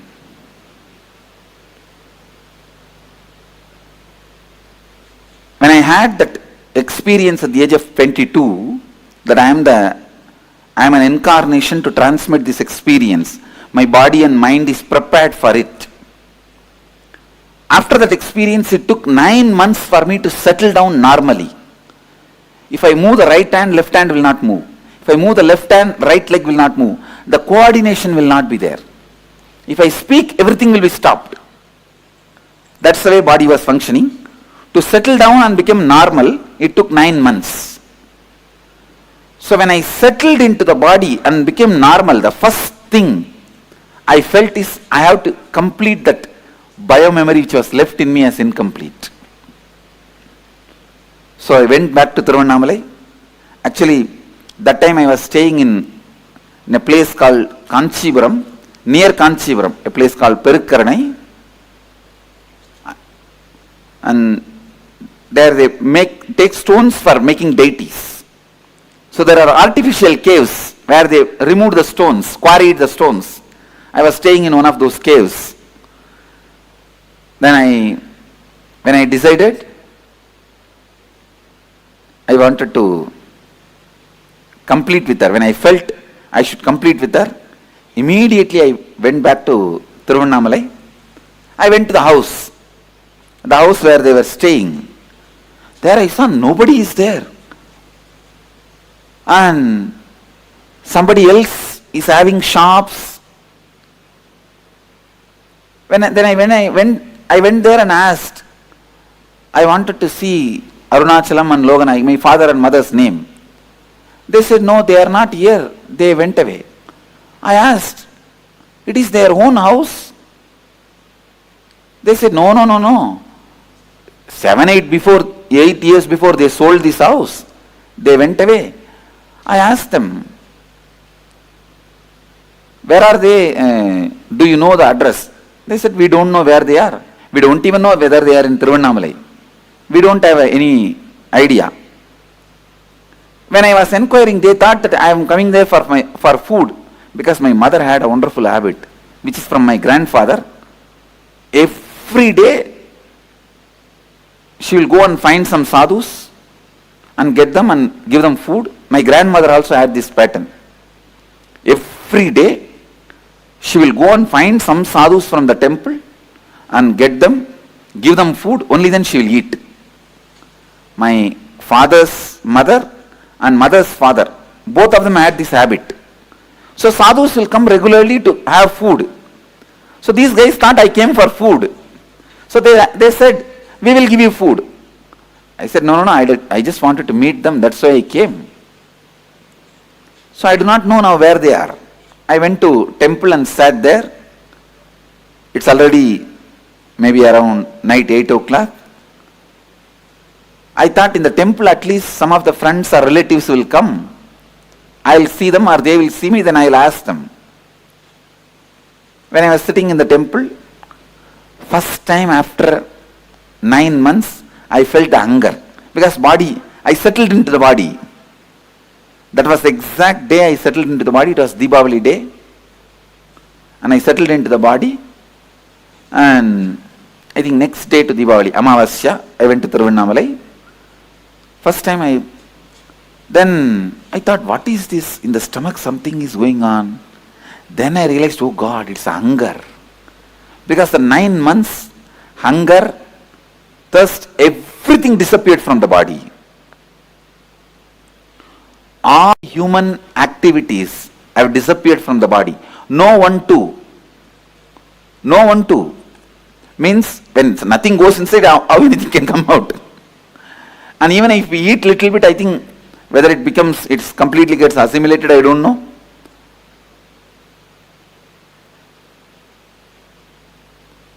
So first time I felt the hunger after the 9 months. So I was sitting in Tiruvannamalai. It was funny, sitting in Tiruvannamalai, hunger and no food. But immediately, in few minutes, I could see the power of space. The Devi temple priest, he walked straight from the Devi temple and gave the food to me, Nevedyam. I asked him, No, no, no. Why are you giving it to me? To whom you want to give? Maybe you wanted to give for somebody else and you are mistaking and giving. I told him in Tamil, எனக்கு எது கொடுக்குறீங்க? நீங்க வேற யாரையோ நினைச்சிட்டு எனக்கு கொடுக்குறீங்கன்னு நினைக்கிறேன். Then he looked at me and said, no, no, eat, and went away.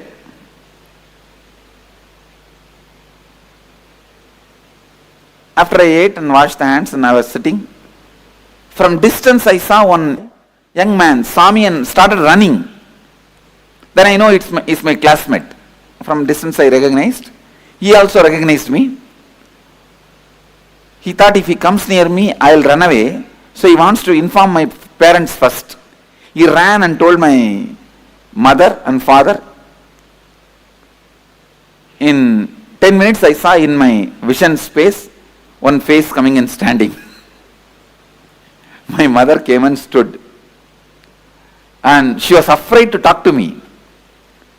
She recognized me and she's standing. I turned my face and the moment I recognized her, I gave my wide smile and asked her, how are you, ma? The moment she saw a smile in my face, she thought, yes, she can communicate. She can relate. And immediately tears started rolling in her eyes because she's seeing me maybe, I don't know, 7-8 years or after that. When I left, I am a kid, now a sannyasi, shaved head, tall, shining face and sharp eyes, lean. Those days I used to be shaved head, and she was standing with tears. Actually, first I only stood up and pulled her and hugged her. And she started crying, putting her head on my shoulder. Cried, maybe for 10 minutes. I just allowed. When she felt complete and took her body out, I saw my incompletion has disappeared. The incompletion which was in me, in my biomemory, disappeared. Understand?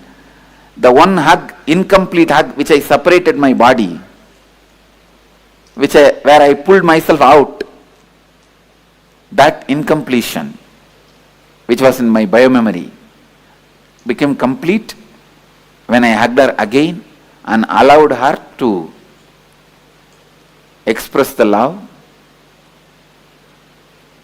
Then she said, please come and eat in the house. I said, now I am a sannyasi. If you give Purna Kumbha and offer the food in the banana leaf, like yesterday we served, I'll come and eat. She said, yes, I will do. Next day she did all that ritual and I went and ate and came back.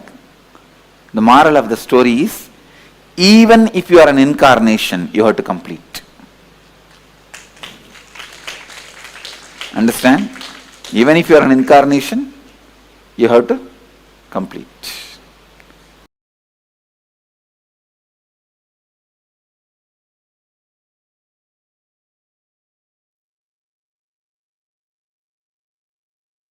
Right, this happening.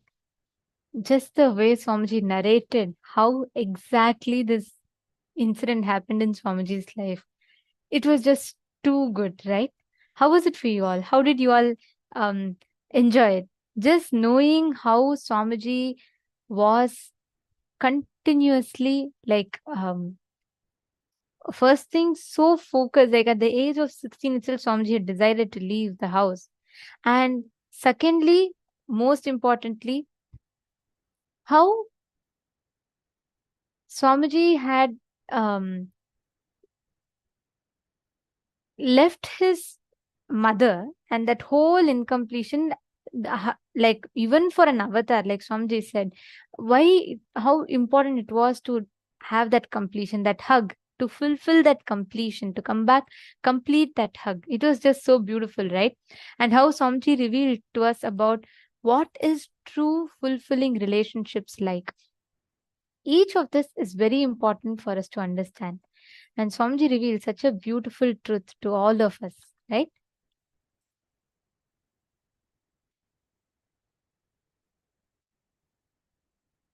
So how was it for you? What did you click with?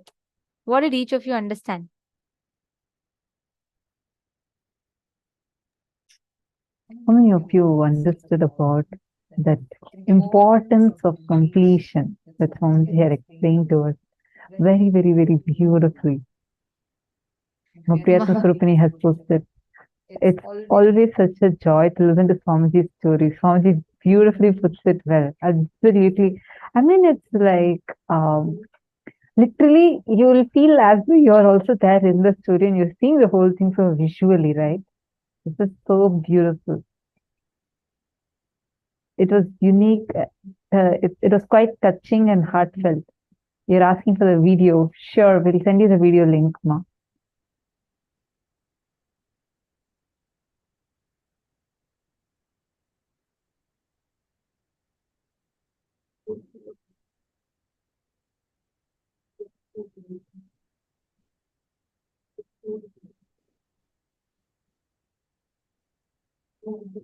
Okay, wonderful. Now, with this thing, after listening, how many of you feel that, yes, I am going to do the completion process? I'm really going to be completing with everyone in my life. Who all want to take that decision? Who all want to experience that completion with all your relationships? Ma Chetna Patel has put it means every single incident should be completed with conscious awareness. Every single incident that you remember, yes, should be completed. Meaning, see, that's what Swamiji says, conscious living. When you're living conscious, actually look at your life. So much of time just goes by where you're not even aware, like you're so unconscious. You need to infuse consciousness, meaning you need to be aware, conscious, living in every moment. Whatever incompletions are there, when you start focusing on completing with all those incompletions, living in perpetual completion, like automatically feeling complete will become part of you. Otherwise, what will happen? No, we'll think, oh God, I have so many incompletions. I've lived for last so many years now. How am I going to sit and complete all of that? Don't worry, relax. Because you only need to be focusing on you feeling complete. Once you start completing with few incidents, experiencing completion will become your natural way of existence.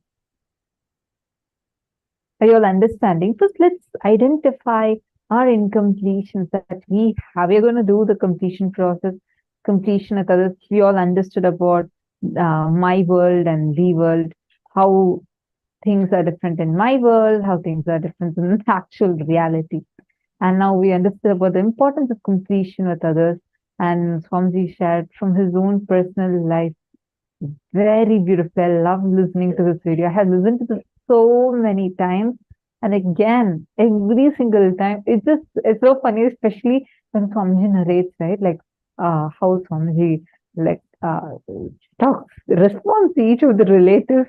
It's just so funny and so sweet to see how young Swamiji was. And like his only known place where he had grown up all his life was Tiruvannamalai. And he's going to leave that place to go somewhere where he didn't even know where he's going.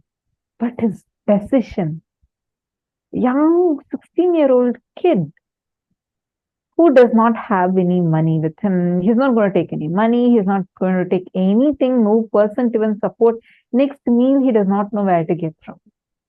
But he is off, ready to take off, saying that I want to be a sannyasi, no matter who comes and asks him. Wow, what a guts Swamiji should have had at that young age to take that decision and stick with that decision. And take that decision with tremendous completion. This is just wow.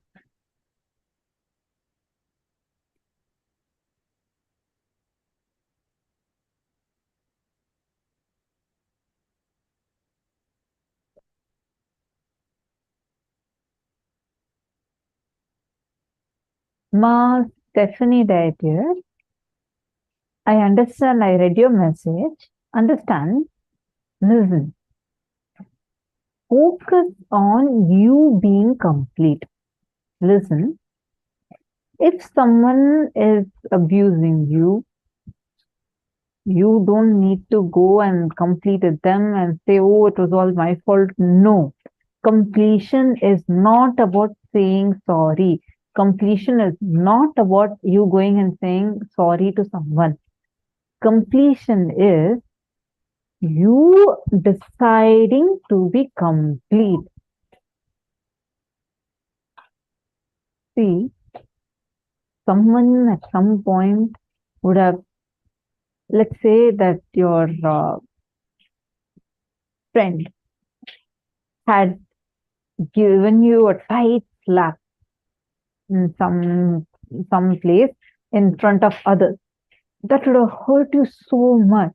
The physical pain would have lasted for few minutes, but the suffering that comes out of it, even now when you will remember, it will make you suffer. You'll feel the suffering, you'll feel the suffocation of it. That suffering, pain is inevitable, suffering is a choice. You choose to suffer. You have the freedom to complete, to be relieved out of that suffering, where even when you are remembering, even when you remember that incident, it will no more cause any pain or a suffering in you. That is literally how complete you will feel. Even when you remember that incident, it will no more cause any kind of a pain or a suffering in you. One more thing I wanted to add. See, many times in all relationships, right? Like Swamiji was revealing in that session about how fulfilling relationships is our birthright. Swamiji said many times, because of our certain reactionary patterns, we give a fixed response. We understand a certain way and respond a certain way. Because of which, your experience about life becomes very limited. What happens each time we have a fixed idea? This should happen a certain way. If this person reacts to me this way, if this person responds to me this way, that means they love me. If this person does not even turn and look at me, that means the love has reduced. All these fixed notions of everything around us constantly makes us fall into that same cycle of incompletions again and again. That is why so many times your incompletions might be completely like baseless. It will not even have a clear base. But still, you will not even know why that incompletion is there, but it will just be there and it will trouble you. So the whole thing is constantly again and again going to be affecting. It is going to be like a vicious cycle that we get stuck in. Now, the same thing that Swamiji revealed here, right? If we just carefully analyze, Swamiji had shared how fulfilling relationship means every relationship which reminds you again and again, gives you the experience of oneness is fulfilling relationship. Let us do a very quick exercise for this. I request every one of you to take a few minutes, pen down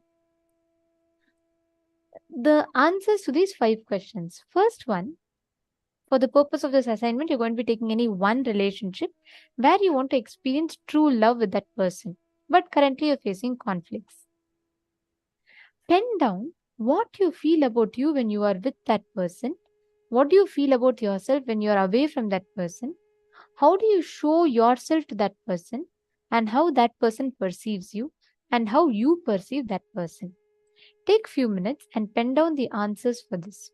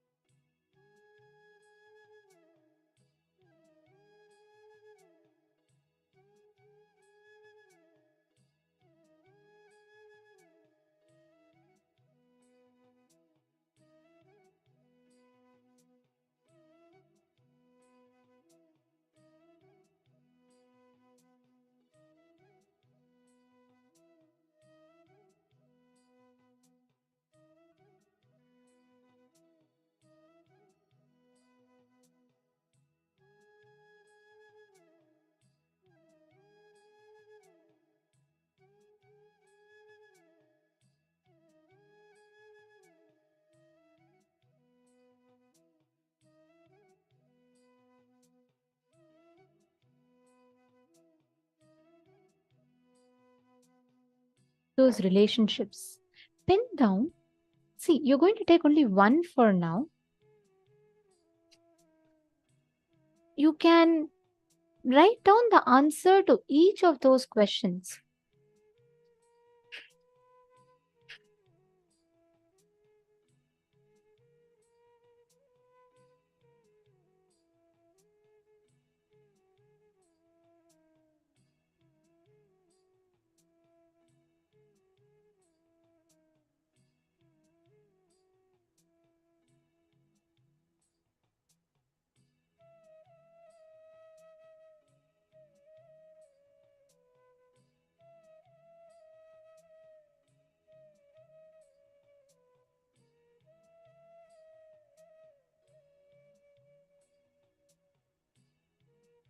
Revisit how it feels for you to spend time with that person. How do you feel about yourself when you're around that person? How do you experience about them when you're around them? Write down all of them.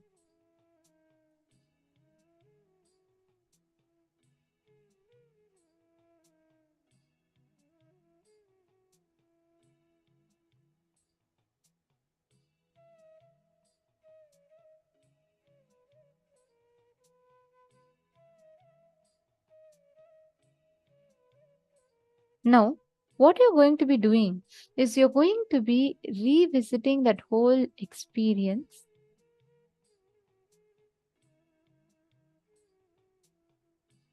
And we're going to be entering into a very, very beautiful, powerful Kriya, that meditation that we're going to be doing, which will literally give us this experience of the whole space of going beyond the attachments and experiencing real love and fulfillment.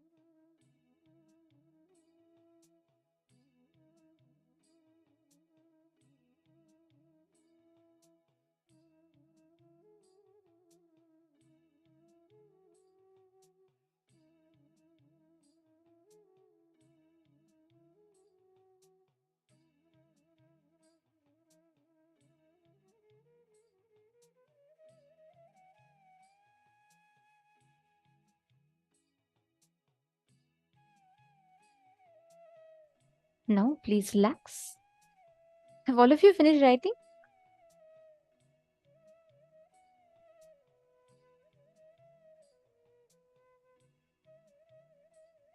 Yes. Have all of you finished writing?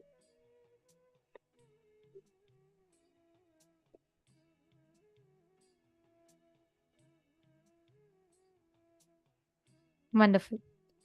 Now, we're going to be entering into a very, very important exercise for all of us to do. A very important kriya actually, which is going to be opening up your Anahata chakra. See, Anahata chakra is your heart center, which is the center of love. From Anahata chakra only, the love expresses, blossoms and oozes out that people experience. Okay.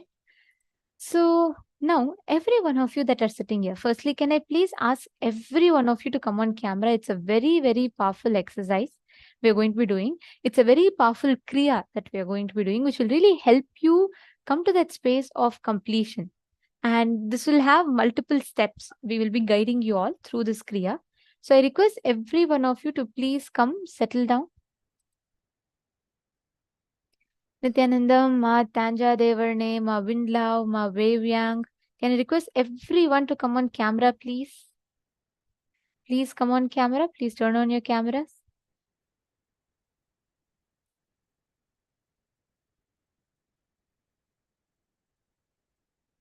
Ma Xia Tong, Ma Jenny Tran, Ma Shengyu. Can I request everyone to come on camera, please?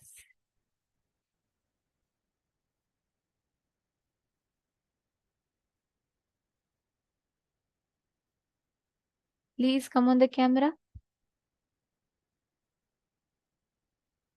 Okay, listen very carefully. Now, this particular kriya is going to be unlocking the Anahata chakra in us. See, our heart center, the being center in us, the heart center in us is the Anahata chakra. So, this Anahata chakra is a place where love, the true love flows through Anahata chakra.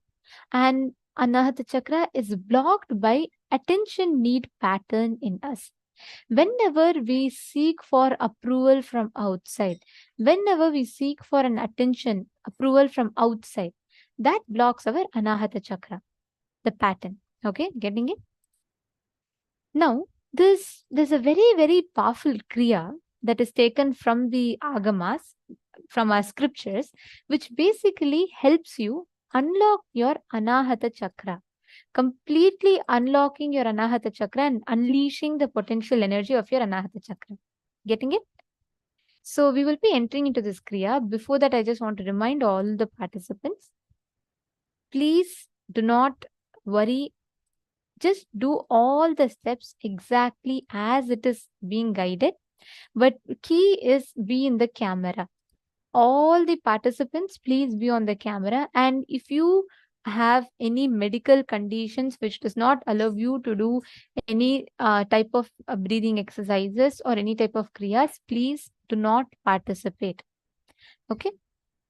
Now, all the others who are here, if you're doing this kriya, please make sure you're in the camera and do the kriya only in the camera. And second, you all need not worry about your privacy. You're all in the focus mode, which means only we will be able to see you to make sure you're doing it correctly. And nobody else can see you or record you. So you all can be comfortable and reassured about that. Now, let us all enter into the kriya. All right? Okay. Now, we're all going to be doing step by step as I guide you all into each of this kriya.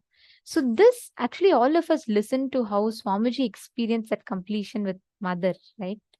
This experience, this meditation will actually unlock the similar experience, exactly same experience, I have to say, in your inner space.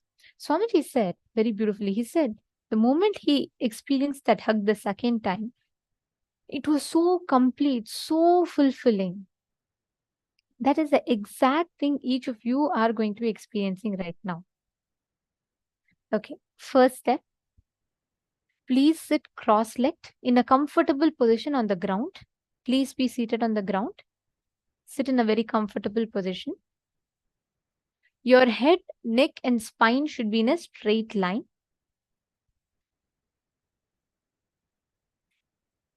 If you're not able to sit on the floor, if you're unable to sit on the floor, it is fine. You can sit on the chair. That is also fine. Just be seated in a comfortable position such that you're able to sit in that for a long time. And do not sit hunched back. Do not lean on the wall. Just sit straight. Have your head, neck, and spine in a straight line. Feel very relaxed. Close your eyes.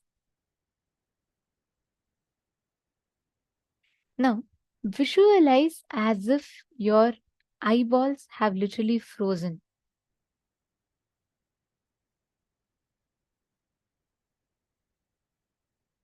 You have become completely like solid inside.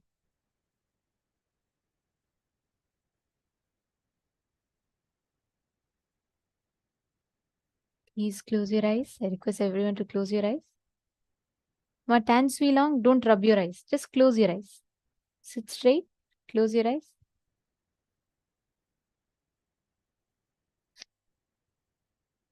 Myrin Lemos. Come on, everyone. Please close your eyes. Mahilde. Madhyana. I request everyone to sit straight. Close your eyes.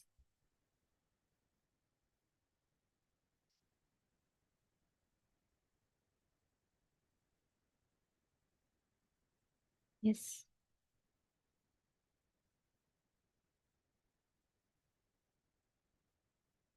Now, for the next 21 minutes, we are going to be doing the Mahamantra meditation. This is the first step.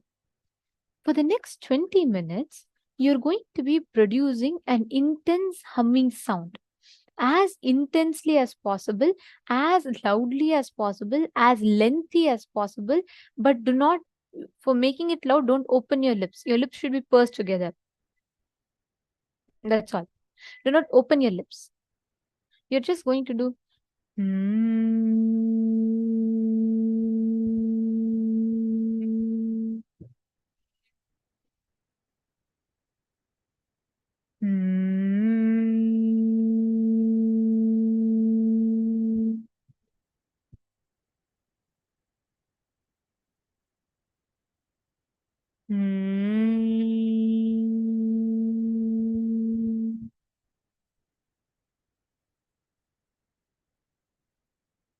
hum internally. You're going to be, the voice should be heard, but without opening your mouth. From the navel center. Literally, it should be like if you put your face inside an empty aluminum vessel and make a humming sound, how it will be? It will be like, there'll be a vibration, right? You'll feel a reverberation. Exactly the same way. It should not be Om. It should, don't chant Om. No. It should just be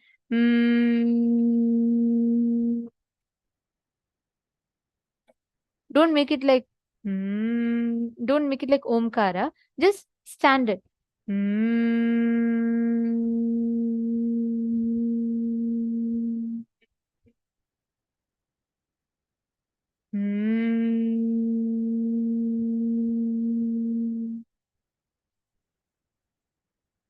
Don't do humming or don't do Om. See, sometimes some of you are doing in the tone. That is like Om sound. Don't do that. You're just going to do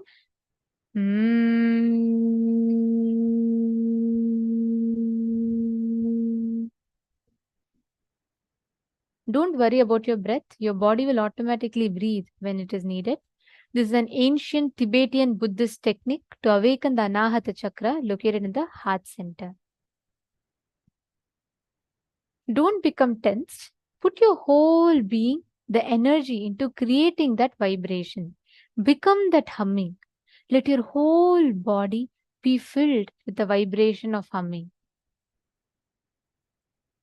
At some point, you will experience that the vibration continues without your conscious effort. You will automatically, your body will be vibrating. At that point, you will just become a listener to it.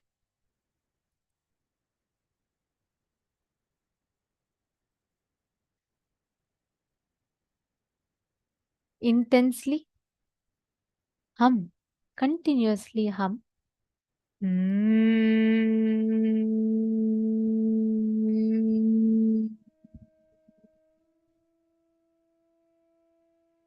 Just hum. You're only going to sit and hum. Produce that humming sound inside of you.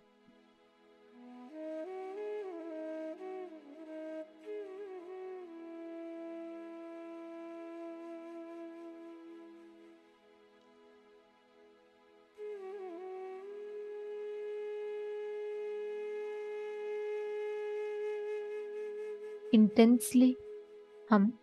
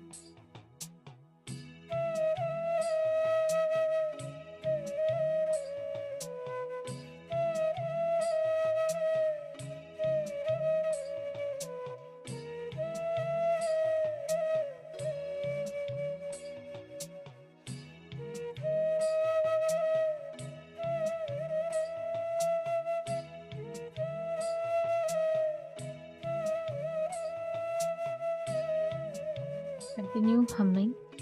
Intensely hum. It should be from your navel center, as loud as possible, as lengthy as possible. Without opening your mouth, have your lips pursed and just hum.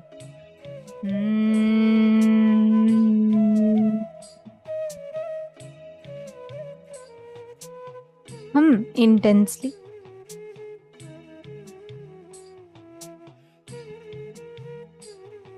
It should be just like a vibration happening from your very navel center.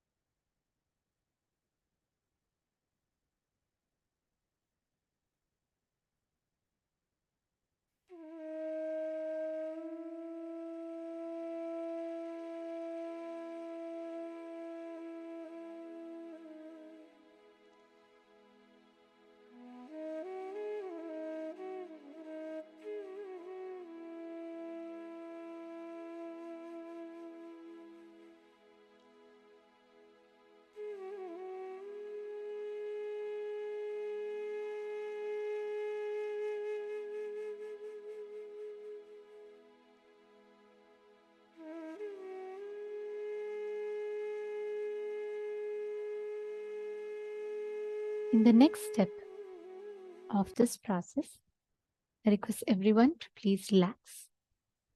As you are humming now, we're going to be entering into the second step of this meditation process. Now, at the end of this 21 minutes, you can completely stop the humming.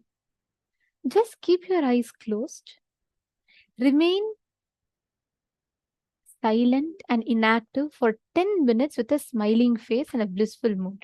You don't need to hum. You can relax now. Bring completely normal breathing.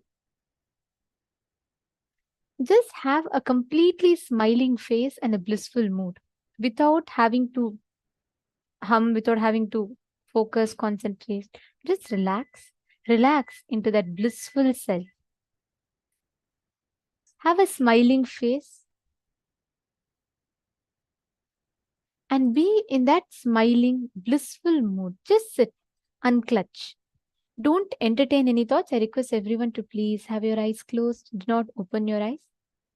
Ma Diana's beloved, Ma Anandeshwari, Ma Hilde, please have your eyes closed. This process is not complete yet. Please close your eyes.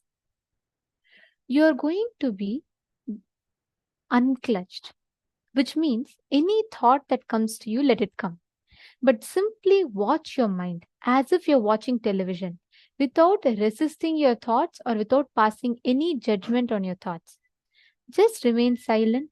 If your thought is coming, let it come, let it go. Whatever is happening, let it happen. Just remain as a witness. Don't try to stop your thoughts. Don't try to create your thoughts. Just watch, witness. Whatever thoughts come, let it pass. Just close your eyes. Sit in that blissful space with your eyes closed.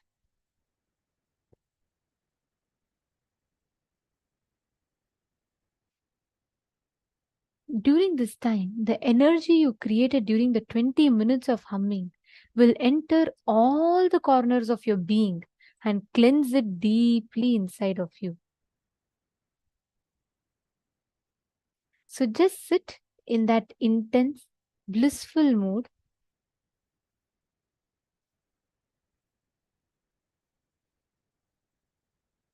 Watch your thoughts completely unclutch and watch your thoughts. Don't stress yourself. Don't try to create something. Just relax and watch the thoughts.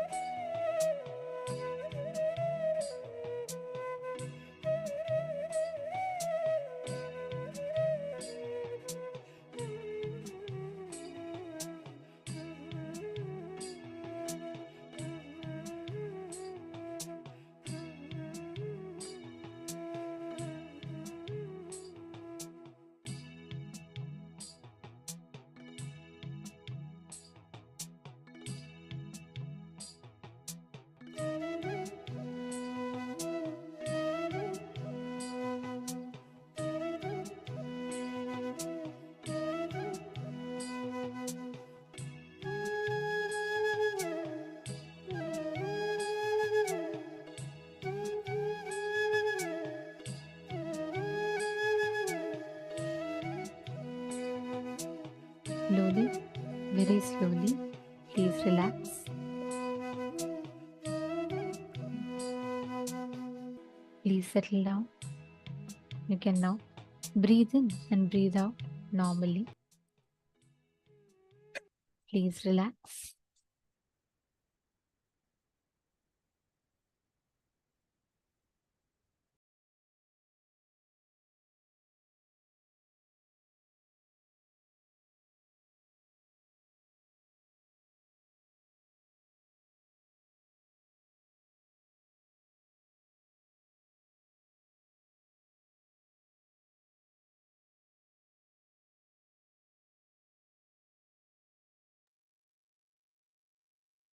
Have some water.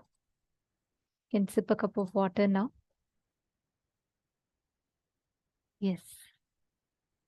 Please settle down. So, how was this for you? How did you all enjoy this meditation process? Actually, this is a very, very powerful meditation process. This is called the Mahamantra meditation process, which is from the Tibetan Buddhism, which actually awakens like Swamiji said, it unlocks your Anahata chakra and awakens that dimension of love, that unending love from your inner space, that space of mother, that completion with mother. It just showers that in your inner space. It's a very powerful meditation process. So every day, just spend about 20-30 minutes and do this. It's a very, very powerful meditation process. Please relax. You all can quickly grab a cup of water, have some water, make sure you're hydrating yourself.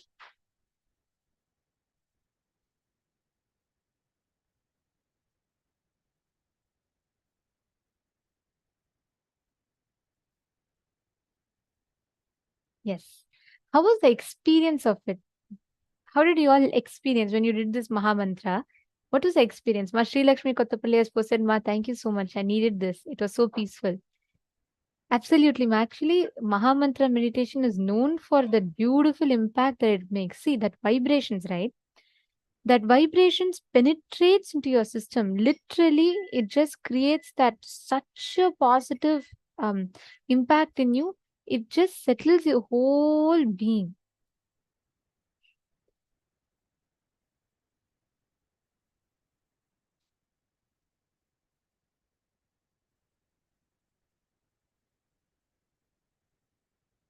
If any of you want to use the restroom, quickly run and come back and settle down. Please relax.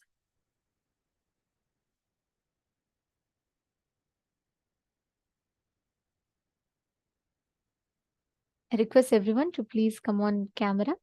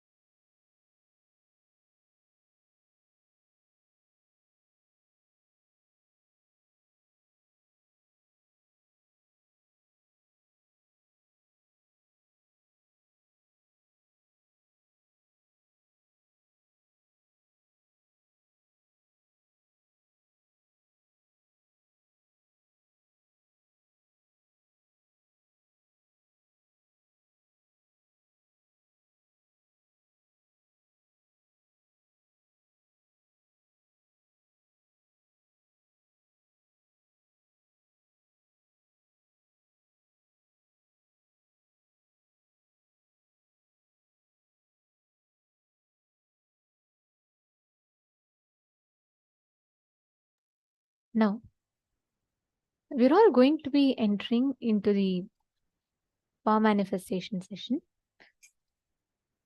See, please understand, today all of us have been working on various different layers of, bringing completion in our inner space in different levels. Now, what all of us did, the opening up of our heart center, the Anahata Chakra, literally brings so much of completion and gratitude in your inner space. It just gives you that boost of energy. Now, from morning till now, how many of you had a completely different perspective on relationship with others? What is your understanding as a key to manifesting successful relationship with others? Can I request all of you to post? What did you understand as a key, the essence of how you can manifest successful relationship with others? Come on. Can I request every one of you to post? Let's see what each of you understood.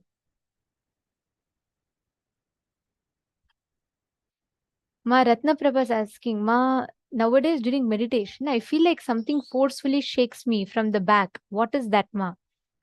Actually, that is the awakening of Kundalini energy in us. That, and you've posted complete completion. Beautiful, Ma. That is the awakening of the Kundalini energy inside of you. So please understand, when the Kundalini energy is awakened inside you, it gives, like Swamiji tells, it's like 10,000 volts of current being induced into you. Of course, not the harmful effects. The positive energy will happen. So that's what it is. Come on, what did each of you understand as a key to having successful relationships? Ma Sonia Rao, perfect. You got the exact right thing. Seeing them as a reflection of you. Understanding that they are a reflection of you. Ma Sonia Rao, you got the essence, the right essence. Correct. That's the perfect thing. Seeing them as a reflection of you. And Ma Diana's below, that's also correct. Is it a pattern or a possibility? We have to see that. We have to answer that to ourselves. But now, understand, there are two ways. One, using this technique to bring completion with existing relationships is great. But using this, even in your relationships that you're complete with, to take it to the next level means to bring them to a lot more completion, to heal, to work on manifesting that successful oneness in that relationship. All of that also happens. Understanding, Ma? Now, the power that we are going to be manifesting today, now in this round, is going to be exactly this, applying this powerful cognition that life is a reflection. We are going to be manifesting the power of being able to shift another person's inner space, being able to shift somebody's inner space. That is the key. That is the power that we are going to be manifesting.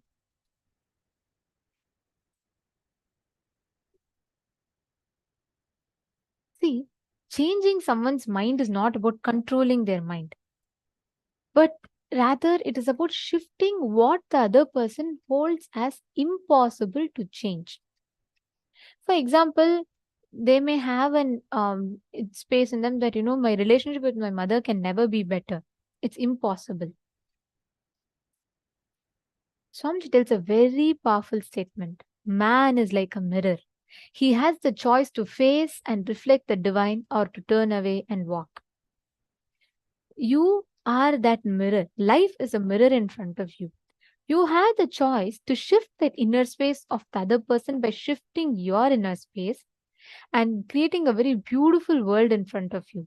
Or you have a choice to suffer and create constant suffering in front of you. How many of you want to take responsibility to create a blissful ecosystem around you, where a person in front of you is also complete and you are also complete? How many of you want to create that ecosystem around you?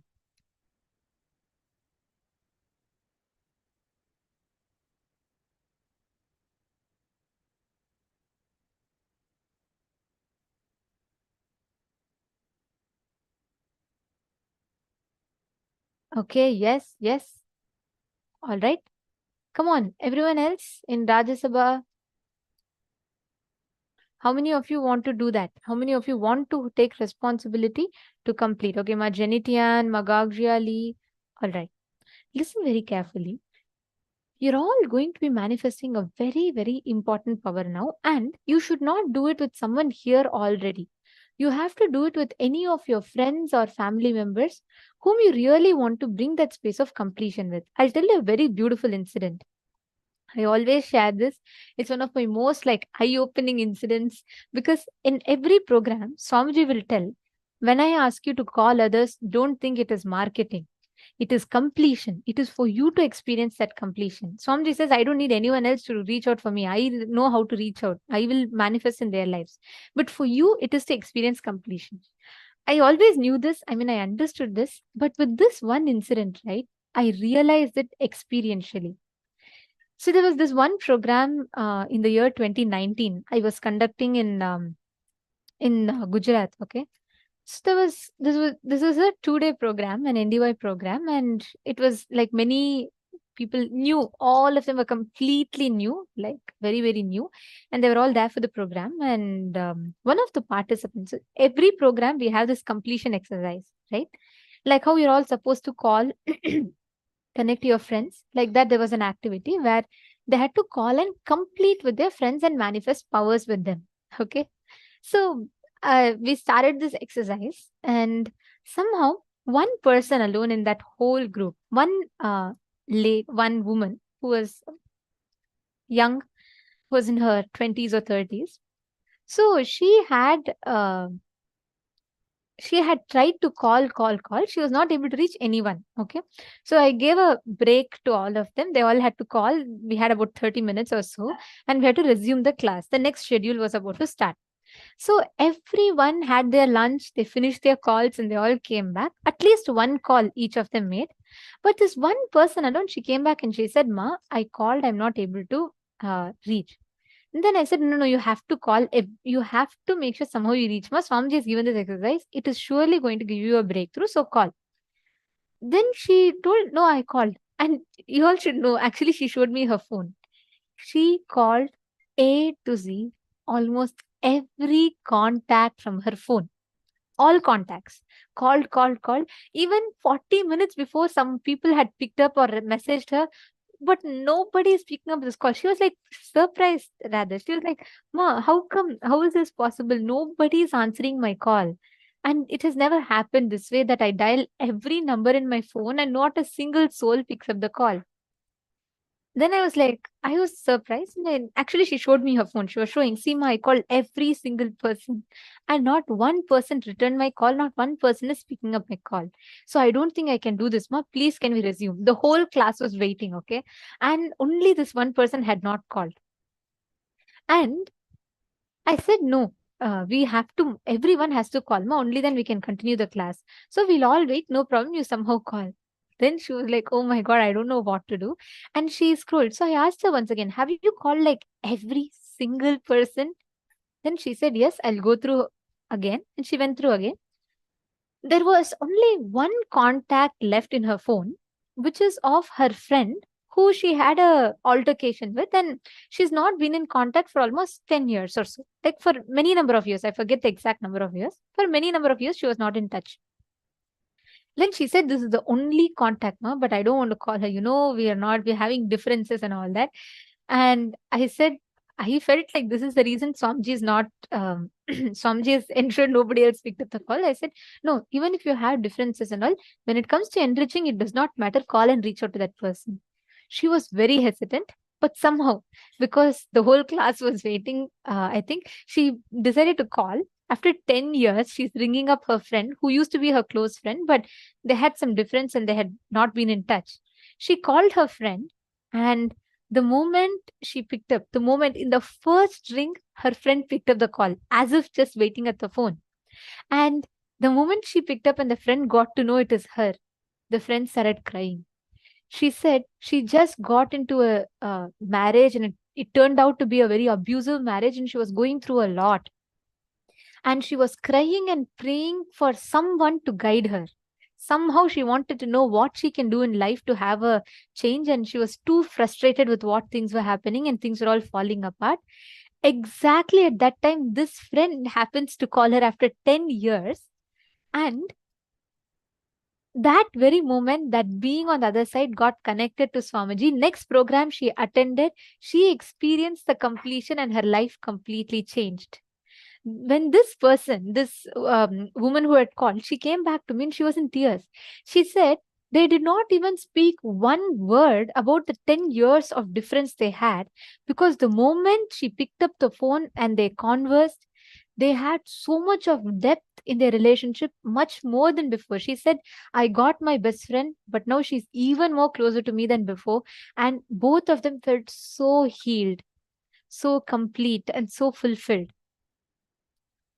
Can you imagine just a normal random call? It was just a simple exercise. But nothing is simple ever. This one friend, later on, she came back to the next program. Right next day, she came, attended the program. She had a massive transformation in her life and she experienced so much of healing. She was so grateful for that one call. You never know who's waiting on the other side. You take the step. How many of you are sincerely going to call? Come on.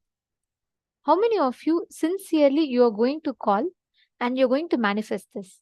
For all you know, it could be your friend, someone of your family who's waiting on the other end to get the call.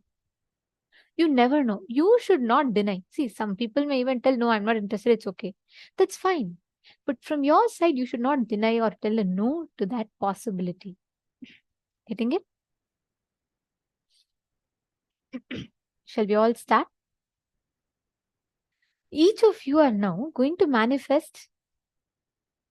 Ma Prithvi Prasad, can I call more than one? You can call any number you want. One was just an example that I gave. You can call any number of people that you want, of course. See, but understand what exactly you should do. See, this power is called the power of shifting someone's inner space. You have the ability to influence another person's inner space in front of you. Just by you changing your inner space, you'll be able to shift another person's inner space. What you're going to do is you're going to be calling one of your friends, anyone, okay? And ask them, first request their consent, introduce that you're attending such and such a program. It's a 21-day program and it's free. Just let them know. So they have some context and tell them that, this power manifestation, you're just wanting to manifest with them. You're going to scan and identify what is the exact thought current. First, let them ask them, tell me one reality you want to manifest. It could be anything. I want to buy a car. I want to buy a dress. I want to attend Paramashivoham. I want to become a Sarvajñapita Yajaman, or I want to become an entrepreneur. It could be anything. Ask them to share the reality that they want to manifest. Once they share the reality, you are going to scan and identify what exactly is stopping them from manifesting that reality. What is the exact pattern that is stopping them? Once you identify that, scan, visualize Swamiji in your third eye, and open the Living Enlightenment book from your phone. And just connect to Swamiji. You will land on the exact page that is a solution for them. The moment you read it, you will feel a shift inside you. With that shift, tell them the solution. Just read out that Living Enlightenment book or Bhagavad Gita book and give them that as a solution. Share that Bhagavad Gita book or Living Enlightenment book to them as a solution. Very simple. Just do this step. That's all.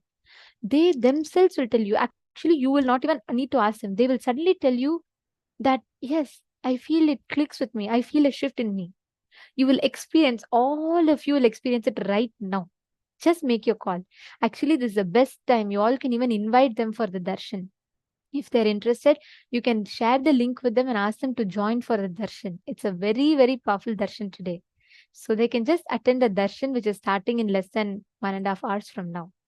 But from your side, now you take the step, start calling, reaching out to them. Invite them for Paramashivoham as well. But first, don't go with the focus of getting them for Paramashivoham. Go with the agenda to first shift their inner space, to give them a breakthrough in whichever space that they're stuck in. Go from that space.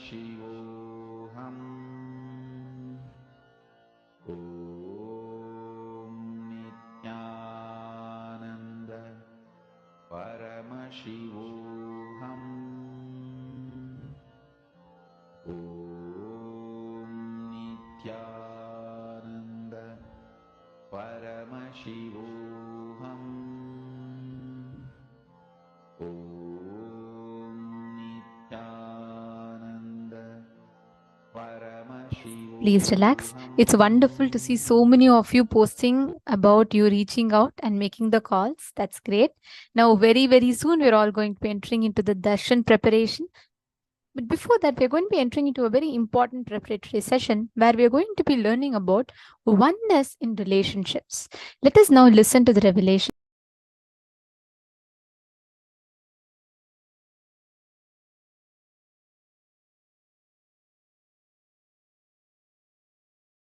Understand? People cognize relationship in various shades.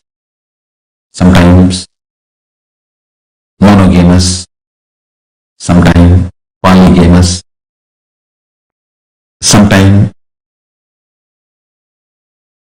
complete celibacy, sometimes complete suppression, not celibacy, suppression. Sometimes over expression, over sexed. Various shades. First thing I want to tell you, I am not going to tell you what is right, what is wrong, what you should do, what you should not do. No. I am going to tell you cosmic constitution, what Paramashiva wants. How he looks at the shades of relationships, like a rainbow shades. How he looks at the whole shades, that's all I'm going to tell you. Understand?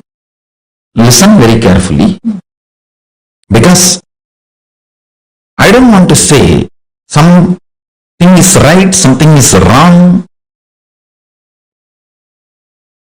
because it all depends upon the natural selection you have done, your body has done. Understand? You are totality of your body and consciousness. Chit Jata Granthi. That is what Hindu tradition, Sanatana Hindu Dharma, cosmic constitution describes you. Chit Jata Granthi.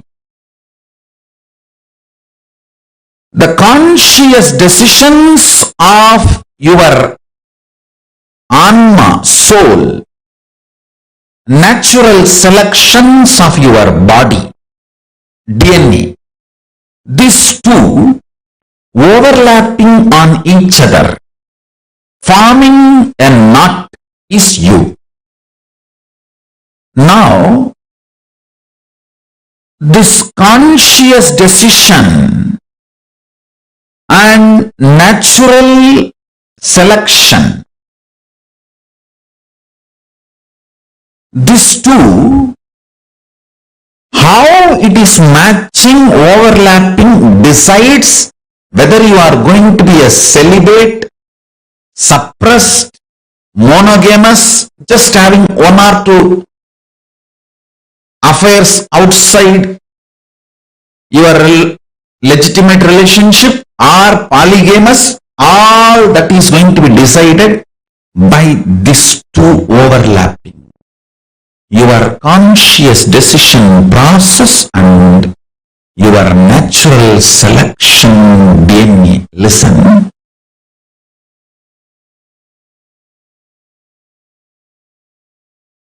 Just because every one of you have a human body, do not think you are all human beings.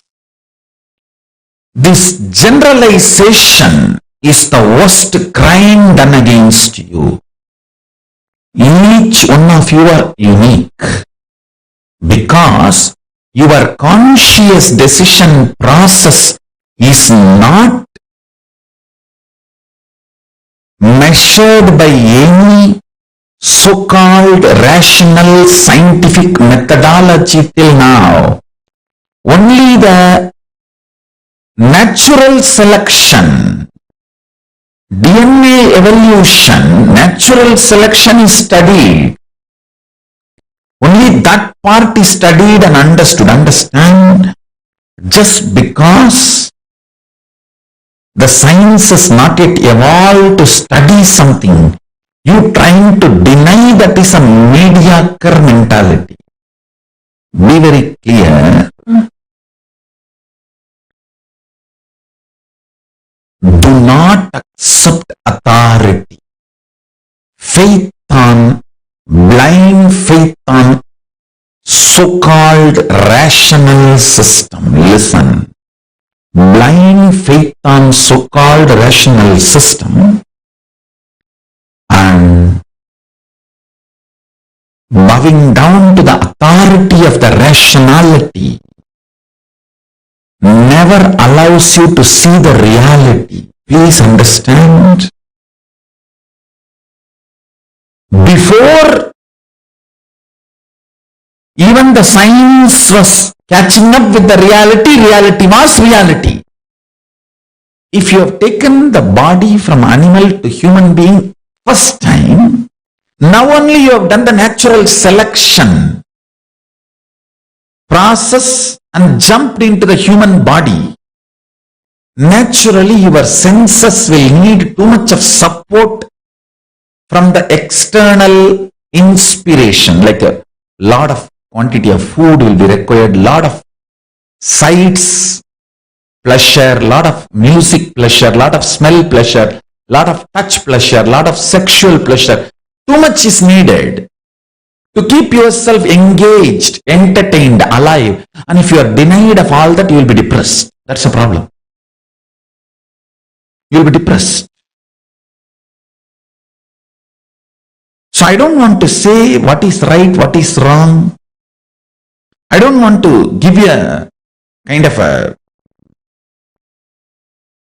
generalized solution. I will reveal the sacred secrets Paramashiva reveals. If you have already done the survival, means the natural selection process, more and more means from animal body you took the jump to human body. In the human body you lived few births and you have done a lot of conscious decision and more natural selection, and you evolved your system. Suddenly, listen carefully, too much of shadow of conscious decision gets embedded into your natural selection process and you develop something called Divya Sarira, light body, which reduces your sensual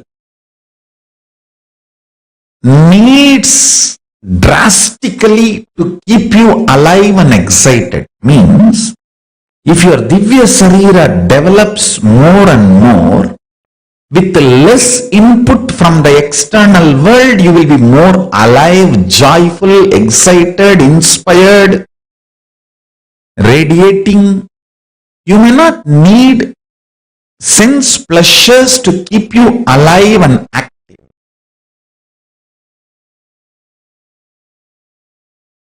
Now, you need to look in and see where you are standing in your natural selection process and where you want to go using your conscious decision power. Natural selection is not prison if you know to use conscious decision. If you don't use conscious decision, the natural selection DNA you evolved can be a prison. Understand?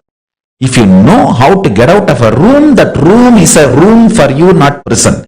If you don't know how to get out of a room, then that room itself is a prison for you. Understand? 5 times planet Earth has gone through complete extinction. But life comes back. That life you are carrying inside. That life you are carrying inside. Understand?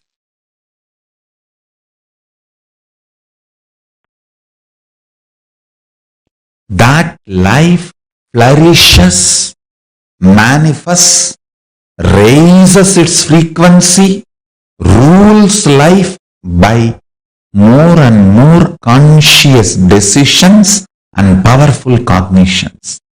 That is the greatest asset you can gather when you are a baby, when you are growing up. That is the best asset. I should say that is a fundamental right for all human beings.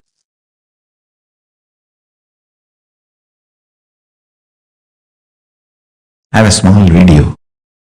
I wanted all of you to see a video called Cosmic Eye. Then I'll explain.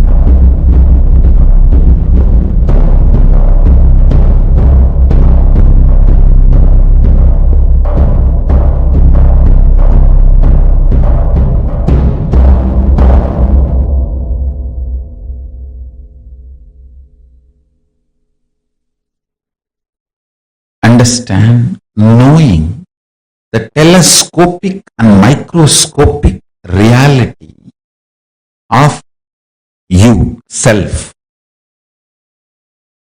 God, Ishvara, Jagat, universe, makes you make right decisions about relationships. Understand? Don't think I'm giving an impractical solution for your simple day-to-day problems. No. No band-aid solution can help you in your relationships. You think just a plastic smile can help you completely be happy with your family and relationships? No. Your core need to cognize powerful cognition. Only then your attitudes and understanding about you and life will get matured. Maturity means having the telescopic and microscopic vision, clarity, powerful cognition about everything you are handling in your life. Everything you are handling in your life having telescopic and microscopic vision is what I call enlightenment. When you know life cannot be destroyed, you know nothing can touch you, you will start loving and being compassionate with everyone. Hey, you can't destroy me, so I am compassionate and loving to you. You are not a threat for me. Nobody is a threat for me.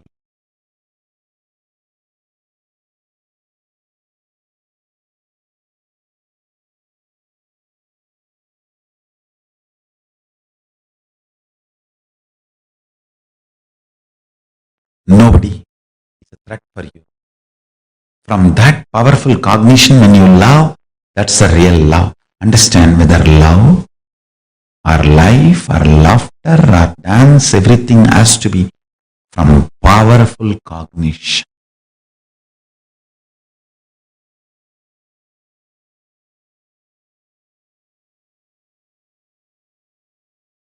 The shades of relationship is decided by the conscious decision process. Decide to use the conscious decision process to break free from the DNA you developed by natural survival.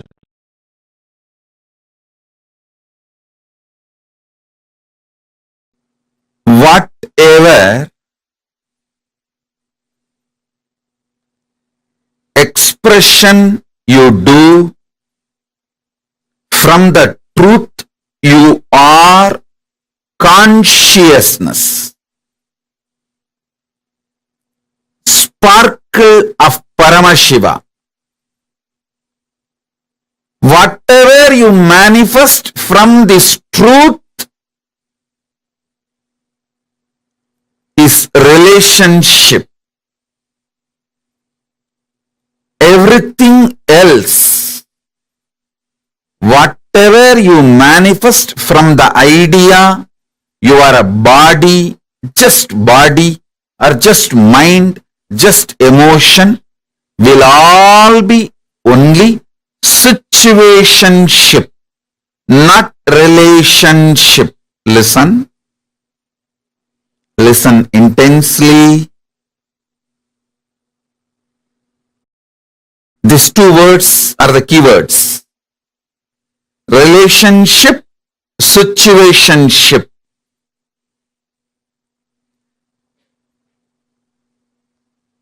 The inner understanding, the core understanding about you. If you have the understanding, you are consciousness. You are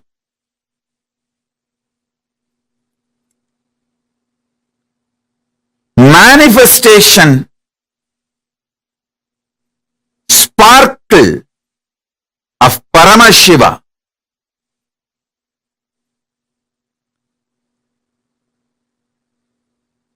From that space, whatever you build, you manifest. Whether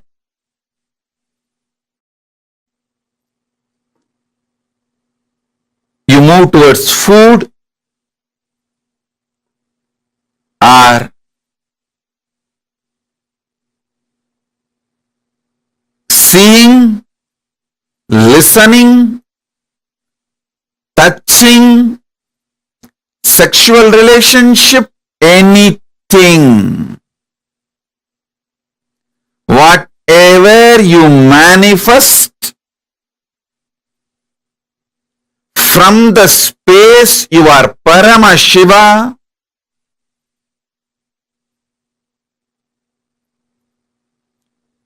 it will all be a relationship. amazing relationship.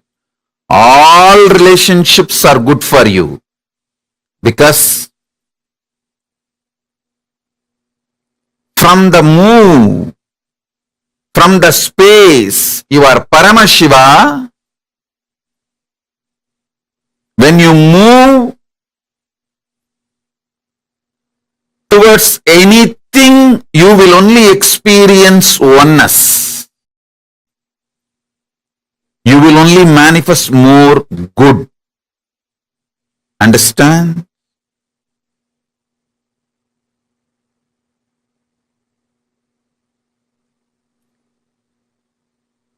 From the space you are Paramashiva, even if you eat, that food will become one with you and you will become one with that food. You will bless the food and the food will bless you. You will do good to the food and food will do good to you. It will all be amazing, auspicious relationship. I am giving the example of food, whether food or any sense, listening, smelling, seeing, touching, including sexual relationship. If you operate from the space you are Paramashiva, if you operate from the space you are Paramashiva, including sexual relationship, all will be auspicious, lead to more and more oneness. This beautiful Ardhanarishwara will be your experiential reality. Ardhanarishwara is the pure manifestation of the cosmic union, Paramashiva and Paramashiva Shakti. Listen. From the space you are Paramashiva. When you operate, you are literally living God. Not God-man, living God. Understand?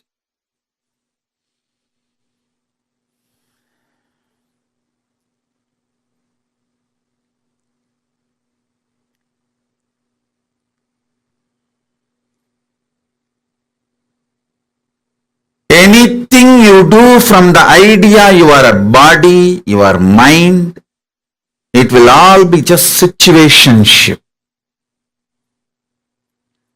Do not expect any relationship started with the idea you are just a body and mind to be a permanent relationship in your idea, in your life. Even the word relationship is wrong. Everything you do from the idea you are body and mind is just situationship.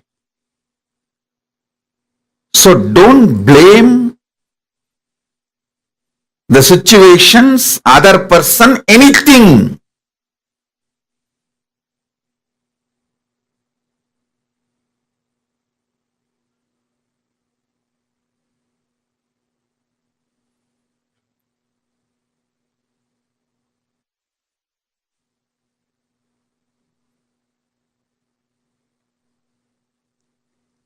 You are trying to get milk, cow milk from chicken, from hen. No, it is not possible. Don't expect the fulfillment of a relationship from situationship.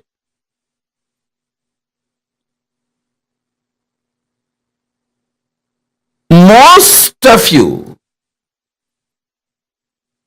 get into so-called relationships because a situation pushed you into it, that's all. Even if it was your willful decision, the will you carry is operated, it functioned, it manifested from the idea, your body and mind. See, you operate from the idea of body and mind, but you expect something which can come only from consciousness. Fulfillment, completion, peace, all this can come only from consciousness. Something which can come only from consciousness, how do you expect it from the operations you did from the idea, your body and mind?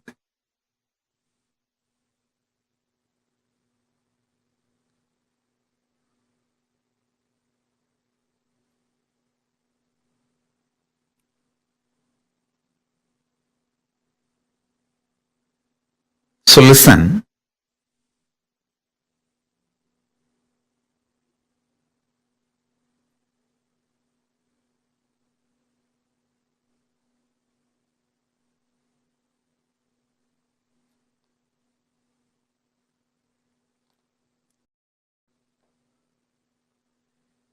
Contemplate and meditate intensely. See how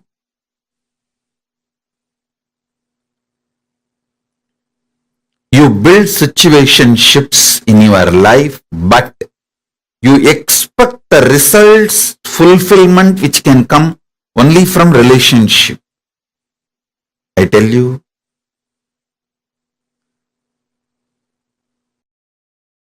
from the right space, anything originates will be an amazing relationship. With the wrong space, anything originates will be just situationship. I am not saying situationships are wrong. I am only saying don't expect too much from situationship. At least be very clear. Your situationship cannot cater, give you what relationship can give. You marry ordinary man or a woman who is cunning, strategic, violent, exploiting, manipulating exactly like you, and you expect the other person should behave like Paramashiva, should give you everything you will get only from Paramashiva or Paramashiva Shakti. What is this? Listen. You get into a relationship. You marry a male or a female, someone exactly like you. Hypocritical, cunning, exploitative, manipulative, cheating, strategic. You marry exactly a person like you. You get into a relationship with exactly a person like you. But you expect you should get everything you will get only from Paramashiva and Paramashiva Shakti from the other person. Situationship cannot give what relationship can give you.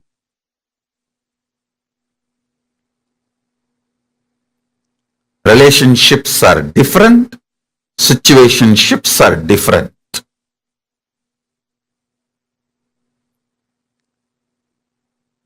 Only the absolute honest connection you have with your consciousness, through your consciousness with Paramashiva, only call that as relationship. Everything else, call it as situationship. Listen. You cognizing, knowing your consciousness, your relationship with your consciousness, that can be called as relationship. Through the realization you are consciousness, the relationship you build with Paramashiva, that can be called as relationship. Other than this, do not call anything as relationship. Everything else is situationship.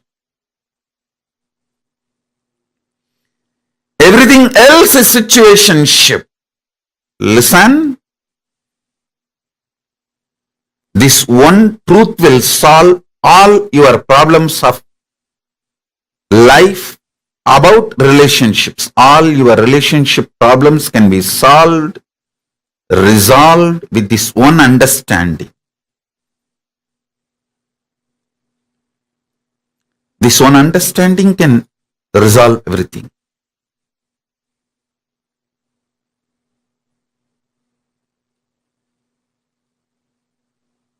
Other than your conscious relationship with yourself, your conscious relationship with Paramashiva, everything else is situationship. Meditate on this.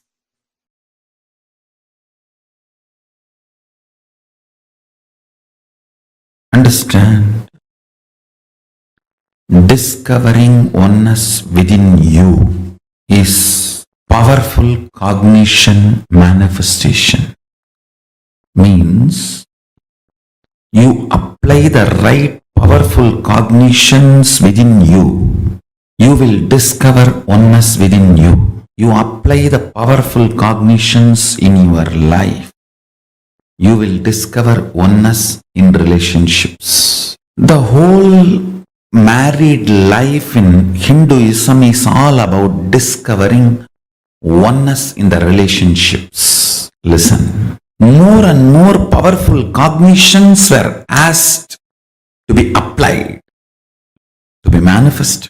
More and more powerful cognitions were supposed to be breathed and lived. I tell you, more powerful cognitions, more matured you will be with you. More powerful cognitions, more matured you will be with others. Fundamentally, oneness in relationships is nothing but more and more powerful cognition.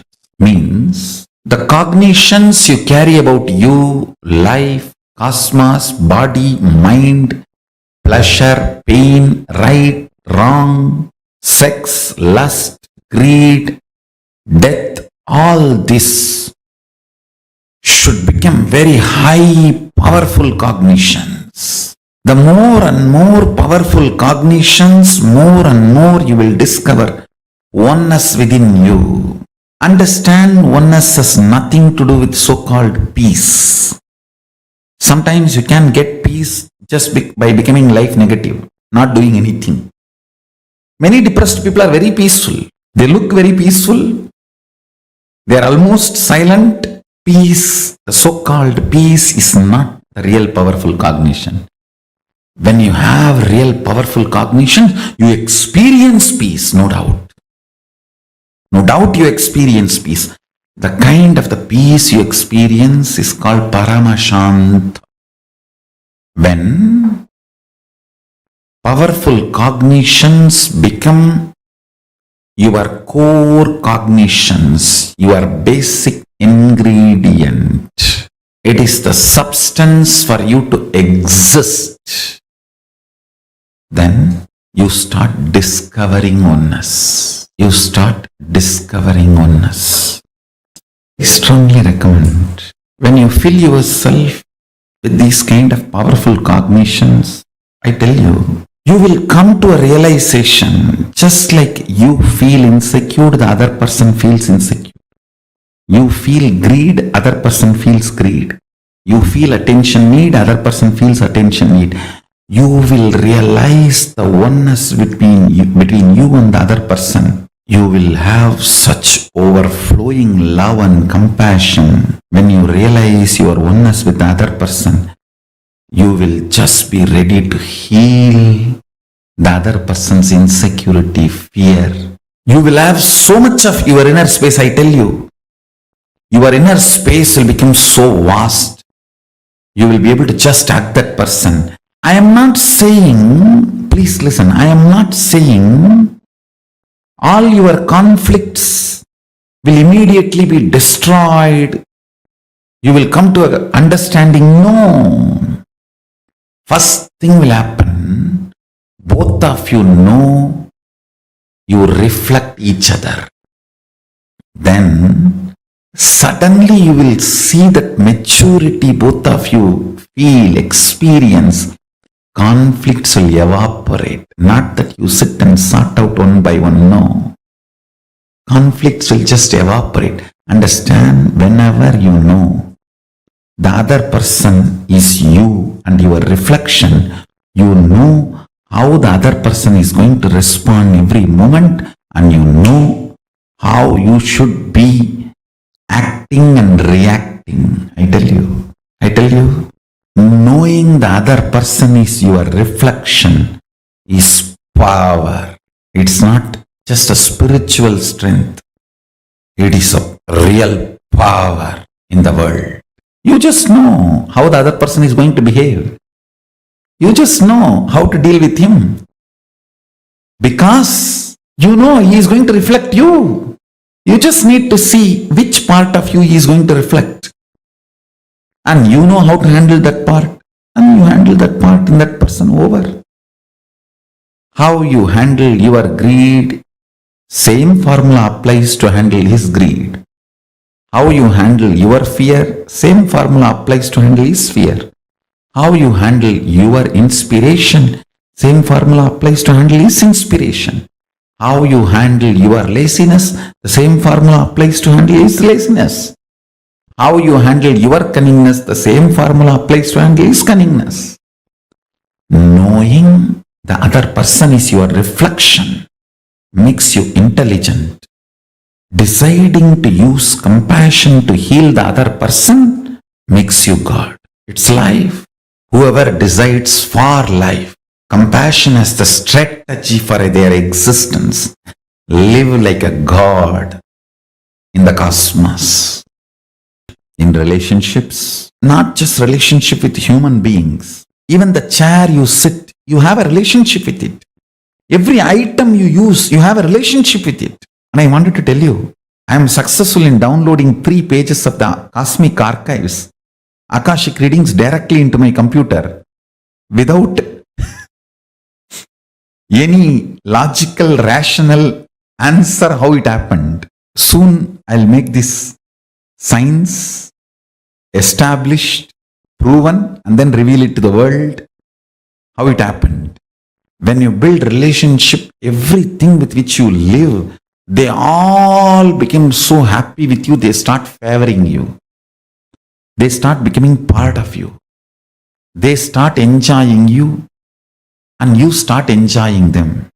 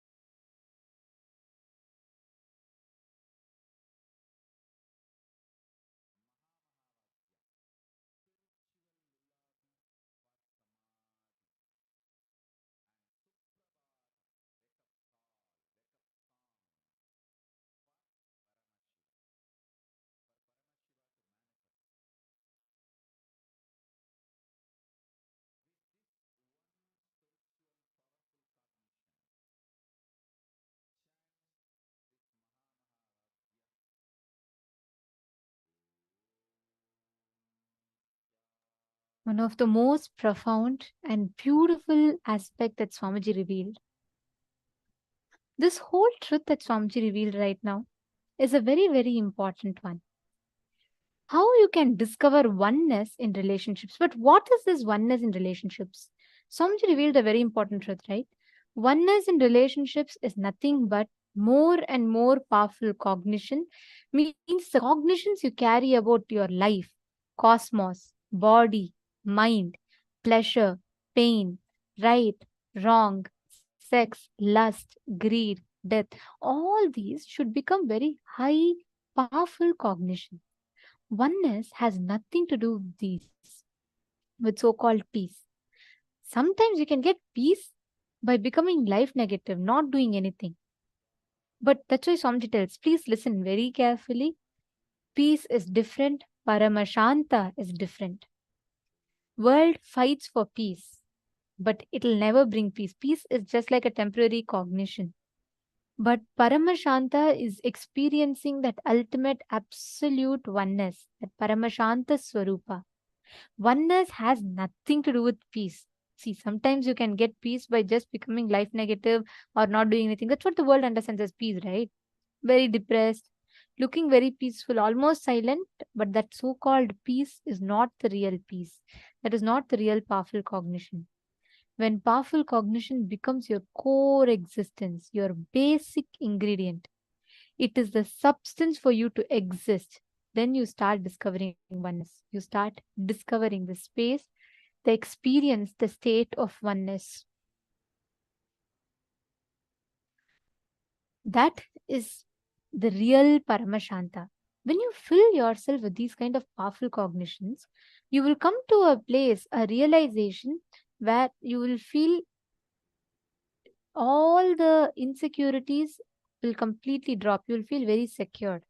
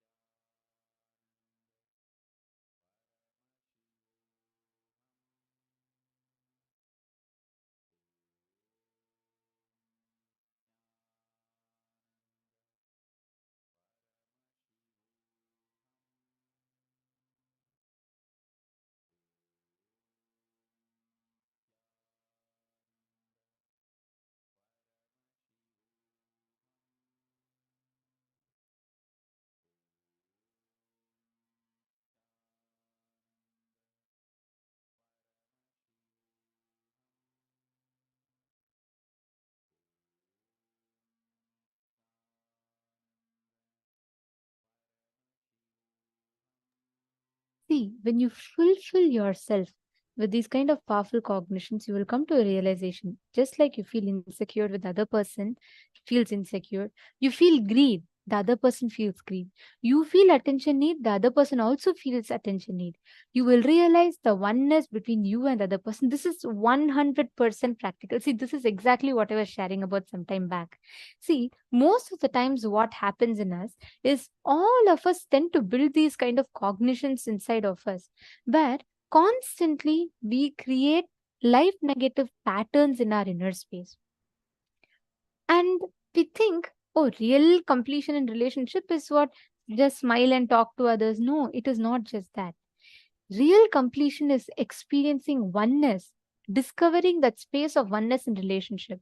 Swamiji explains beautifully the right logic of handling any relationship is, if I were in their situation, and if how will I expect life to deal with me? Come on, let me deal the same way with them. That is the real oneness. That is the right strategy to experience fulfillment in any relationships in life. And this is what Swamiji very beautifully reveals. In this whole session, this is a profound truth that Swamiji revealed to all of us.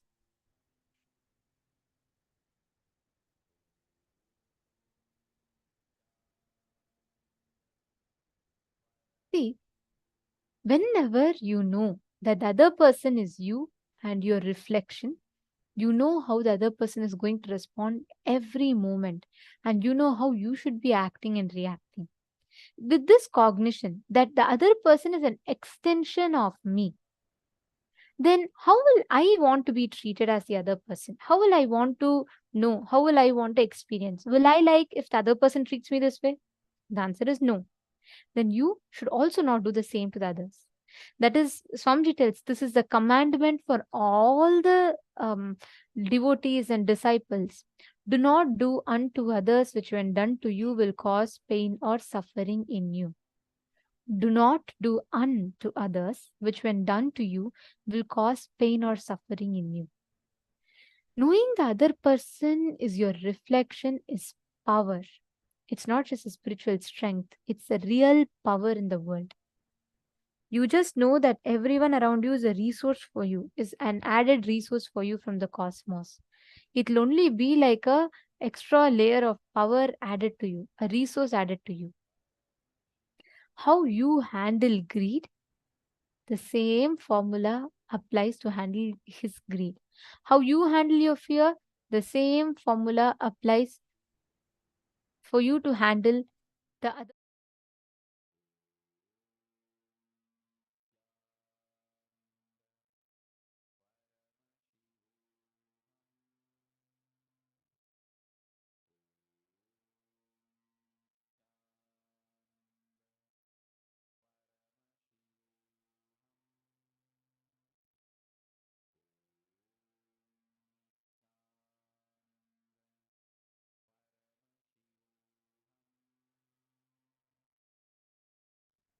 Now, I request every one of you to take your paper and pen and write down just this one truth. How do you apply this cognition in the top 3 relationships in your life that you had picked up some time back? Just take a few minutes and write this down. Write down how you will apply this cognition in the 3 relationships of your life. Please take a few minutes and pen down.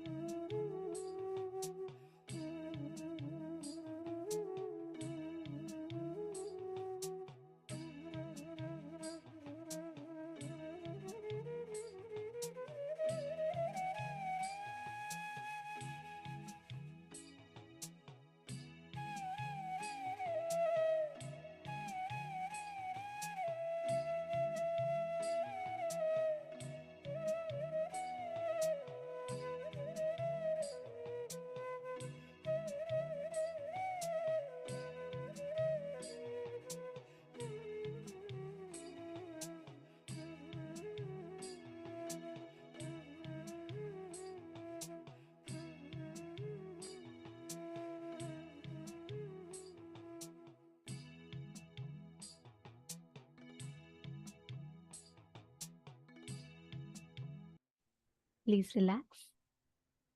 Okay, so please understand now what each of you have worked on right now, what each of you have written down.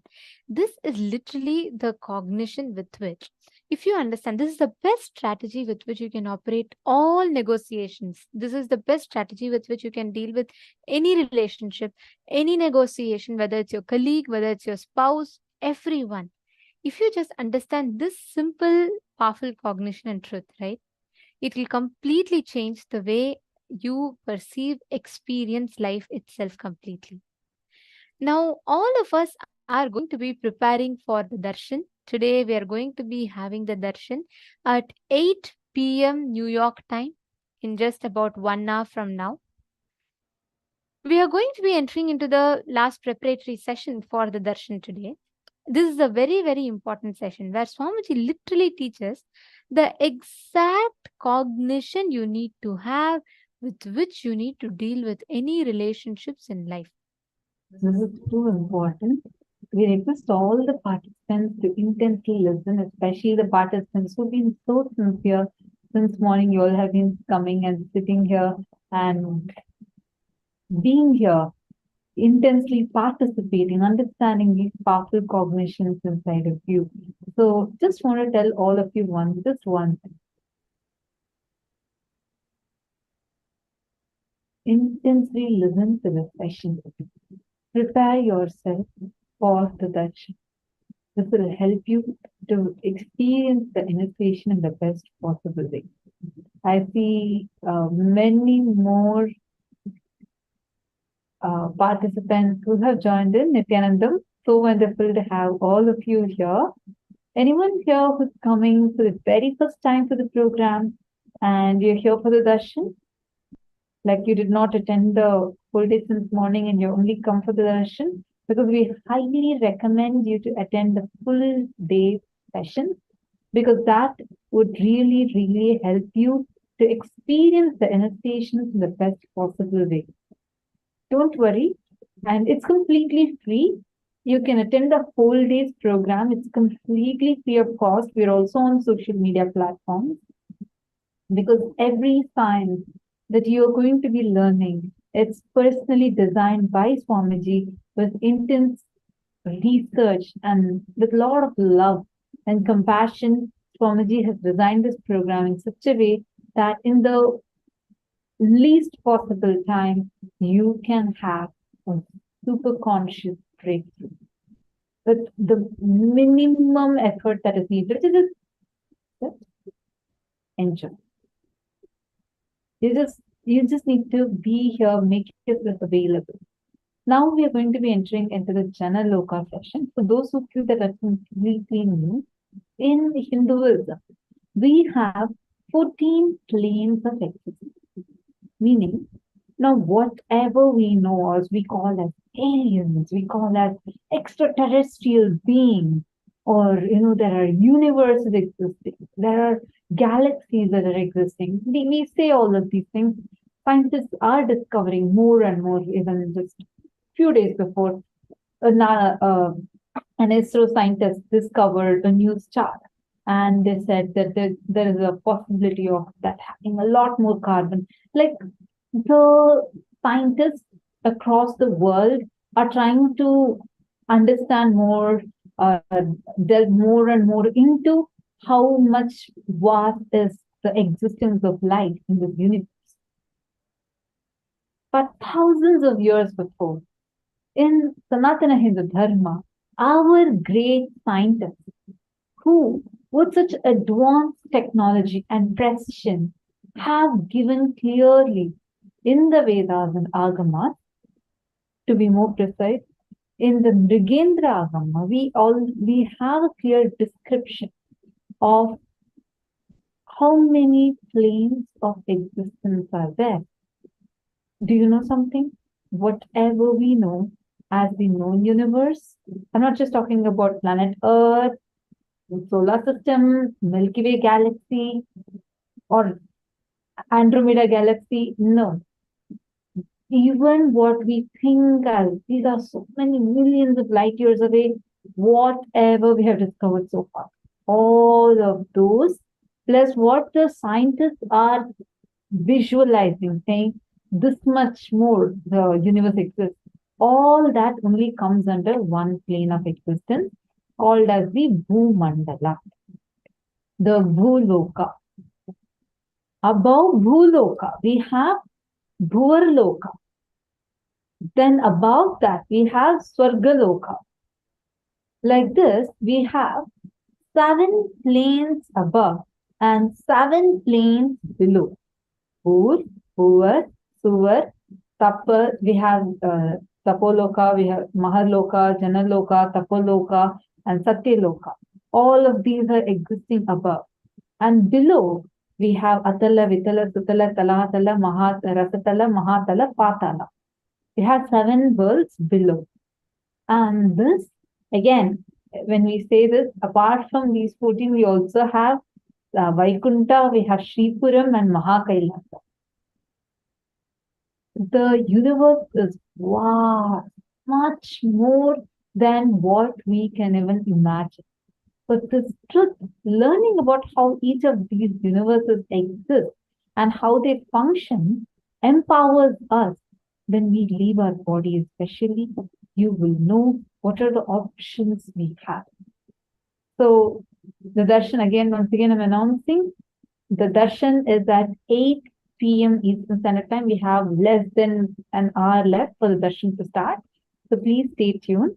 Intensely listen to this session now. We are going to be understanding about Jana loka. This is a plane of existence where intense oneness phase is lived.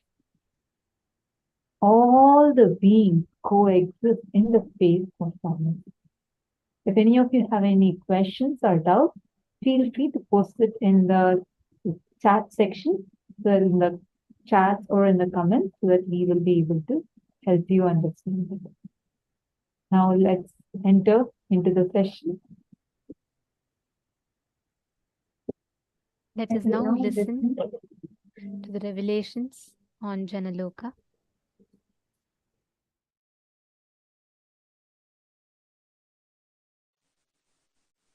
Jana loka is the place where you can exist in multiple bodies at a time. You experience oneness as the super reality.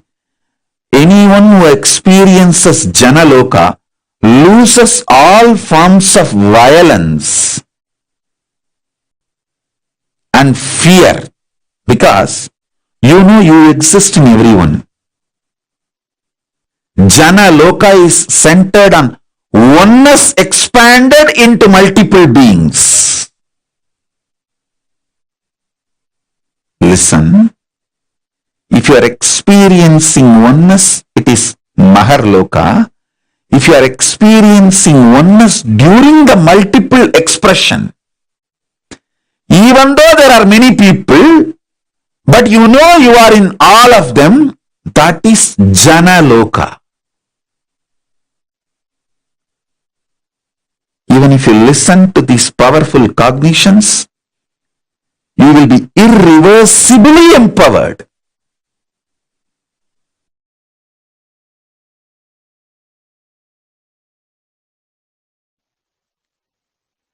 Oneness, decision to live in oneness,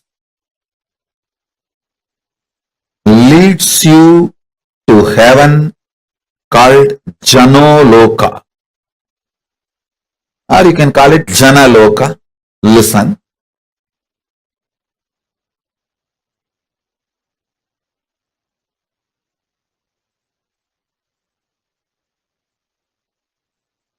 I'll give you this example.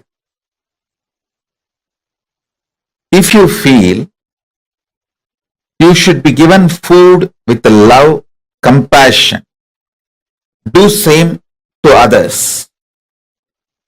If you feel, even if you feel like taking marijuana, cocaine, drugs, alcohol, people around you should be ferocious and not to give you that, protect you, do the same to others. If you feel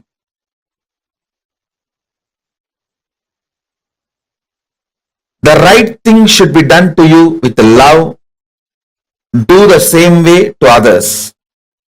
If you feel you should be protected from the wrong things, do the same to others. Listen carefully.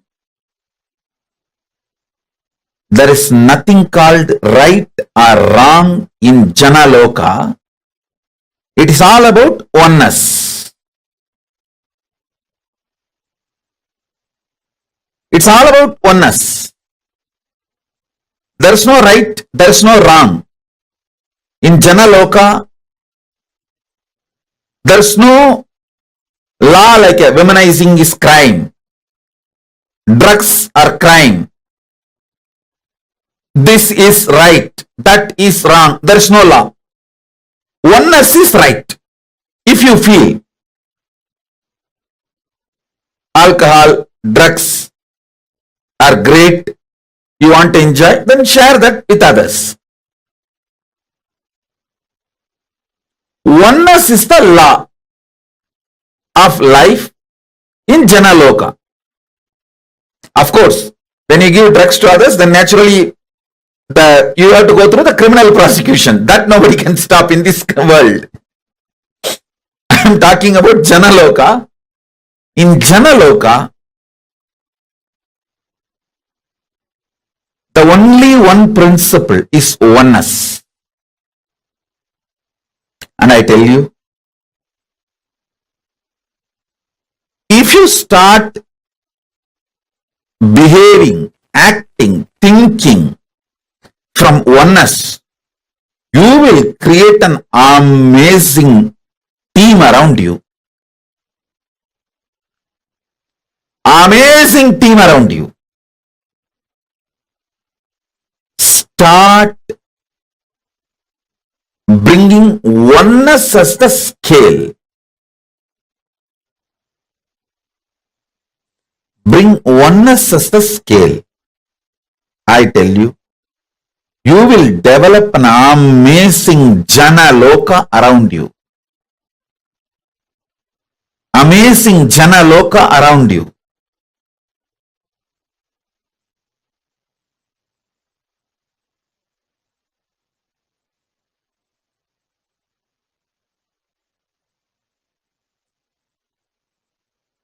Understanding oneness, celebrating oneness, wherever you can't implement oneness due to the law of the land, making it clear to people around you, hey, this is what is oneness as far as I understand. That's what I do to my body, myself. But the law of the land requires this. I wanted to tell you clearly upfront. Even if you start making things clear, you will develop an amazing team around you.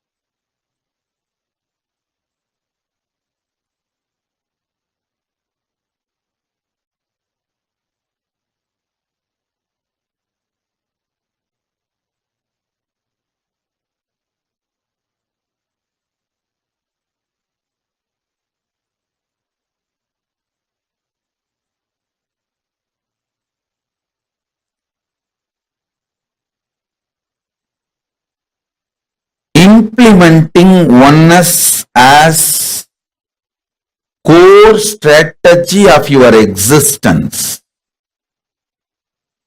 makes you to go to Jana loka and makes the Jana loka manifest around you.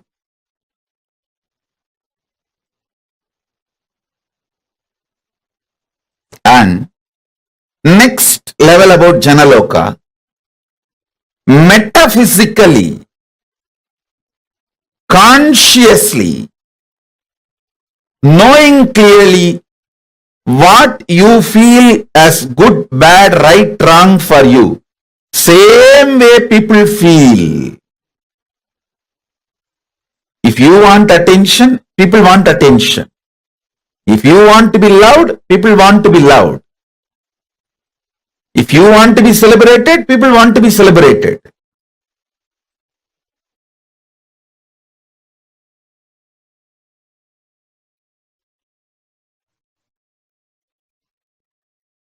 Jana loka means where billions of beings exist in complete sync. All of them are in the state of Advaita. All of them feel one with each other. Listen, Nithyananda of Jana loka experienced the oneness experience 360 degree at the age of 12. If you know what I experienced, what I describe as first enlightenment experience, that 360 degree, I felt I am alive.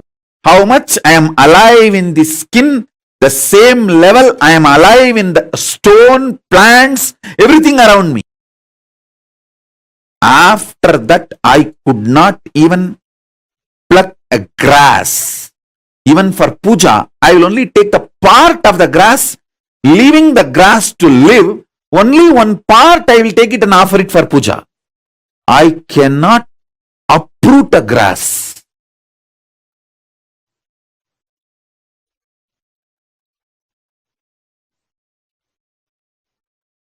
Because I know I exist.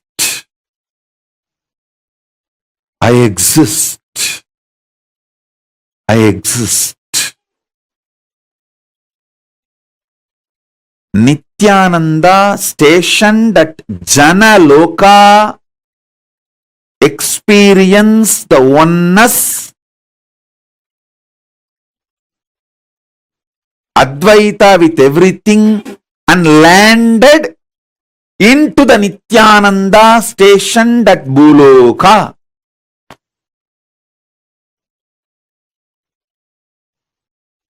Arunachala hill is connected to the whole, all 14 lokas. He is 14 loka. Embodiment of 14 loka, Paramashiva.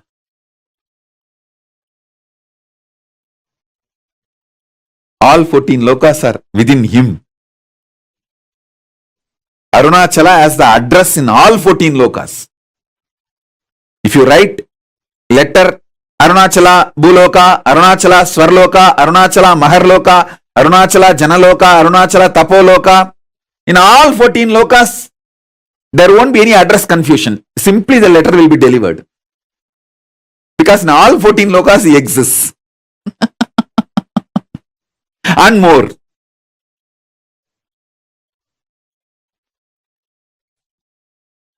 Because he is the linga.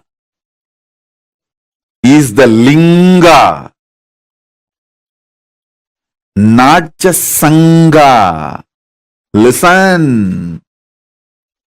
KAILASA is sangha. I am not disrespecting KAILASA. I am giving you the understanding. KAILASA is sangha. Arunachala is linga. Paramashiva himself, deity,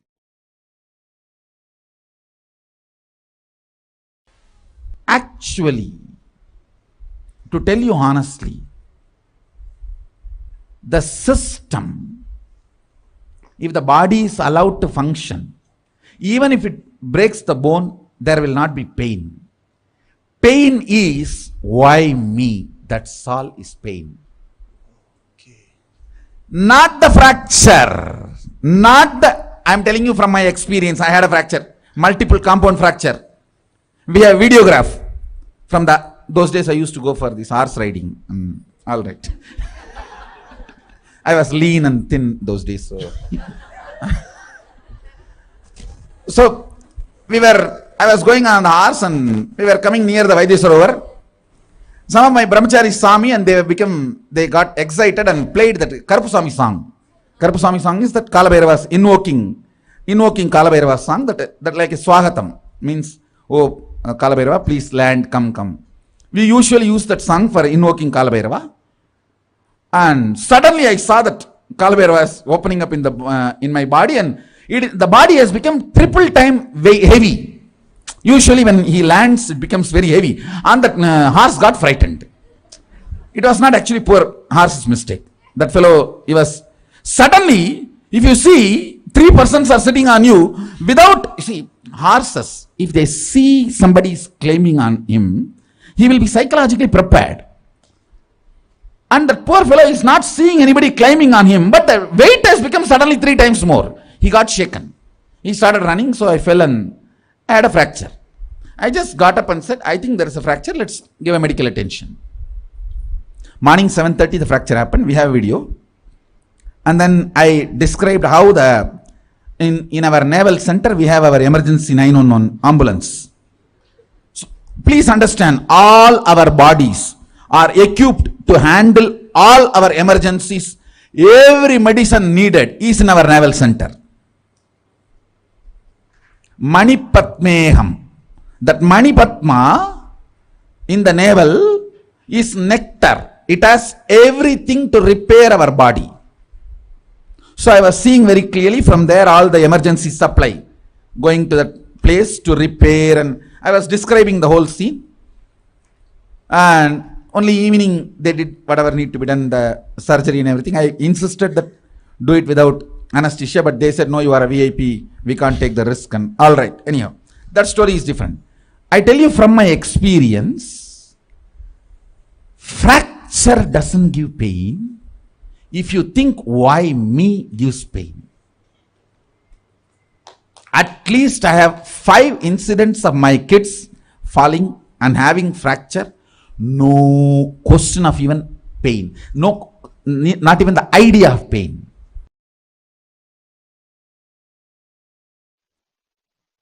When I say, hey, you can have 25 independent, intelligent energies. You can make 25 independent power manifestations at a time. If you feel one with it, if you are vibrating with it, if you feel, yeah, then I can do third eye and make the Atmalinga stand erect, all these 2-3 things at a time, I can do 25 power manifestation at a time. If you vibrate with it, you are in oneness with me. We both are meeting in Jana loka. The teleportation of Jana loka is happening into Bhu loka in you.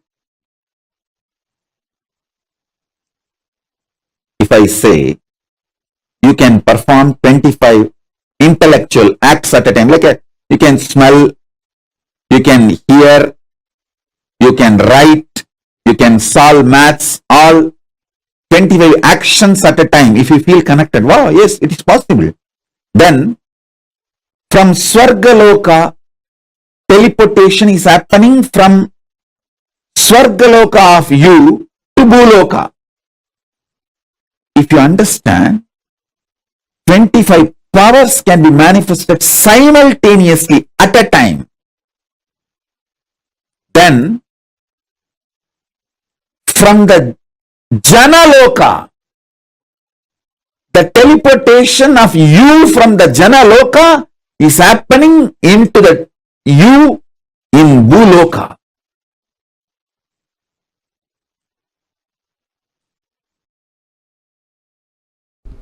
If this consciousness can move these hands, why not the air next to the hands?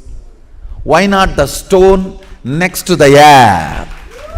Why not the hill next to the stone? the powerful cognitions have started manifesting.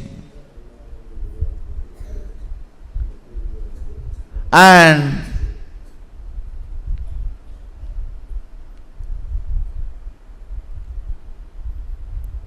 the powerful cognitions have brought understanding, knowledge, powers, all rooted, centered on this one click. If there is something which is you, which can give a command to move this matter, and this matter moves, the ultimate is in you. It can tell, command, order any matter to move.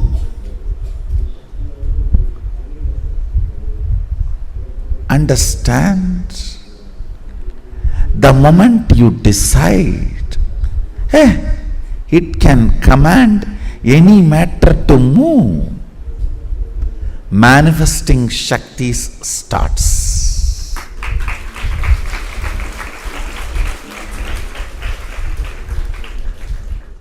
I am telling it is not moving is inauthenticity, powerless cognitions, the conclusions before even you try.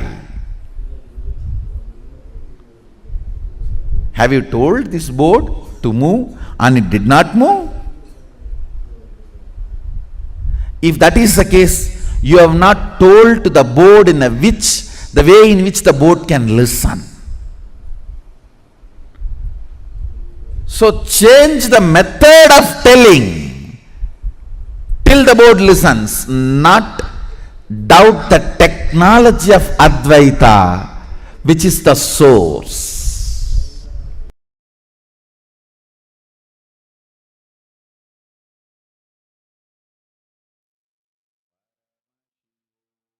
That's an amazing, powerful revelation on Jana, loka, and how to very practically live this oneness-based life. How to live this lifestyle of oneness.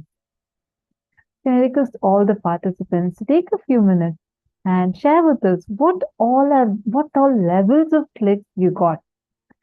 Once again, to all the participants, in about half an hour, we are going to be having the live darshan of Swamiji. Swamiji is going to be coming for a very special darshan. So please stay tuned. We have it at 8 p.m. Eastern Standard Time. Can I request all the participants that are here right now with us? What did you understand about Jana Loka? What did you understand as experiencing this space of oneness? Please take a few minutes and share. Each of you can post. What did you understand? What does it mean to be in that space of oneness according to you? Because this is one of the most basic key to understand the truth or how you can have successful relationships in life. This is the key, the fundamental key that Swamiji has revealed to us. So come on, can I request every one of you to please post in the chat? What did you understand as Jana Loka? Everyone is my reflection. Mardiana's below has posted, understanding that everyone is my reflection. However, it would be Jana.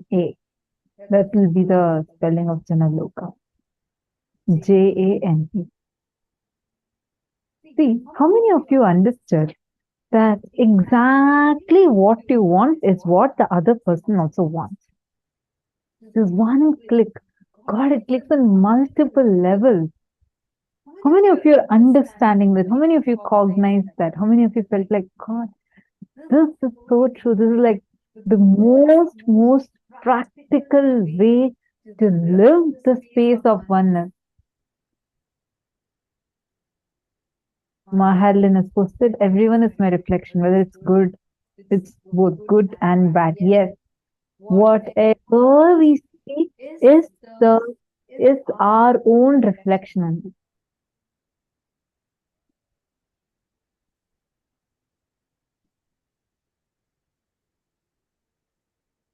expanded into multiple beings. Absolutely, yes. Maharatna Prabha, that's the way Jana loka exists. Now, what did Swamiji say about what if you start doing? Okay, question to everyone. What if you start doing? You will be able to build an amazing team around you. What is that one thing? When you start doing, you will be able to build an amazing team around you.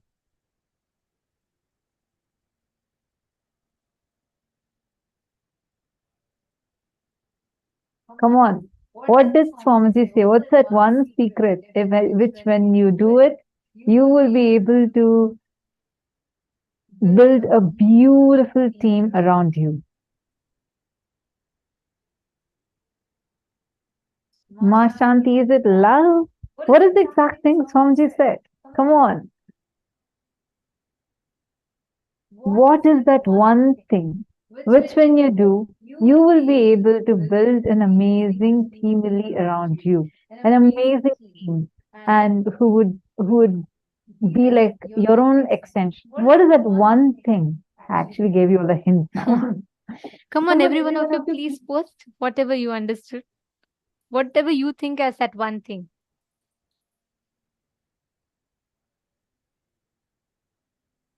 Okay, I have many right answers coming in. Wonderful. Go ahead, all of you post. What is that one thing which when you do, you would be able to build an amazing team around you?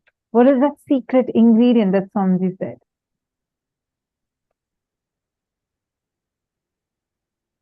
Okay. Many people are giving me the right answers. I'm not going to tell where. You all can also not look into your Zoom and guess because we have 10 Zoom rooms that are there. In various rooms, we have different answers coming.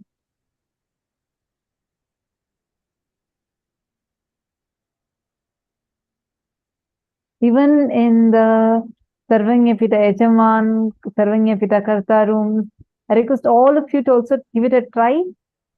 Ma Kala Kala Priye and Ramesh Kanalaya, what is that one thing? What did Swamiji say? What is that one thing which when you do, you will be able to build an amazing team around you?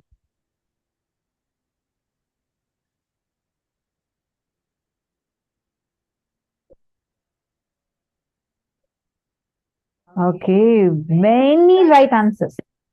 I saw even in the mail room also, many of you have given the right answer. It shows all of you intensely listening. Your right answer is the space of oneness, where you know what exactly you want is what the other person also wants. And as Ma Prithvi, you have also posted saying that you being very clear from your side, like Swamiji explained. At least that's the right step to start with. Even making things very clear will make you so powerful and make you start building an amazing team. Wonderful. All can give a good hand to all the people who have posted the right answer. So now, can each of you give me an example how you are going to be implementing this space of oneness in your lives? Come on.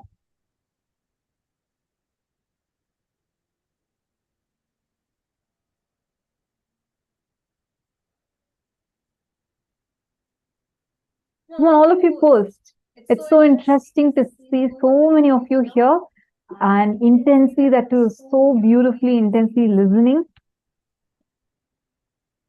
Okay, we have more answers. Bhaskaranaya, Vendarshan, Asim, all of you post the answer. What exactly, how are you implementing oneness in your life? Give me one example. All of you post, come on, take a moment and you're going to give me an example. Bhupendra Aya and Manoj Talwar Aya, how are you going to implement? You're going to give me one incident. What you understood from what Swamiji said. How are you going to implement this strategy for your life as oneness. Give me one example of any one situation. It can even be your spouse is coming for an argument and you're going to use the power of oneness to deal with that. Just kidding. So you have multiple options. Come on, you can give me any one example. From each of you should post one example how you are planning to implement the space of oneness, the oneness as your strategy. Please take a moment and post. Like, really what clicked with me was like when Swamiji is explaining this on that session that we all watched. This is actually from one of the Paramashivoham sessions that Swamiji himself had conducted. And at that time, Swamiji gave an example. Swamiji said how, when your wife is coming and trying to ask you for a solution, be very clear not to open your mouth to give a solution. All she wants is, she just wants you to give listening. She already knows the solution. She would have prepared rather than only come. You give the listening, automatically she'll find the solution. See, it's basically you looking at what you want, exactly the same thing the other person wants. This is not the same as putting yourself in the other person's shoes. Because when we say that, we are like, it becomes more like, oh, okay, yeah, you need to understand their struggle. They may be tense. They may be like this. But when you cognize, hey, it's not that superficial. What you want, exact same thing is what the other person also wants.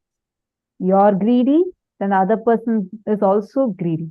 What space, how you will handle your greed, handle that other person's greed also exact same way. One of the key factors here is when we say we'll apply this for our team, it doesn't just end with your near and dear ones. Swamiji tells a very, very important statement.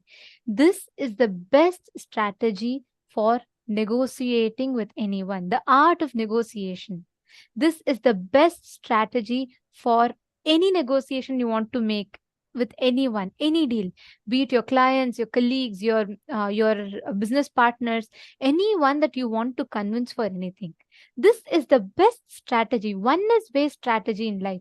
Swamiji told very beautifully, any other strategy, whether it is calculated, whether it is exploitative, whether it is selfish, or even if it is a win-win strategy, all of them will only lead you to a temporary success to a certain level. After that, you're bound to come back or you're bound to fail.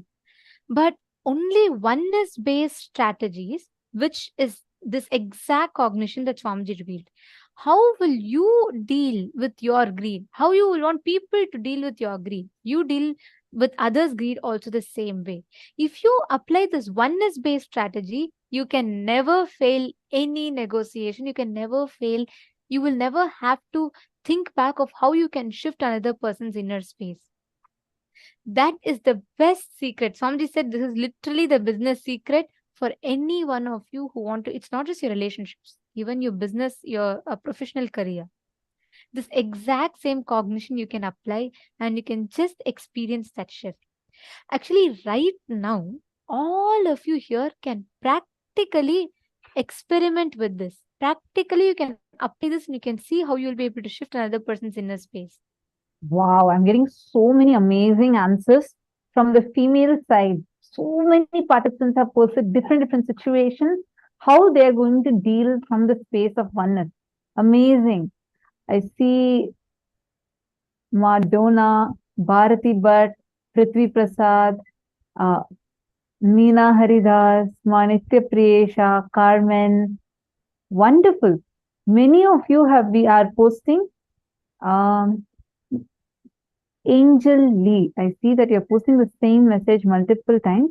Sorry, we are going to be entering into darshan very shortly. And before we continue the session, I just want to tell one thing. During the darshan, Swamiji has provided us an amazing opportunity where all of us can post our prayers and requests directly to Swamiji. We can send it as a message. And during this time, we are noticing that many of you are posting the same message multiple times in the Zoom room. So what is happening is, even when Swamiji is actually responding to your message, you are ending up missing it because you're continuously posting the same message multiple times. And it's also affecting the other participants to read the responses they receive from Swamiji. So I really request all of you, you can post how many ever boons you prayer requests you want, but please do not repeat the same message again and again and again. So I just wanted to tell this. And let's also make sure that we're giving enough time. Don't worry about getting a response. Every single message we all can see. Swamiji never misses a single message. He attends to every single of our prayer requests. So please, let's make sure we are respecting the sanctity and at the same time being sensitive to the others who are waiting for the darshan.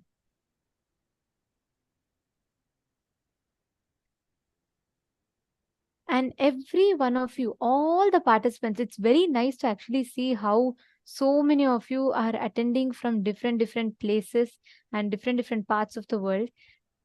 For many of you, it's your midnight, early morning that you're all sitting here.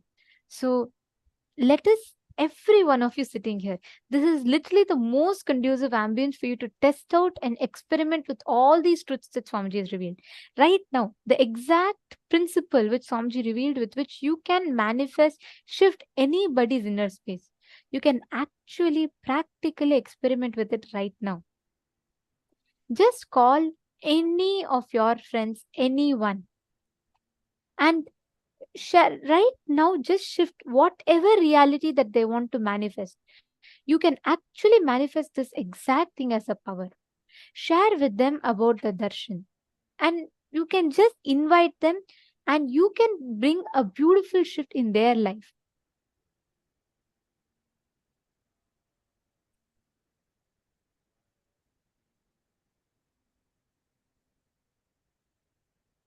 Every one of you can actually right now apply this beautiful cognition that Swamiji revealed and apply this in your life.